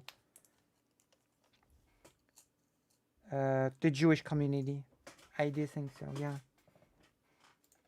That religion doesn't improve anything. All of your positions are material in nature, and they don't seem I to just work. don't think that the contribution is political, you know? It's more cultural than political. But it's still a contribution nonetheless. Work that well. They And don't right seem to off the answer bat- greater questions. Right off the bat, we see the analytical issues. First of all, tracking this onto number of babies had. Historically, the most babies humans have been during pre-modern medieval periods where women were pumping out 11 kids, half them would die in the fields. The number of children you have has nothing to do with how happy you are. Likewise with... Actually, the Jewish community, the Jewish community's birth rate was bigger than Christians in the Polish-Lithuanian Commonwealth. That's because the Jewish community broadly, under the leadership of the Council of the Four Lands, the community took the policy, I guess, of the community taking care of the poorest members, giving them shelter, giving them the best healthcare that was available at the time, providing people with food when they couldn't have it. And that led to less children dying. Yeah, helping with kids, yeah. That meant less children were dying. That meant that the birth rate was higher among Jewish people than Christians. I personally think there is a lot of value in religious texts, scriptures, not as means of divine knowledge or something, but as a preservation of the culture of the time in which it was written, a reflection on humankind, like an epic such as an epic of Gilgamesh. Yeah, I would agree with this, you know? I would agree with this. Especially since I might have not talked about this on stream, but the Torah, or the so-called Old Testament, is divided roughly into three parts, okay?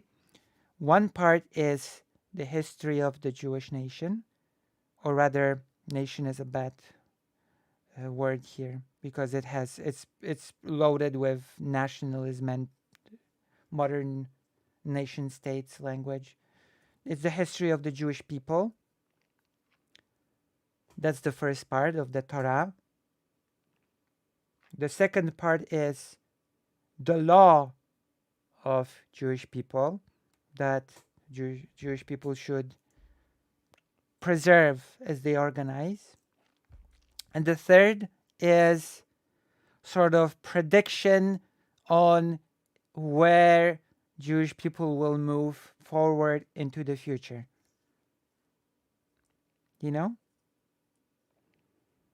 So you can even look at the Torah as sort of this guideline for a people on how to live, to learn about their history, and where to move into the future. You know? These are very interesting. Okay, let's continue.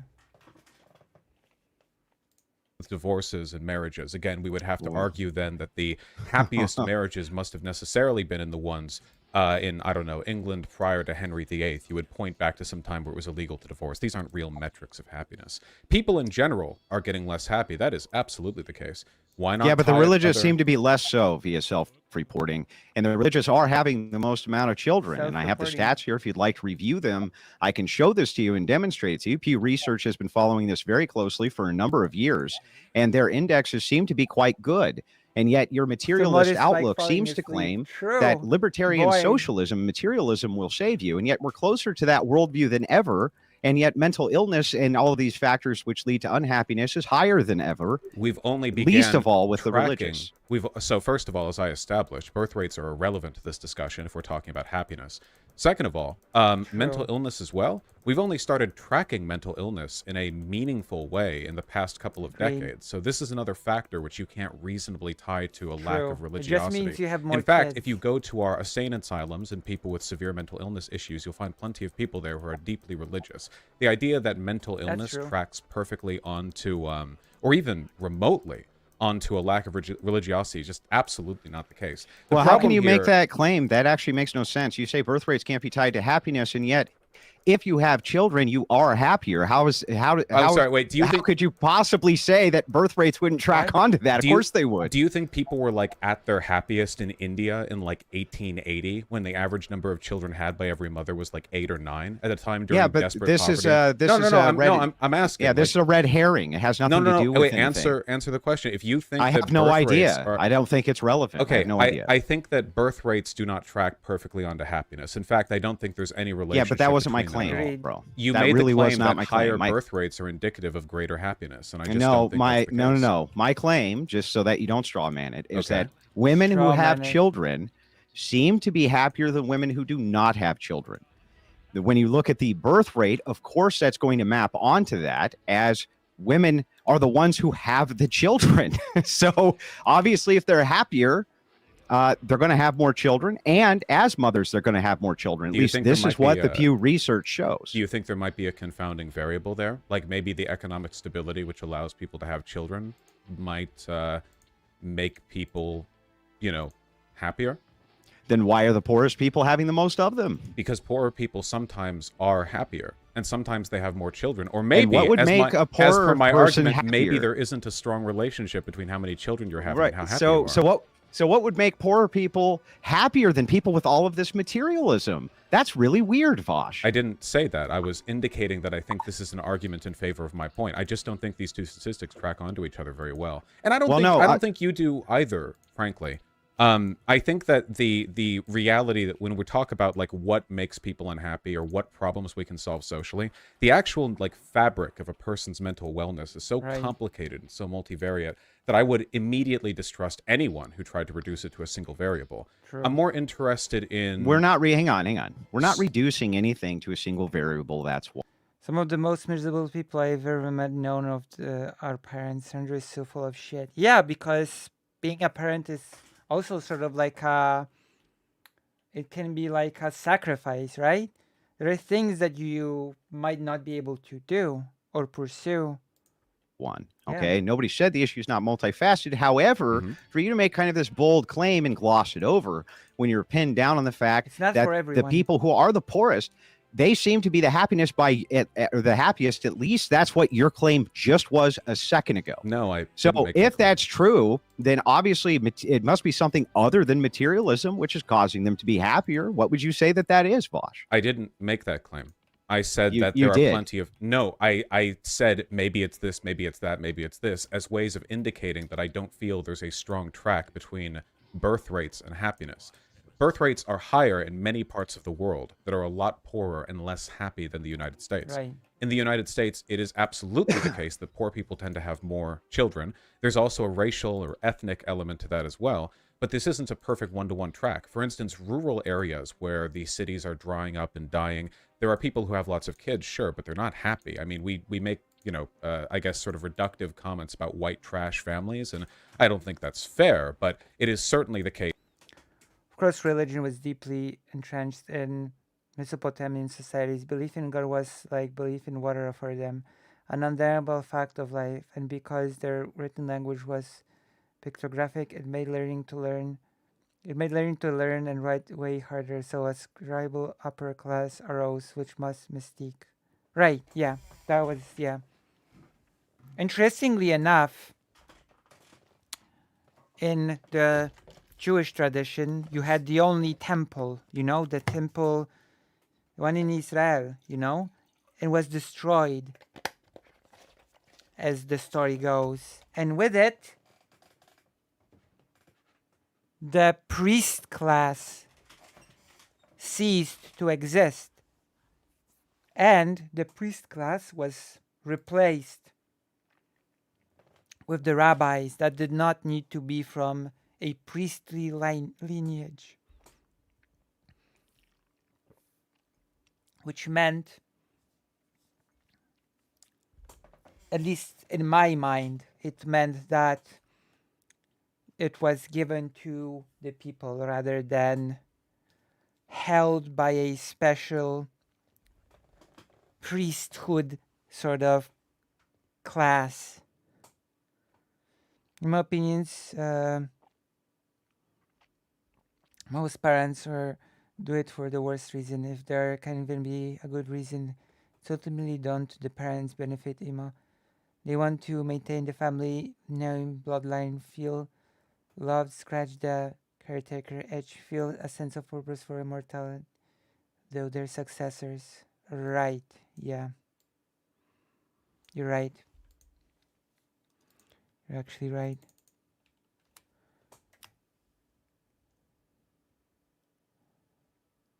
The Kohens, what do you mean? It baffles me too why so many people seem to indicate that they're incapable of loving a child if it doesn't look like them. Yeah, that's very weird indeed.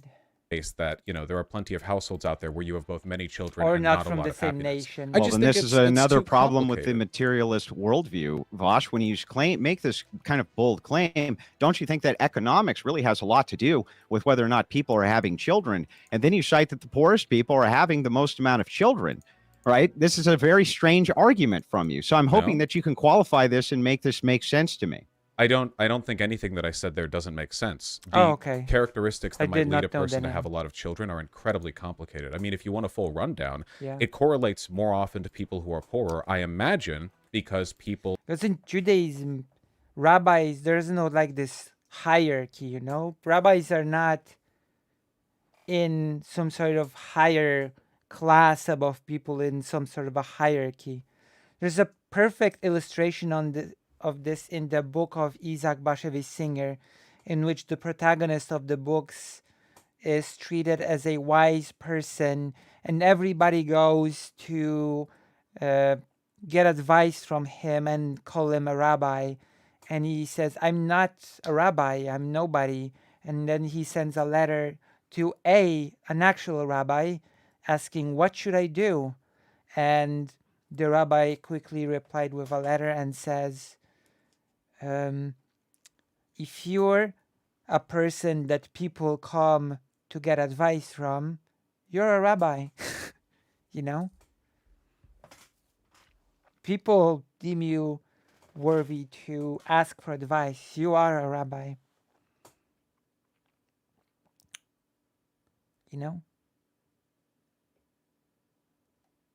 Yeah. I think it also applies to the Second Temple, by the way. People who are poorer often have a harder time with regards to family planning and management. They also have less strict life plans when it comes to their own career. They're also more religious. Sometimes, but that most of the time. But they're not the happiest. In fact, there's a very large degree of opioid addiction and unhappiness in highly religious rural communities with lots of children. So it's almost like your attempt to reduce these variables to some kind of simple correlative line doesn't actually work when you look at the material reality of the people. Well, first of all, backing up, you and I have both agreed already that it's multifaceted. Right? I'll agree that that's true, but that doesn't mean that some variables aren't far more important than others, which is why you cited an economic variable to begin with. Moving into this, when you're talking about this portion of the topic, which is birth rates, which have become absolutely disastrous everywhere, not just in the West, but globally, this was all due to anti-natalist campaigning from what's leftists. disastrous about our birth rates? They're in free fall collapse, Vaush. Yeah, they've lowered, as they have in every industrialized country, sure. No, in all countries. Almost all countries everywhere, with the exception of a few African nations and Middle Eastern nations, and those are dropping off quickly too. Yes, industrialized countries produce fewer children because you no longer need 8 little tykes to run the farm, of course. Well, no, that's not the only reason that we have a collapse in birth rate. It's because women are getting married older instead of younger. Now, you could make the argument... Well, you could make the argument that this is due to, better family planning or something like this, I suppose. But still, ultimately, if you want to keep your population high, thus keeping your economy good, in all. Also, I will make a. Okay, I'm gonna read this comment and I'm gonna make a point of my own. Human life is like a log. We grow as saplings only to be cut and placed on a campfire. The fire of youth allows a great fire to blaze, and we are consumed by this same fire. All that is left is ashes. Our motivation or fire disappears without a trace. Yet our ashes remain. Our contributions to literature, science, or communities live on. We, in a sense, live on. You don't need kids to make an impact. Yes, exactly. You can contribute to your fellow humans, you know? You can contribute to your fellow humans as part of your legacy. You choose what your meaning is and what you want to leave behind.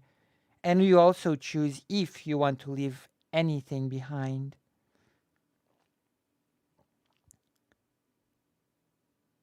Hello, Zumi dear.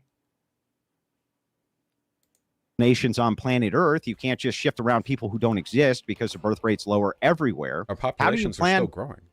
No, they're actually plateauing quickly. And the last UN report showed that, but the most modern UN report on population demographics, which I have in front of me, show that it's much more catastrophic than the UN previously predicted, citing that China, and this came in from a study from, sorry, it's on Forbes. I can link it over to you. Is specific to the one-child policy. Yeah. I think that was very dumb of the CCP. I'm talking about here in the West. But they're talking about a 500 million reduction in the Chinese population, potentially by 2050, 2060. That's right around the corner. Okay. I don't think you listened. That's because of the one-child policy. Andrew is not a very good listener. Who would you leave your possessions to? I want to say my parents, but if it all goes as it should, they pass. They'll pass first, obviously, so. Who would you leave your possessions to? You don't need to leave your possessions. Like, you could make your possessions a more, so for example, how should I say, public good? You could start an org and use your possessions as a thing that would fuel the org, and then you would leave the org as the sort of users. Not even donate, just start the org and use your possessions as assets of the org, for example.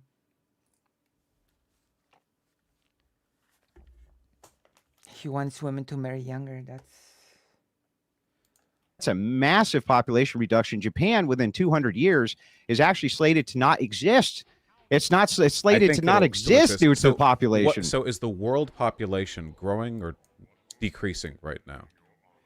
Right now, it's plateauing. The world population, as I understand it, is still growing at a decent clip. I mean, but it it's went going, from 6 billion but it's to 8 plateauing. billion just in my yes. Sure, that's fine. We have a finite amount and of then space. It free falls. And then it's projected to free fall by every UN analyst and by every scientific metric that you can possibly look at who has looked at this. It's expected to free fall and possibly stabilize at 6 billion in the next 150 years to 200 years. But the estimates, what society, yeah, I'd like to see that. Also, Yeah. Assuming that's the case, okay. I mean, it can't grow forever. Like, let's just say, let's presume that information is accurate. Capitalism. If that seems fine. I mean, what should we have? 10, 12, 15 Well, billion? so here's why this is problematic, Vaush, because the Population Bomb, which was a book that was dropped all over the African nations and India in order to reduce the populations of those nations significantly, it turns out that was very problematic because, as it turns out, the more people you have, the more work gets done and the more people get fed. Right now, due to the increase in population, there's more global food production, the ability to deliver this food globally to people who need it than there ever has been in human history. That's what happens with pro-natalist policies versus anti-natalist policies. Wait, you just answered what population do you think it should stop at? So, okay, it might stop at 6 billion. What meaningfully is the difference between I think that the Earth 7? The Earth can easily, according to analysis, have up to 25, 30 billion people with pretty regular ease. Is that within that confines of those numbers? Ideal? How is that better than what we have? But even in our current situation, we don't keep all the people fed. What?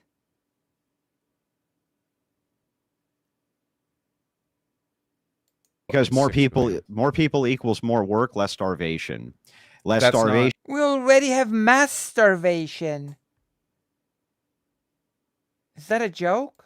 For populations, more work for infrastructure building, more work for, I mean, even look at the U.S. labor force now. One of the biggest problems to cater to. This is very, very silly. The idea that everything gets better the more people are on Earth, it's just not the case. First of all, like, people, the number of humans that are going to end up on the planet and, like, sort of plateau out at, that's not the same as our maximum carrying capacity. You don't want to hit the maximum carrying capacity for the same reason. We're nowhere near it. Yeah, I'm saying you don't want to. Problem. And the reason for that is the same reason you don't want to hit the maximum carrying capacity of an elevator or a restaurant. Maximum. Yeah, but we don't even know what the maximum carrying capacity is, but we do know we're nowhere near it. And we're also declining. Understand what the issue is with these broader trends.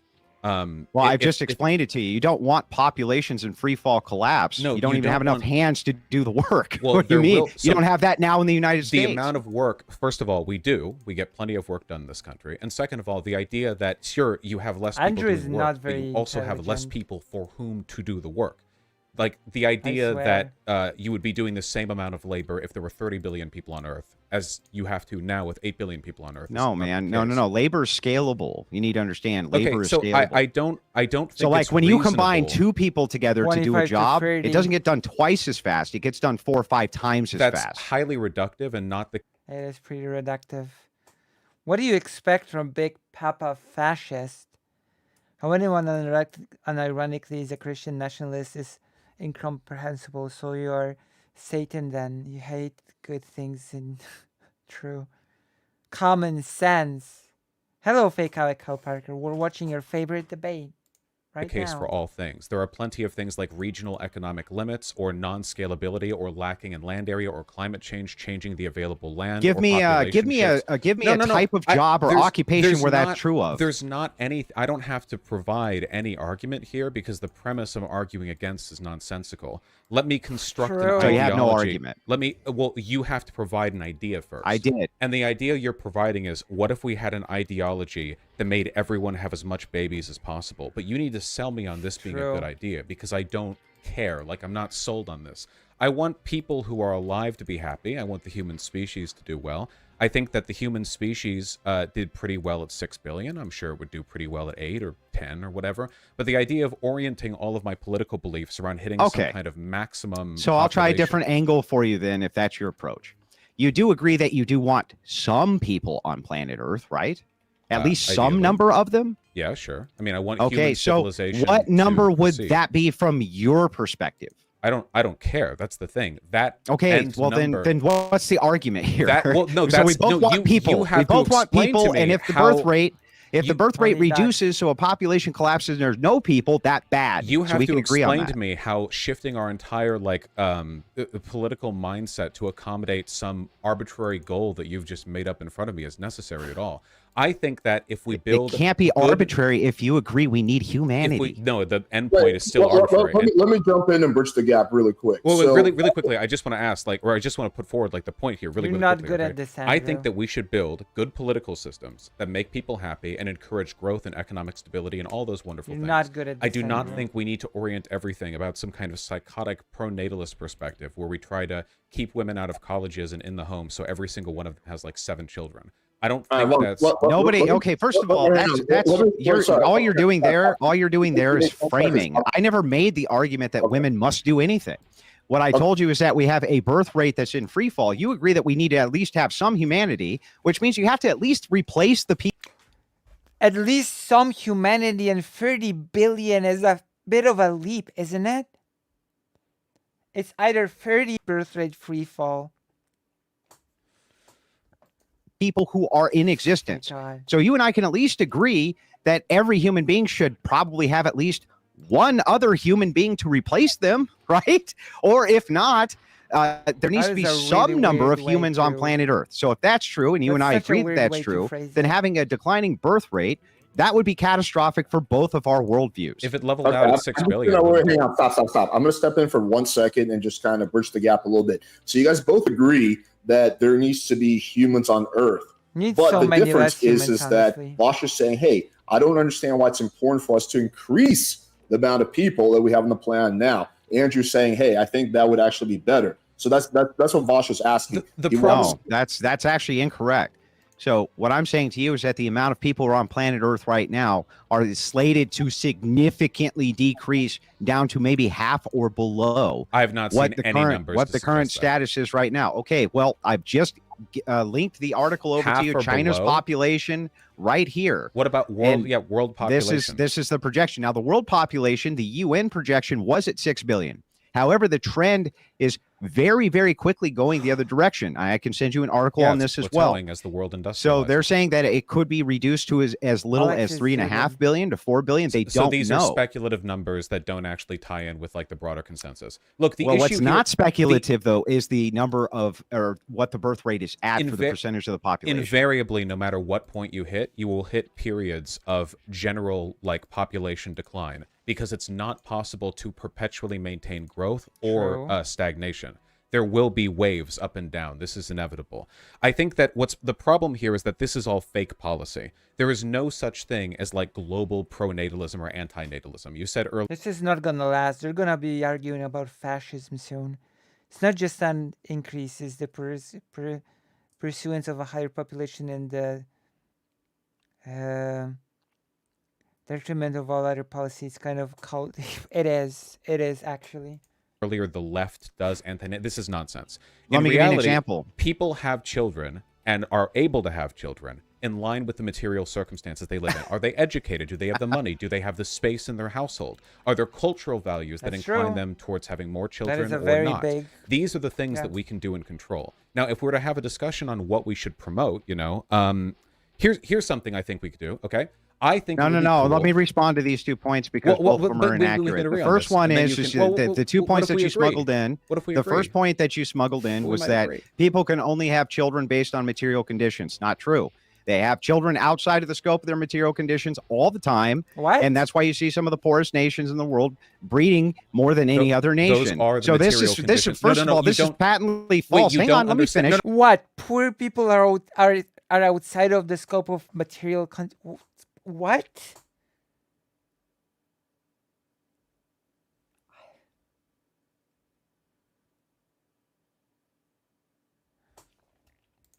No, wait. You don't understand. I let you give your argument. Let me give mine back. You just described those are the material conditions. Material conditions doesn't mean if you're rich enough. It means that the circumstances that surround you give you the ability and inclination to do something. Poverty inclines people towards having lots of children. That is a material condition. Oh, man. Okay, fine. Even if I grant this, okay, this kind of second thing which you smuggled in is that the left has no anti-natalist policy, but they do. They're by far the largest advocates of abortion.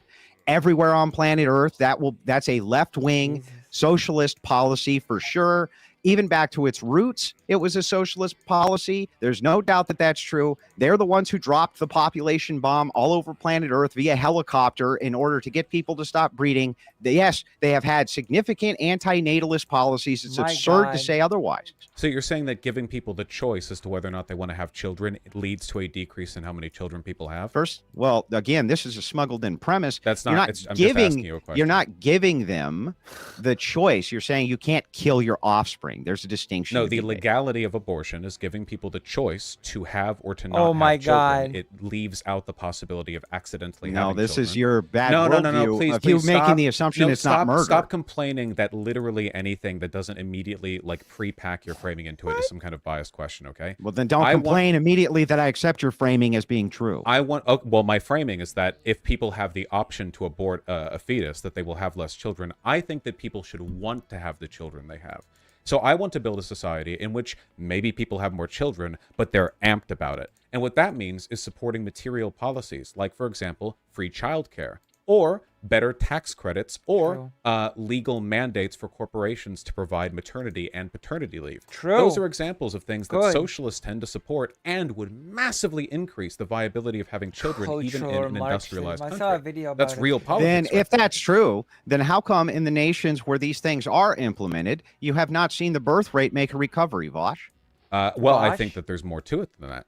You have to give people right. the So then why are options you to- giving me policies that don't work? I don't care. They do work. Give me policies that work. They do work. Well, However, okay, well then show me how they work. okay, I do, and where they work. Wait, do you need me to explain to you how like state subsidized daycare makes it easier for people to have kids? Why I feel like it that's has pretty not done intuitive. any reversal to the birth rate in the nations which have implemented Well, it. None. wait, do you have He data? just wants to. I guess he just wants to ban abortion, divorce. Surgery is like vasectomy of tube laying, reversible. I think that some of them can be reversible. Yes, some of them actually can be reversible. That demonstrates it as absolutely no Yes, the effect, birth even rate. though for the Which past nation century- would you like to cite? And I'll give you the birth rates and that they're on the decline. Absolutely. What specific policies? Wait, hold on.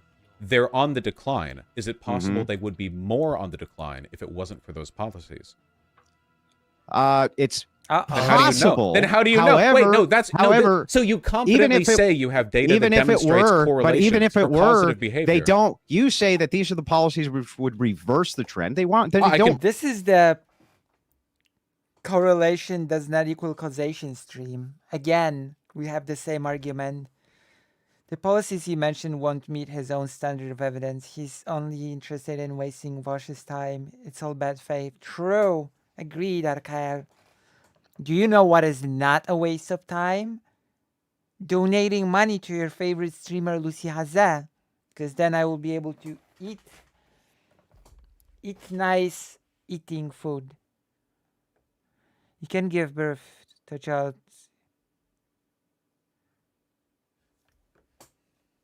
reverse the trend. I can give more. So a lot Then of it, give more. Sure. A lot of it also has to do with work culture. Even in a society in which people are given the opportunity to have children with state mandates and subsidies and what have you, there's a huge issue of like people 8 out lose of out 10. economically Do you on mean a the lot plug? by having children.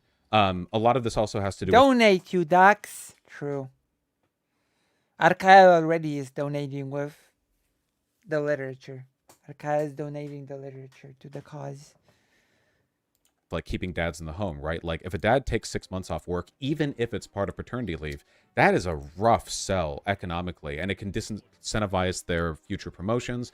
I think that we should have a True. culture that is much more permissive towards people Don't not make being me into nonstop an 24/7 age workaholics, slur. because that shit kills families. Not only does it prevent people from having kids, it also fucks up the kids if they are born. This is because a dad's always out restatement house. of the same exact claim. You're giving a material position to this, and yet in the places where you have these material positions, like France, for instance, where you have a reduction Material in the work week, position. and you do have these types of childcare It's programs. supposed to what? Spiritual stances? Yes.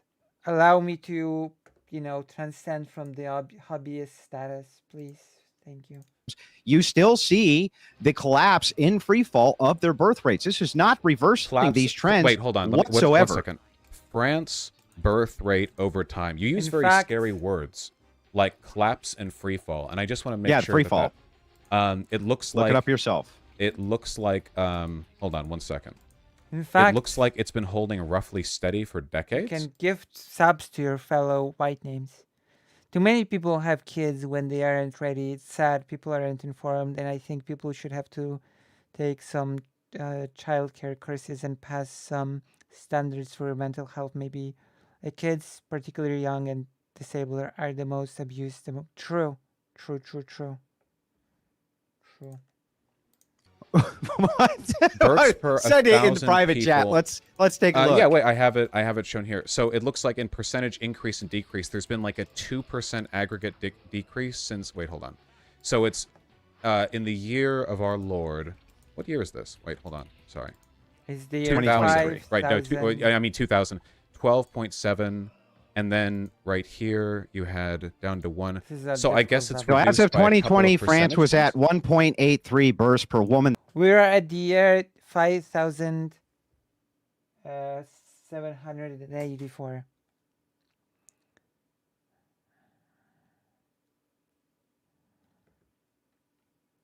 True. That's not even replacement rate, Vaush. You Well, they have have- nothing. here. Vaush. Okay, but what's the rate over the past few decades? Also, You they need to have at immigration. least 2.2. But even if that were true and the rate were still decreasing past your policy implementation, it hasn't reversed it. Wait, It hasn't done what you want it to do. So wait, man. again, Well, you you ain't don't seem got to understand how nothing, this data Vaush. works. The whole point of like inferring causality and why it's bad is that you don't know whether or not these would have been worse otherwise. So I'm looking at You ain't got macrotrends.net on the nothing, Vaush. France fertility rate, where it seems like back in 1978 they had 1.86 births per woman, and right now they have 1.86 births per woman. There's been about a bunch of like fluctuation, got but over the nothing, past Vaush. 45 years, the French Vaush. birth rate has stayed basically the same. So I don't like it when you use You're terms talking like about collapse a and free negligible fall. difference right Over now. 40 at 20, years stability. hang on. 40 years of in stability. the year 2020, the United States at Ouch. 1.64 Well, birth I thought rate, we were talking about and France. France is only negligibly at 1.8. This is a negligible distinction, we were talking utilizing the about- same policies that you advocate for. We were talking about France, and I just don't like you using terms like collapse and free fall when what we actually see is total stability over the past 40 my years. gosh, I mean, thought that that's was not my No, really we collapse and don't. free- In fact, I'm pulling it. Their I birth can rate link looks it to you. exactly like, bro. Their birth rate looks Bro. exactly like ours. It has been collapsing since World War II. Okay, wait. There's hold no on. doubt that I'm looking at the data. Okay, wait. I'm going to link you this really quickly so you can see what I'm seeing because I feel like we're talking past each other The a little bit. fascist. If you want to share the perhaps. screen, just ask. I don't think curses are necessary. That seems like unnecessary, unnecessary technologization. I think we should work on freeing grandparents and relatives to assist childcare. Away with the nuclear. True, away with the nuclear family. You know, communities and societies should take care of children. What shall we want to do? Fix this thing, but don't you know we already tried doing things. You have nothing. We're an endangered species. True. And I can share the screen. That's Here, fine, well, too. I've just linked it. You can. Well, no, just put it in the private chat, and I'll get a look at it here. It's in there. I've linked it. I've linked it right there. And as you can see, the French birth rate has remained stable for nearly 45 years now, which is pretty significant. 45 I feel. million years. Unless I'm misreading this data, but it was at 1.86 per woman back You don't in know data, Vaush. 1978, and You're a it's the pervert. same today. So again, like free fall and stability are Okay, opposites. 1.5. So, okay, so we see a historical collapse. We see in the UN projections and yet another collapse. So Wait, no, what, no, wait, listen. Wait, I'm This looking. is still, wait. What listen, collapse? this is wait, still wait, a wait, collapse. Wait, what collapse? I'm looking at a horizontal line. What is your definition of collapse? Where's the collapse? Yeah, so I'm going to send you over the counter data. No. Because this is not correct. In the data, okay. So Over you're the contesting counter the data. data? But in the data that I'm looking at, that I What? just sent Over you, the the macro counter trends link, data? you would agree that this is not a collapse. This is stability, right? According to this particular projection, what I see is a massive free fall, which happened. You would agree that that's a free fall, right? Thank you, Moose Watcher, for $5. Why can't Andrew take a page from Tolstoy's book and be a Christian anarchists. Such a shame. True. It reminds me of. Okay, I'm gonna read you a few interesting passages from a book, okay? This is not a tangent, this is education. I'm gonna translate to you a few passages from an Isaac Bashevis Singer book. Because you are all leftists, you're gonna have a giggle out of this, okay? So this book takes place like before World War I, I believe, and they discuss anarchism and socialism. A girl that is an anarchist visits an atelier, and they talk. Woman had single child, Andrew. Oh my God, Western civilization is doomed. Although I bet it deeper than that. So I'm gonna read you a few quotes from the book. It's very funny. Also, the author actually writes about gender, strangely enough, more than I anticipated. So Warsaw looks really elegant when the snow falls. Of course, just from the early morning before people trample it. And the character tells her, but you said that you used to want to for spring to be always here, not winter. Did I say that? Maybe. And why wouldn't it be winter and spring at the same time? If God is really almighty, and that is what rabbis claim, and also Christian priests, then he would be able to make it that it's Hanukkah and Pesach at the same time. And also, people could just be men and women at the same time. Warsaw would be London or Paris. And now I'm gonna read you the roasting of Marx. I'm gonna read you. I'm gonna show you. Oh, there we go. In the Warsaw Courier, the newspaper, they said that in Paris, all women want to be thin. Here in Warsaw, we all want to be fat. My mommy keeps telling me that I should gain some weight. Fortunately, I do not get fat or thin. I have body as if from stone.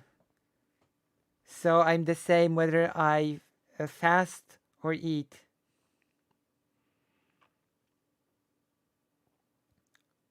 But there's the...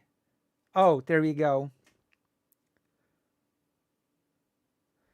A very rare condition, said Bunem. If I had a body like this, I would write it in a medical journal. People would carry out an investigation, and people would be able to live without food. And then we could solve world hunger. And then a social revolution would not be necessary. And the girl responds, you must have stood on the wrong side of the bed today. The masses do not need a cure. There is enough food for everybody. In Brazil, the plantation owners throw out thousands of bags of coffee to the sea so that the price does not get lower. They wrote about it in the Warsaw Courier, the newspaper. And the person responds, everything is in your Warsaw Courier. And your body anarchists always say that there are liars of the pen. So they're liars of the pen, why do you trust them? And she responds, they are bandits of the pen. But sometimes they forget themselves and write something that unmasks them. Karl Marx, that traitor, wrote about this and called it a contradiction of capitalism. Actually, there's a lot more contradiction with Marx than with capitalism. So she's an anarchist that roasts Marx. This book sort of takes place where Marx was still alive.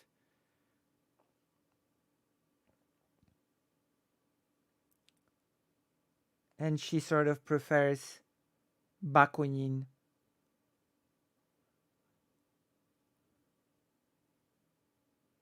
Oh, there you go.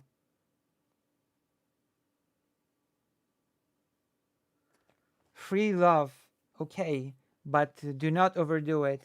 Pleasure without duty, there is no such thing as pleasure without duty, told Salcha, quoting the Catechism of a Revolutionary of Bakunin.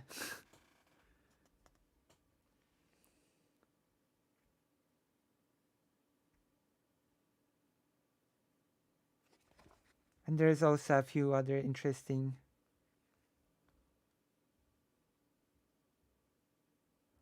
He was a bit of an anti-Semite.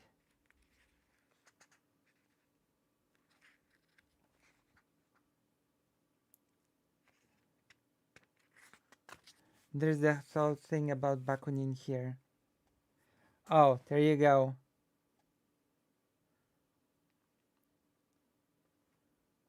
Bakunin always talks about the importance of individuality of human beings. Will you stop with your constant quoting of Bakunin? He is someone that is worth quoting. He predicted everything. He's a giant. Alexander Herzen told me about him. He wasn't born under a star, but under a comet, a huge comet that lighted the whole horizon. Bakunin 40 or even 50 years ago has predicted even a break among the Social Democrats. Marx is a midget in comparison with Bakunin. So there you go. You have a little bit of, which is interesting to read in Isaac Bashevis Singer's writing. I thought it was interesting to sort of read it out to you. Marx is a midget compared to Bakunin. I don't know. I thought it was interesting.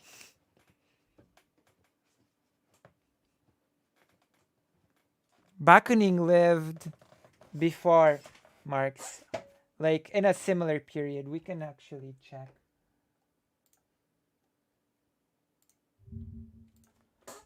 Bakunin Wiki. Mihail Bakunin. I'm gonna go to English.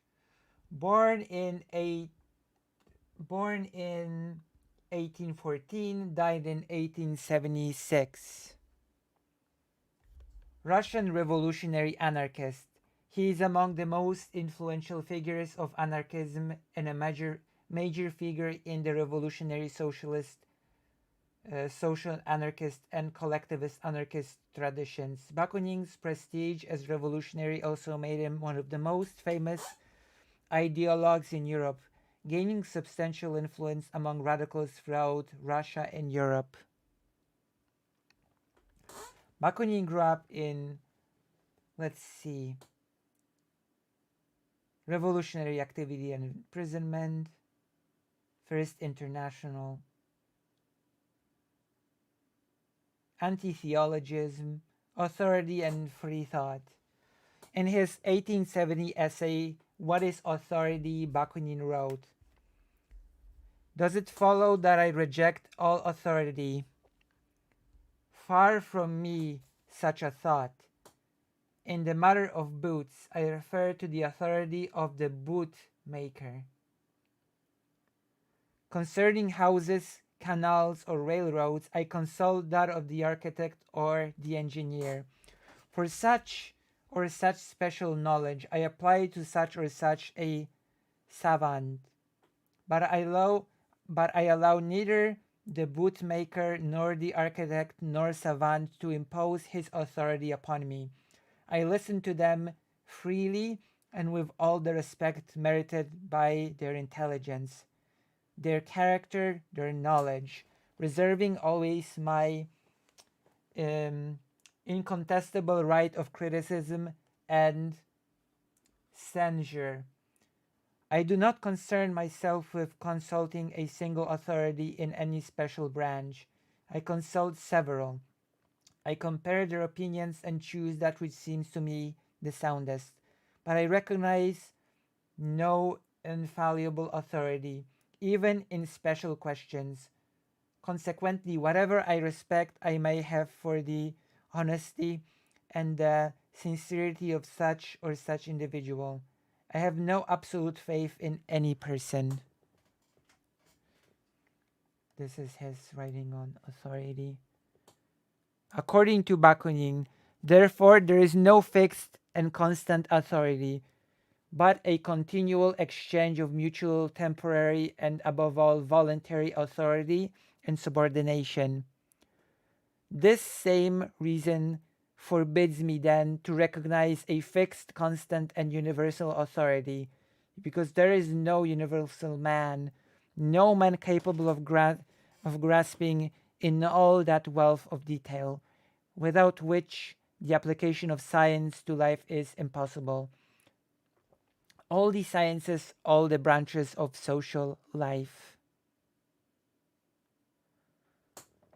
And then there's class struggle. Also, we're going to read as Ben M's comment. Most EU countries have no problem with population numbers.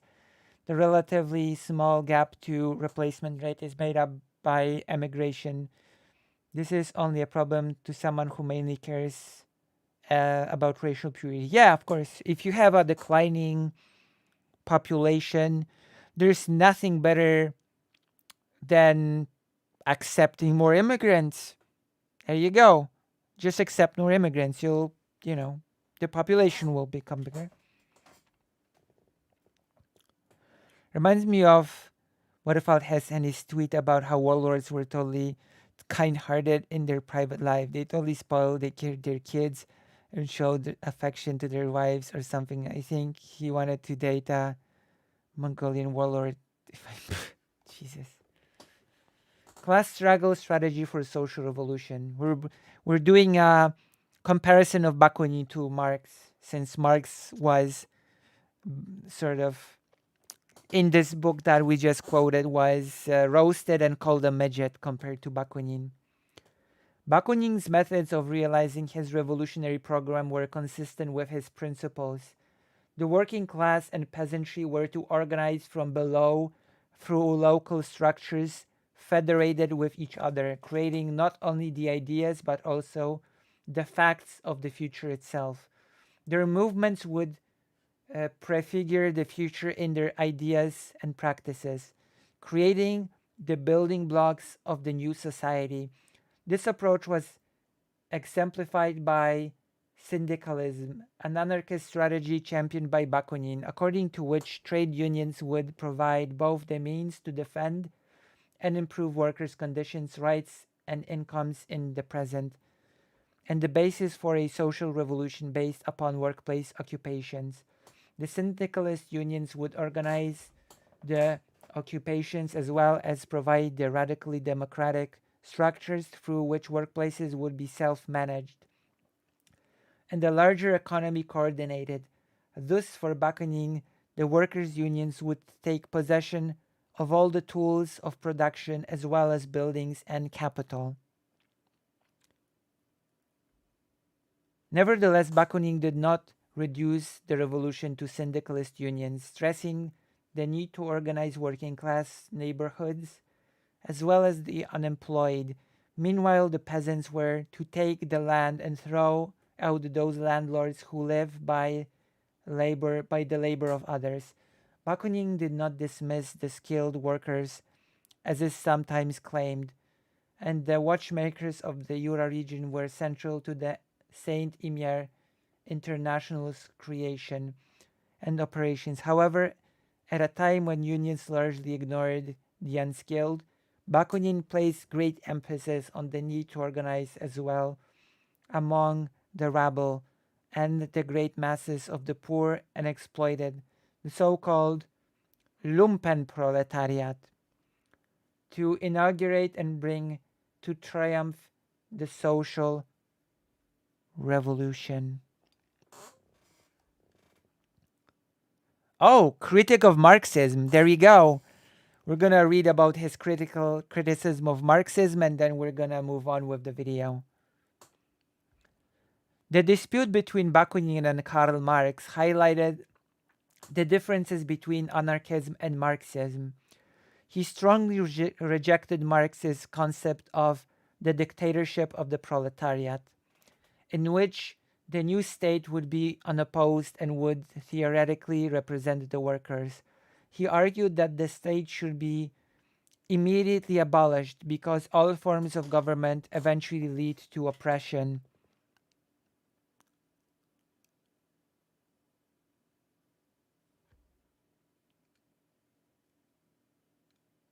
He also vehemently opposed vanguardism, in which a political elite of revolutionaries guide the workers. I'm glad to hear that. Yeah, Marx was also eventually about dissolving the state.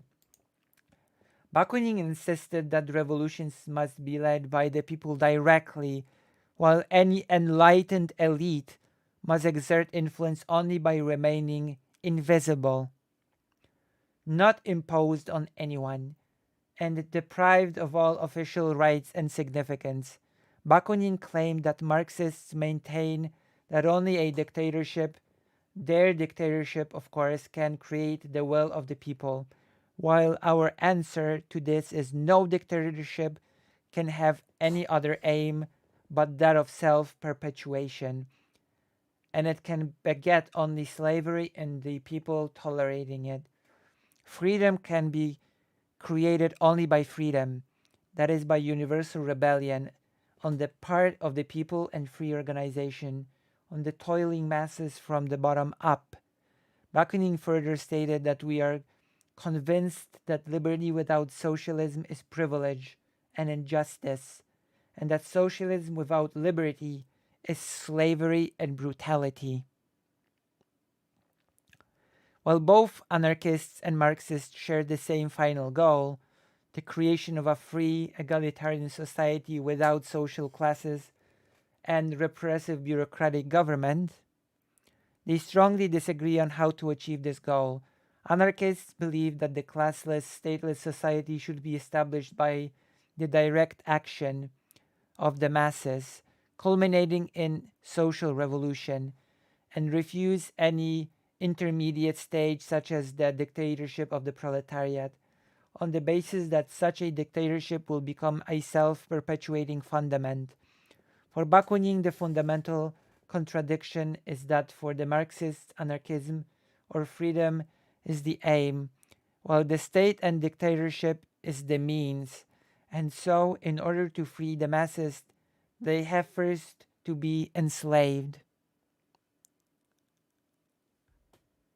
However, Bakunin also wrote of meeting Marx in 1844. As far as learning was concerned, Marx was and still is incomparably more advanced than I. I knew nothing at that time of political economy. I had not yet rid myself of my metaphysical observations. He called me a sentimental idealist, and he was right. I called him a vain man, perfidious and crafty, and I also was right. Bakunin found Marx's economic analysis very useful and began the job of translating Das Kapital into Russian. In turn, Marx wrote of the rebels in the Dresden insurrection of the 1848 that they found a capable and cool-headed leader in the Russian refugee Mikhail Bakunin. Marx wrote to Engels of meeting Bakunin in 1864 after his escape to Siberia, stating, "On the whole, he is one of the few people whom I find not to have retrogressed after 16 years, but have developed further." Bakunin has sometimes been called the first theorist of the new class, meaning a class of intellectuals and bureaucrats running the state in the name of the people or the proletariat, but in reality in their own interests alone. Bakunin argued that the state has always been the patrimony of some privileged class, a priestly class, an aristocratic class, a bourgeois class, and finally, when all the other classes have exhausted themselves, the state then becomes the patrimony of the bureaucratic class and then falls. Or if you will rises to the position of a machine. Bros, true. I'm anti-vanguardism, but I believe in a government based on popular sovereignty. The government is to serve the people, and if it fails in that task, it is to be dismantled by the people. And then, if the people want, they can make a new government. I suppose they aren't obliged to. Samochód, that is the Polish word for car. Samochód, which sort of in direct translation means the self-walker. Federalism. By federalism, Bakunin meant the organization of society from the base to the summit, from the circumference to the center, according to the principles of free association and federation. Consequently, society would be organized on the basis of the absolute freedom of individuals, of the productive associations, and of the communes, with every individual, every association, every commune, every region, every nation having the absolute right to self-determination, to associate or not to associate, to ally themselves with whomever they wish. Okay, let's continue watching our favorite debater, Vaush. Right? Well, it decreased. Free fall implies like a lack of stability when in fact our countries are the most stable. Well, I mean, and so it powerful in all of goes human down. history. Okay, so it starts at 2.8 and it goes all the way down to 1.8. So just That's free, a significant free fall collapse. is like panic language. It's like woman stuff, you know? And free then it fall, goes down free to fall one. is like Okay, when you fine, fall fine, off of, whatever. okay, the language, you don't no, like the language. It's important.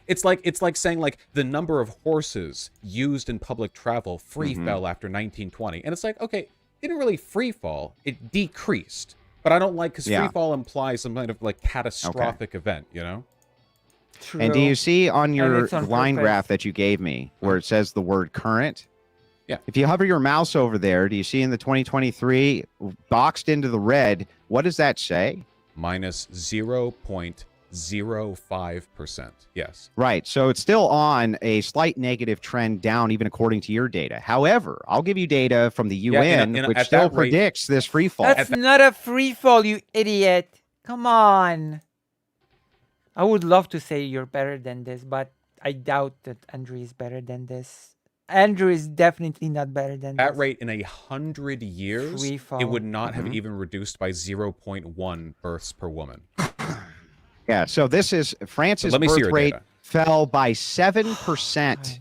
7%, and continues to decline according to the French National Institute for Statistics and Economic Studies. 24,000 fewer.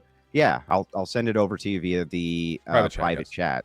So this, I would have to dig into your fertility rates to understand if maybe there was an offshoot I just googled some it. other thing. I know that there was a significant decrease in the Western world's birth rates as we moved into modernity, post World War II, such and such, for sure. But since then, I feel like the numbers have been more or less stable, though there is some variety. They're not stable. Wait, hold on. Okay, so the problem here is that this is a panic article. Why on earth would you ever try to assess a nation's average birth the numbers, rate, but with a single year of data?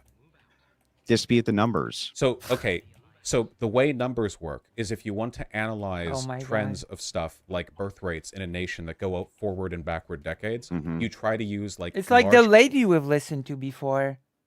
Literally. They all do the aggregate same data thing. rather than Like global data? sure, like over decades and Yeah. decades. So Yeah, let me give you the global the data. global data shows the population is increasing.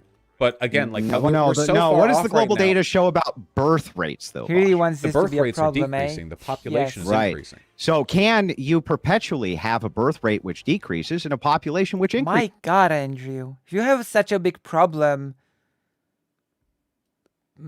I don't know, make more babies. Practice free love. The more free love you will practice, Andrew, the more kids you'll be able to sire. Have you considered that? It's like he's like indignant about basic sociology. True. True. Which again, thank you for the book about basic sociology while we're at it. Increases, Vaush. No, but I don't want a population No, increase. Sounds like a forever. no, scary you shit. can't. Yeah, I don't. That's not an own because I. Oh my god, did I just accidentally close the StreamYard? Oh my god, fuck. I'm so sorry. I accidentally closed the stream. I thought I was closing a random link. No! Ah, we were mid thingy. Okay, hold on. Click it in. It also happened to President Sunday recently. I will never make such a mistake. Jewish science. Okay, there he is. I'm sorry, I hit the wrong button. I thought I was closing a link, but it turns out I was closing another link.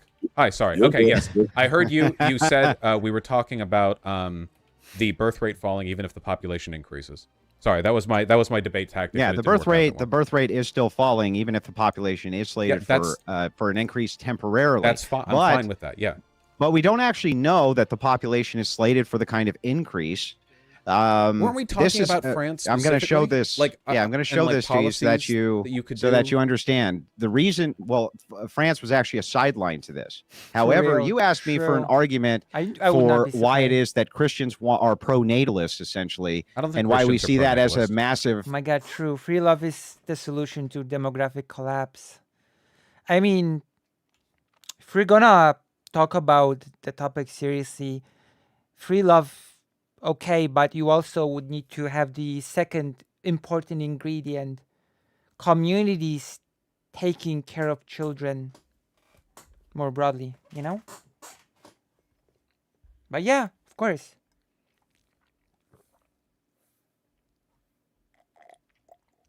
People practice free love and whole communities would take on the task of taking care of children, then yeah, you would actually, in my opinion, have a bigger birth rate, etc. Yeah, I do believe so. And why we see that as a massive problem. You can see this competes, and there is data linked I within really that, gotta play Fire Emblem which soon. is competitive. I can play the old ones on stream, but I cannot play the Switch ones for obvious reasons. To the UN models, which shows that the UN models could be vastly incorrect with their projections. I can't really engage with a random 4-citation article that says, hey, maybe the UN and all that data is wrong in their millions of calculations and predictions. Okay, would you like it from Forbes instead? I just, you are not going to convince me that the population is about to engage in erratic free fall. I think we should just talk about what policies we want to put forward. Well, it's not. Okay. It's objectively not happening. It is objectively happening globally, birth rates decreasing and population decreasing are different. I'm gonna get paid soon, so you better buy a Switch if I donate $350. I will. In fact, if you donate, and I will unbox it on stream. We'll do an unboxing stream. That's, I promise. I can promise that. An unboxing stream of the Switch thing.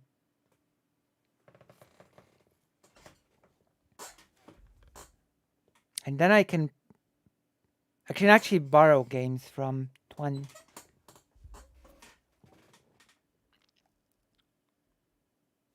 But yeah, actually, this book also writes about free love while we're at it. That free love is okay, But the problem is who will take care of the children, that the communities should do it. This is very bizarre because Isaac Bashevis, I guess conservative used to mean something very different, because Isaac Bashevis Singer described himself as conservative, but wrote about socialism, anarchism, and many other things in pretty positive terms. And basically wrote a trans story. So I guess conservative used to mean different things for people in the past.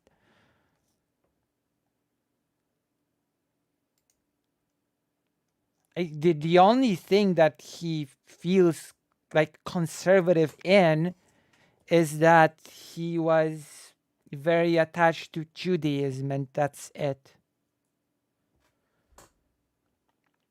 I don't feel love. Yes, you do. He was trying to conserve progressivism. Like,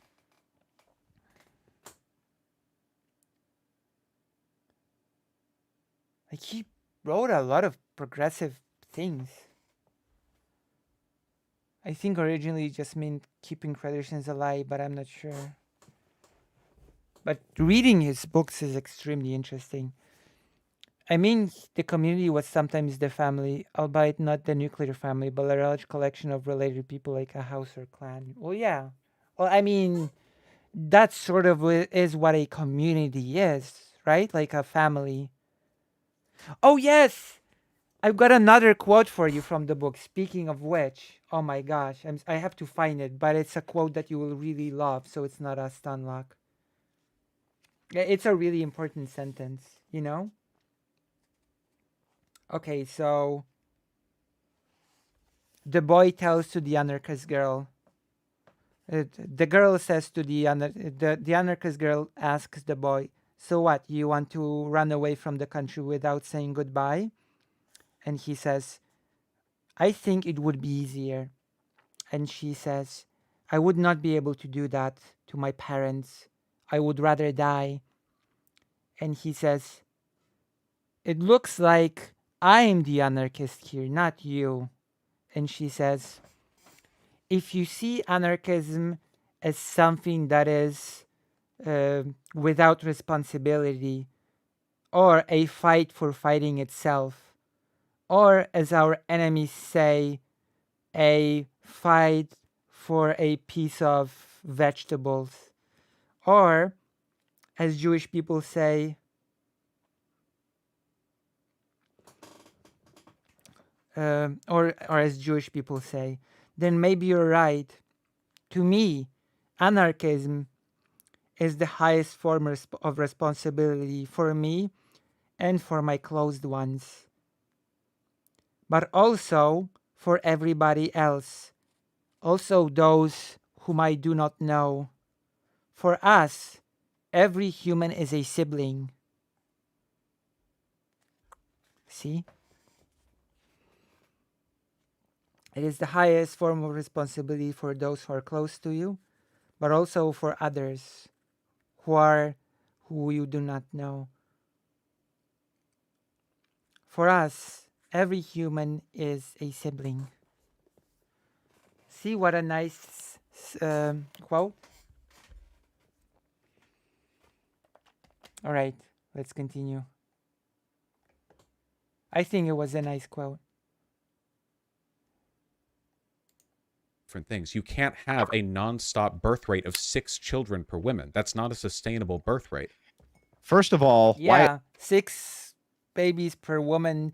That is basically why China started implementing all those things to begin with. Why isn't that a sustainable birth rate? Do you know how? Okay, are you familiar with the concept of thermodynamics? If you have 6 children per woman, assuming a modern day like that is basically why the birth rate was so big that China was actually very worried about overpopulation. That's why they implemented all of those things that backfired now, but you know.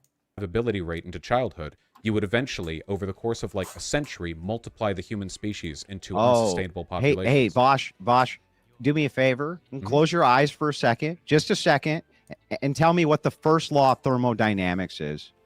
What does that have to do with the mass birth? You don't even know. Why would you ask me no, if I'm familiar with don't remember which ones are you which. don't know anything I about don't remember which ones are thermodynamics. which. It's the equal and opposite reaction. And the... So wait, what does that have to do with like the what does that have to do with like, so you don't understand how an exponential growth in the human population... You can't tell me I don't understand something, cite thermodynamics, So, and then prove that you have no understanding of thermodynamics. You can't smoke a cigarette and like sip whiskey out of a skull glass and then like pretend that we haven't arisen like a problem here.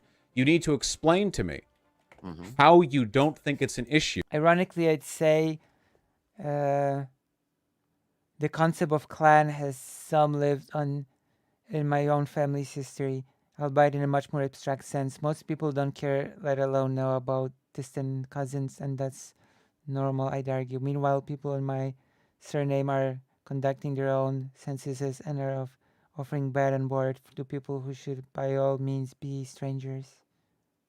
What's a tiff? Energy can neither be created or destroyed. This is the first law of thermodynamics. Don't you think that the quote about all strangers being siblings is nice? I think it's nice. I think it's very... I really like that about that quote about anarchism. It's the highest form of responsibility for your loved ones, but also fellow humans in general. To exponentially increase the human population indefinitely. No, my ask of you was so you made much. the claim that this would be a problem if every woman on planet Earth had 6 children. I asked you why that would be a problem because that's your claim. And I said, and you might recall this, I said because we have a finite amount of space, and if we do that, we would bring the human population beyond a sustainable level. Okay, so I could agree with you in theory. This is such a silly conversation. So, like we're so hang actually on. So I can agree about... with you. I can agree with you in theory is a silly that would be true if it was conversation, that's perpetual with like you know, if this was for every single woman for... That is the best thing that's been said in a while. Yeah, it is a silly conversation. Of course we should care about all people. Yeah, I agree. We would live in a far better world if we, Andrew, I said, yes, that would likely happen. But we can't have a 6 children per woman birth rate forever, and you asked why not. Now, don't pretend you didn't say that. Yeah, but do you know why I did that? Why'd I asked you that? this because I wanted you to land on the number which is sustainable. Which is? I don't know. I'm asking you. What? I don't... Because you say X is not sustainable. I can agree to that, but what number is sustainable? So your argument then is that we should magically make women produce a exponentially larger number of children until we just eventually happen to hit the maximum possible amount of children or like people we can have on the planet.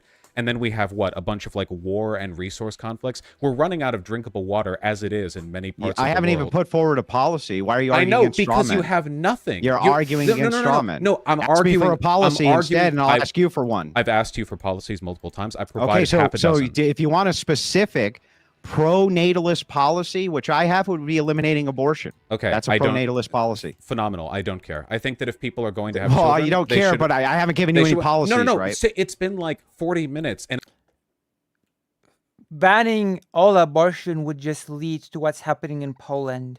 Women dying in hospitals. Amazing. That would be so great, wouldn't it? And it's all been vibes from you. It's all been like, well, I think it should be like this. Tell me why an infinite number of humans wouldn't be a good idea.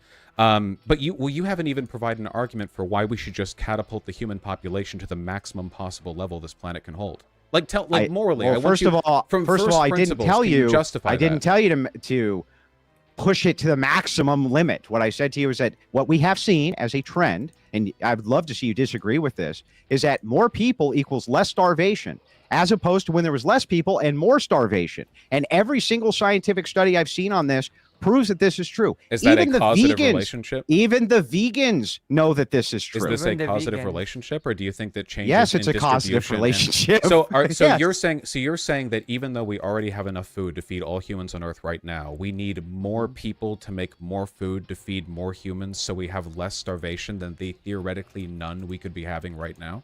Well, first of True. all, there's a lot of loaded presuppositions. Can you there. answer that The directly first rather than loaded complaining about presupposition. Don't cut me presuppositions off when I every single answer time? your question. Well, It you're was not your answering the question, which is I'm the problem. answering it.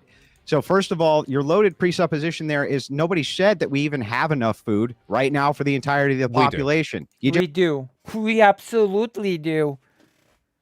Isaac Bashevis Singer in his book was smarter than Andrew here. The fictional character in his book was smarter. We already have enough food for everybody. We know this, of course. This is brain rot. We do, in fact, have enough food to feed everybody. We could end starvation. Of course.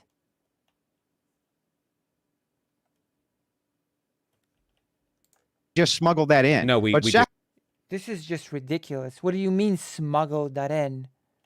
second, I think you said it's that the earlier, didn't you? ginormous cost of human labor, which is what allows that food to go all over the world. The United States, for instance, massive exporter of food.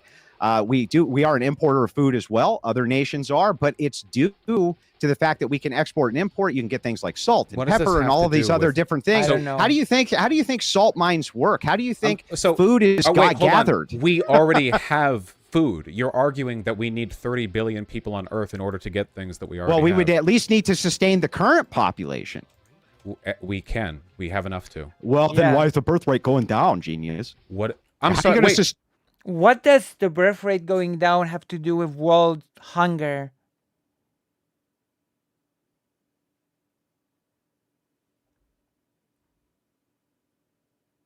How about let's end world starvation first? Which would, by the way, as a side effect, also raise the birth rate. Because a lot of people are dying of starvation at like infant age as well. While we're at it. Andrew, I sincerely want to know what on God's green earth are you arguing right now? I genuinely have no idea what point you're trying to make. You said to me, why We is it that already we should have the keep it things you're sustained? talking about. So I tell you why we should keep it sustained. You say we have enough workers and food right now. However, if the birth rate's too low and the population goes down, we won't have population is those going workers, up. right? The population is currently increasing. And it's hang on, and it's slated to do what soon? Which way? The Up or birth rate. down? Some people say that it's going to decrease, which would happen. Vaush's exact Andrew, words. you're We can- saying all we can of this sustain needs to right be this- done. stop cutting me off, Vaush. Andrew, Let me finish, and Andrew, then you can talk. You cut me off. You're saying that Okay, all of this you tell me needs when to be done. you give me the signal for when you're done talking, Okay. and then I will go ahead and refute what you're all saying. right, it will be a while. Oh my gosh. Oh.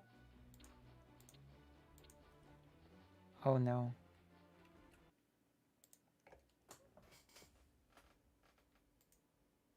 Oh no.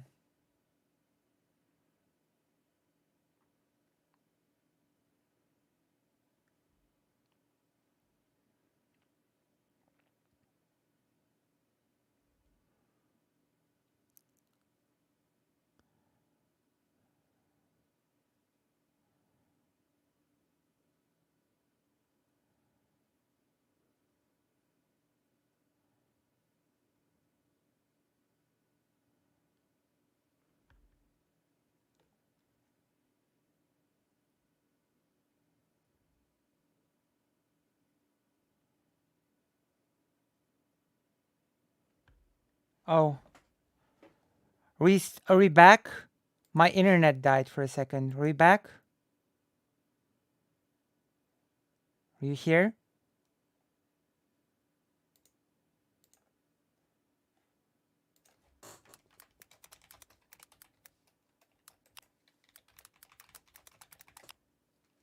Are we back?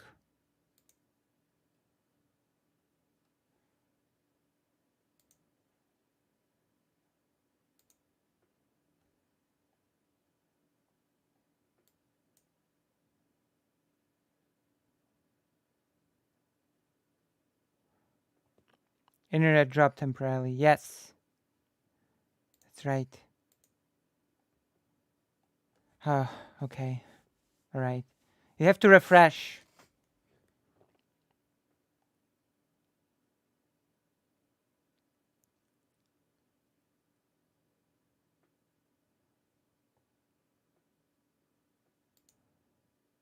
Wait, what do you mean refresh your video? So we're back, right? You can hear me, right? You can hear me okay, right?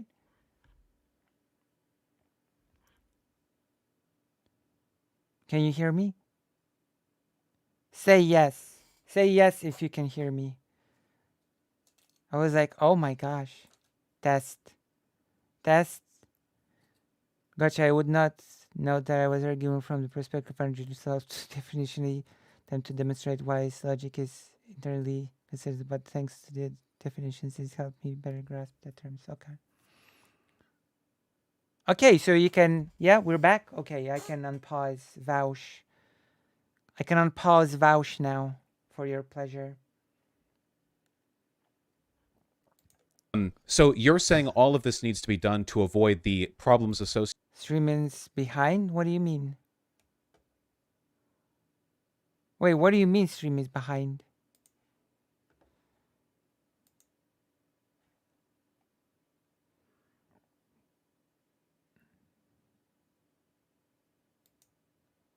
I don't understand. I don't understand what that means.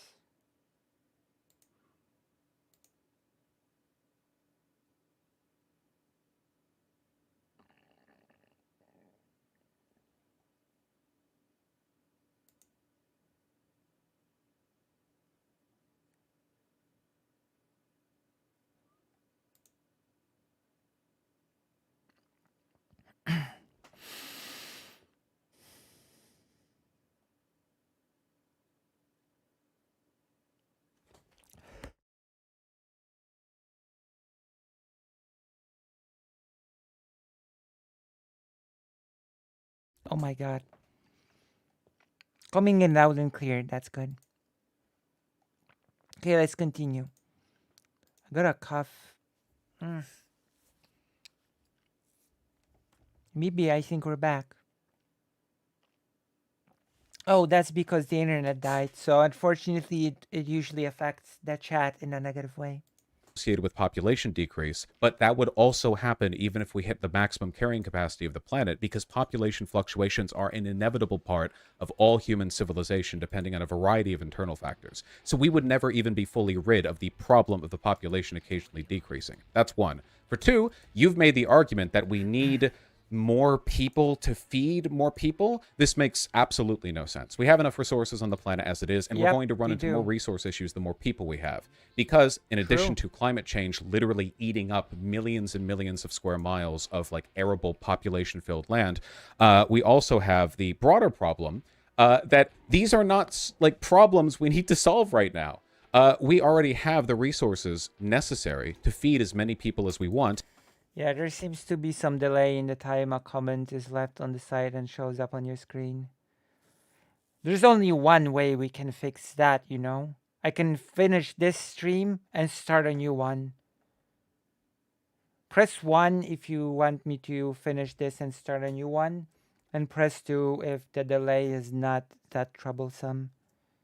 I mean, I think the only way is for us to restart. That's the only way.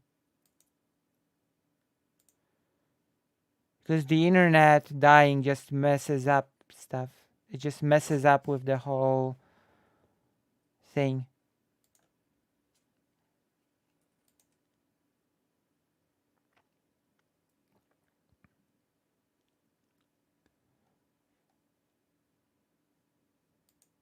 So we literally we would need to just restart.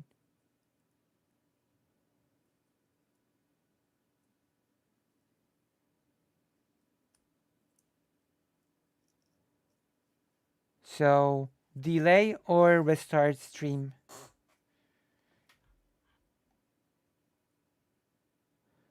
I love it was discovering modern farming stuff.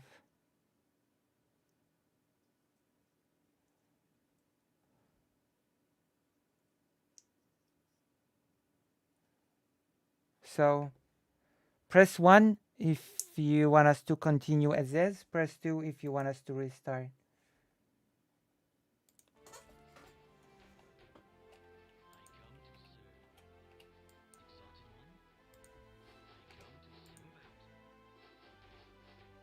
You can just refresh OBS chat. I'm not sure if it's the within problem. our own. I'm not sure if it's the problem with OBS chat. I think it's the problem with I think it's the problem with how the okay, I can try to refresh the chats, but I think it's the problem with YouTube stream. Okay, we can test. We can try. I'm gonna try to refresh both chats.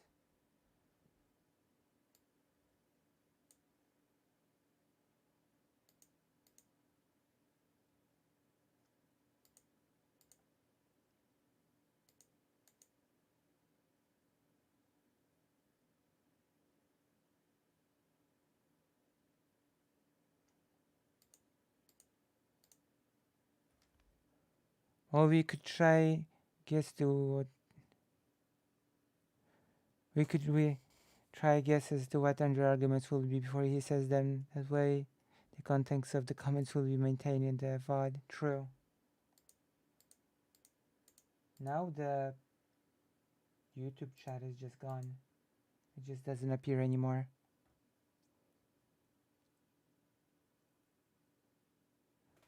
Okay, so let's test it. Write and tell me how big the delay is. I tried refreshing them in the OBS, so write something and see. Population. If you want to increase the population, again, this isn't like a policy first issue. If you want, there are policies that you can promote, and if people are happy and feel like they can, maybe they can have more children. But the idea of like, we need to drop everything right now and change everything. No. Wait, I said I'd tell you. The idea that we need to drop all sensible policymaking and forget about socioeconomics as a concept just so we can pursue this arbitrary goal of inflating the population, creating, by the way, massive resource conflicts, because quadrupling the human population within a century or two would inevitably lead to massive conflict, because those gains would not be distributed evenly across populations, people with different territories that wouldn't be fully settled. So we're causing all these problems for what? If you want to ban abortion, just say ban abortion. Like, don't... It's like already have. Well, but now back to my argument. No, wait. I didn't say. Wait. You said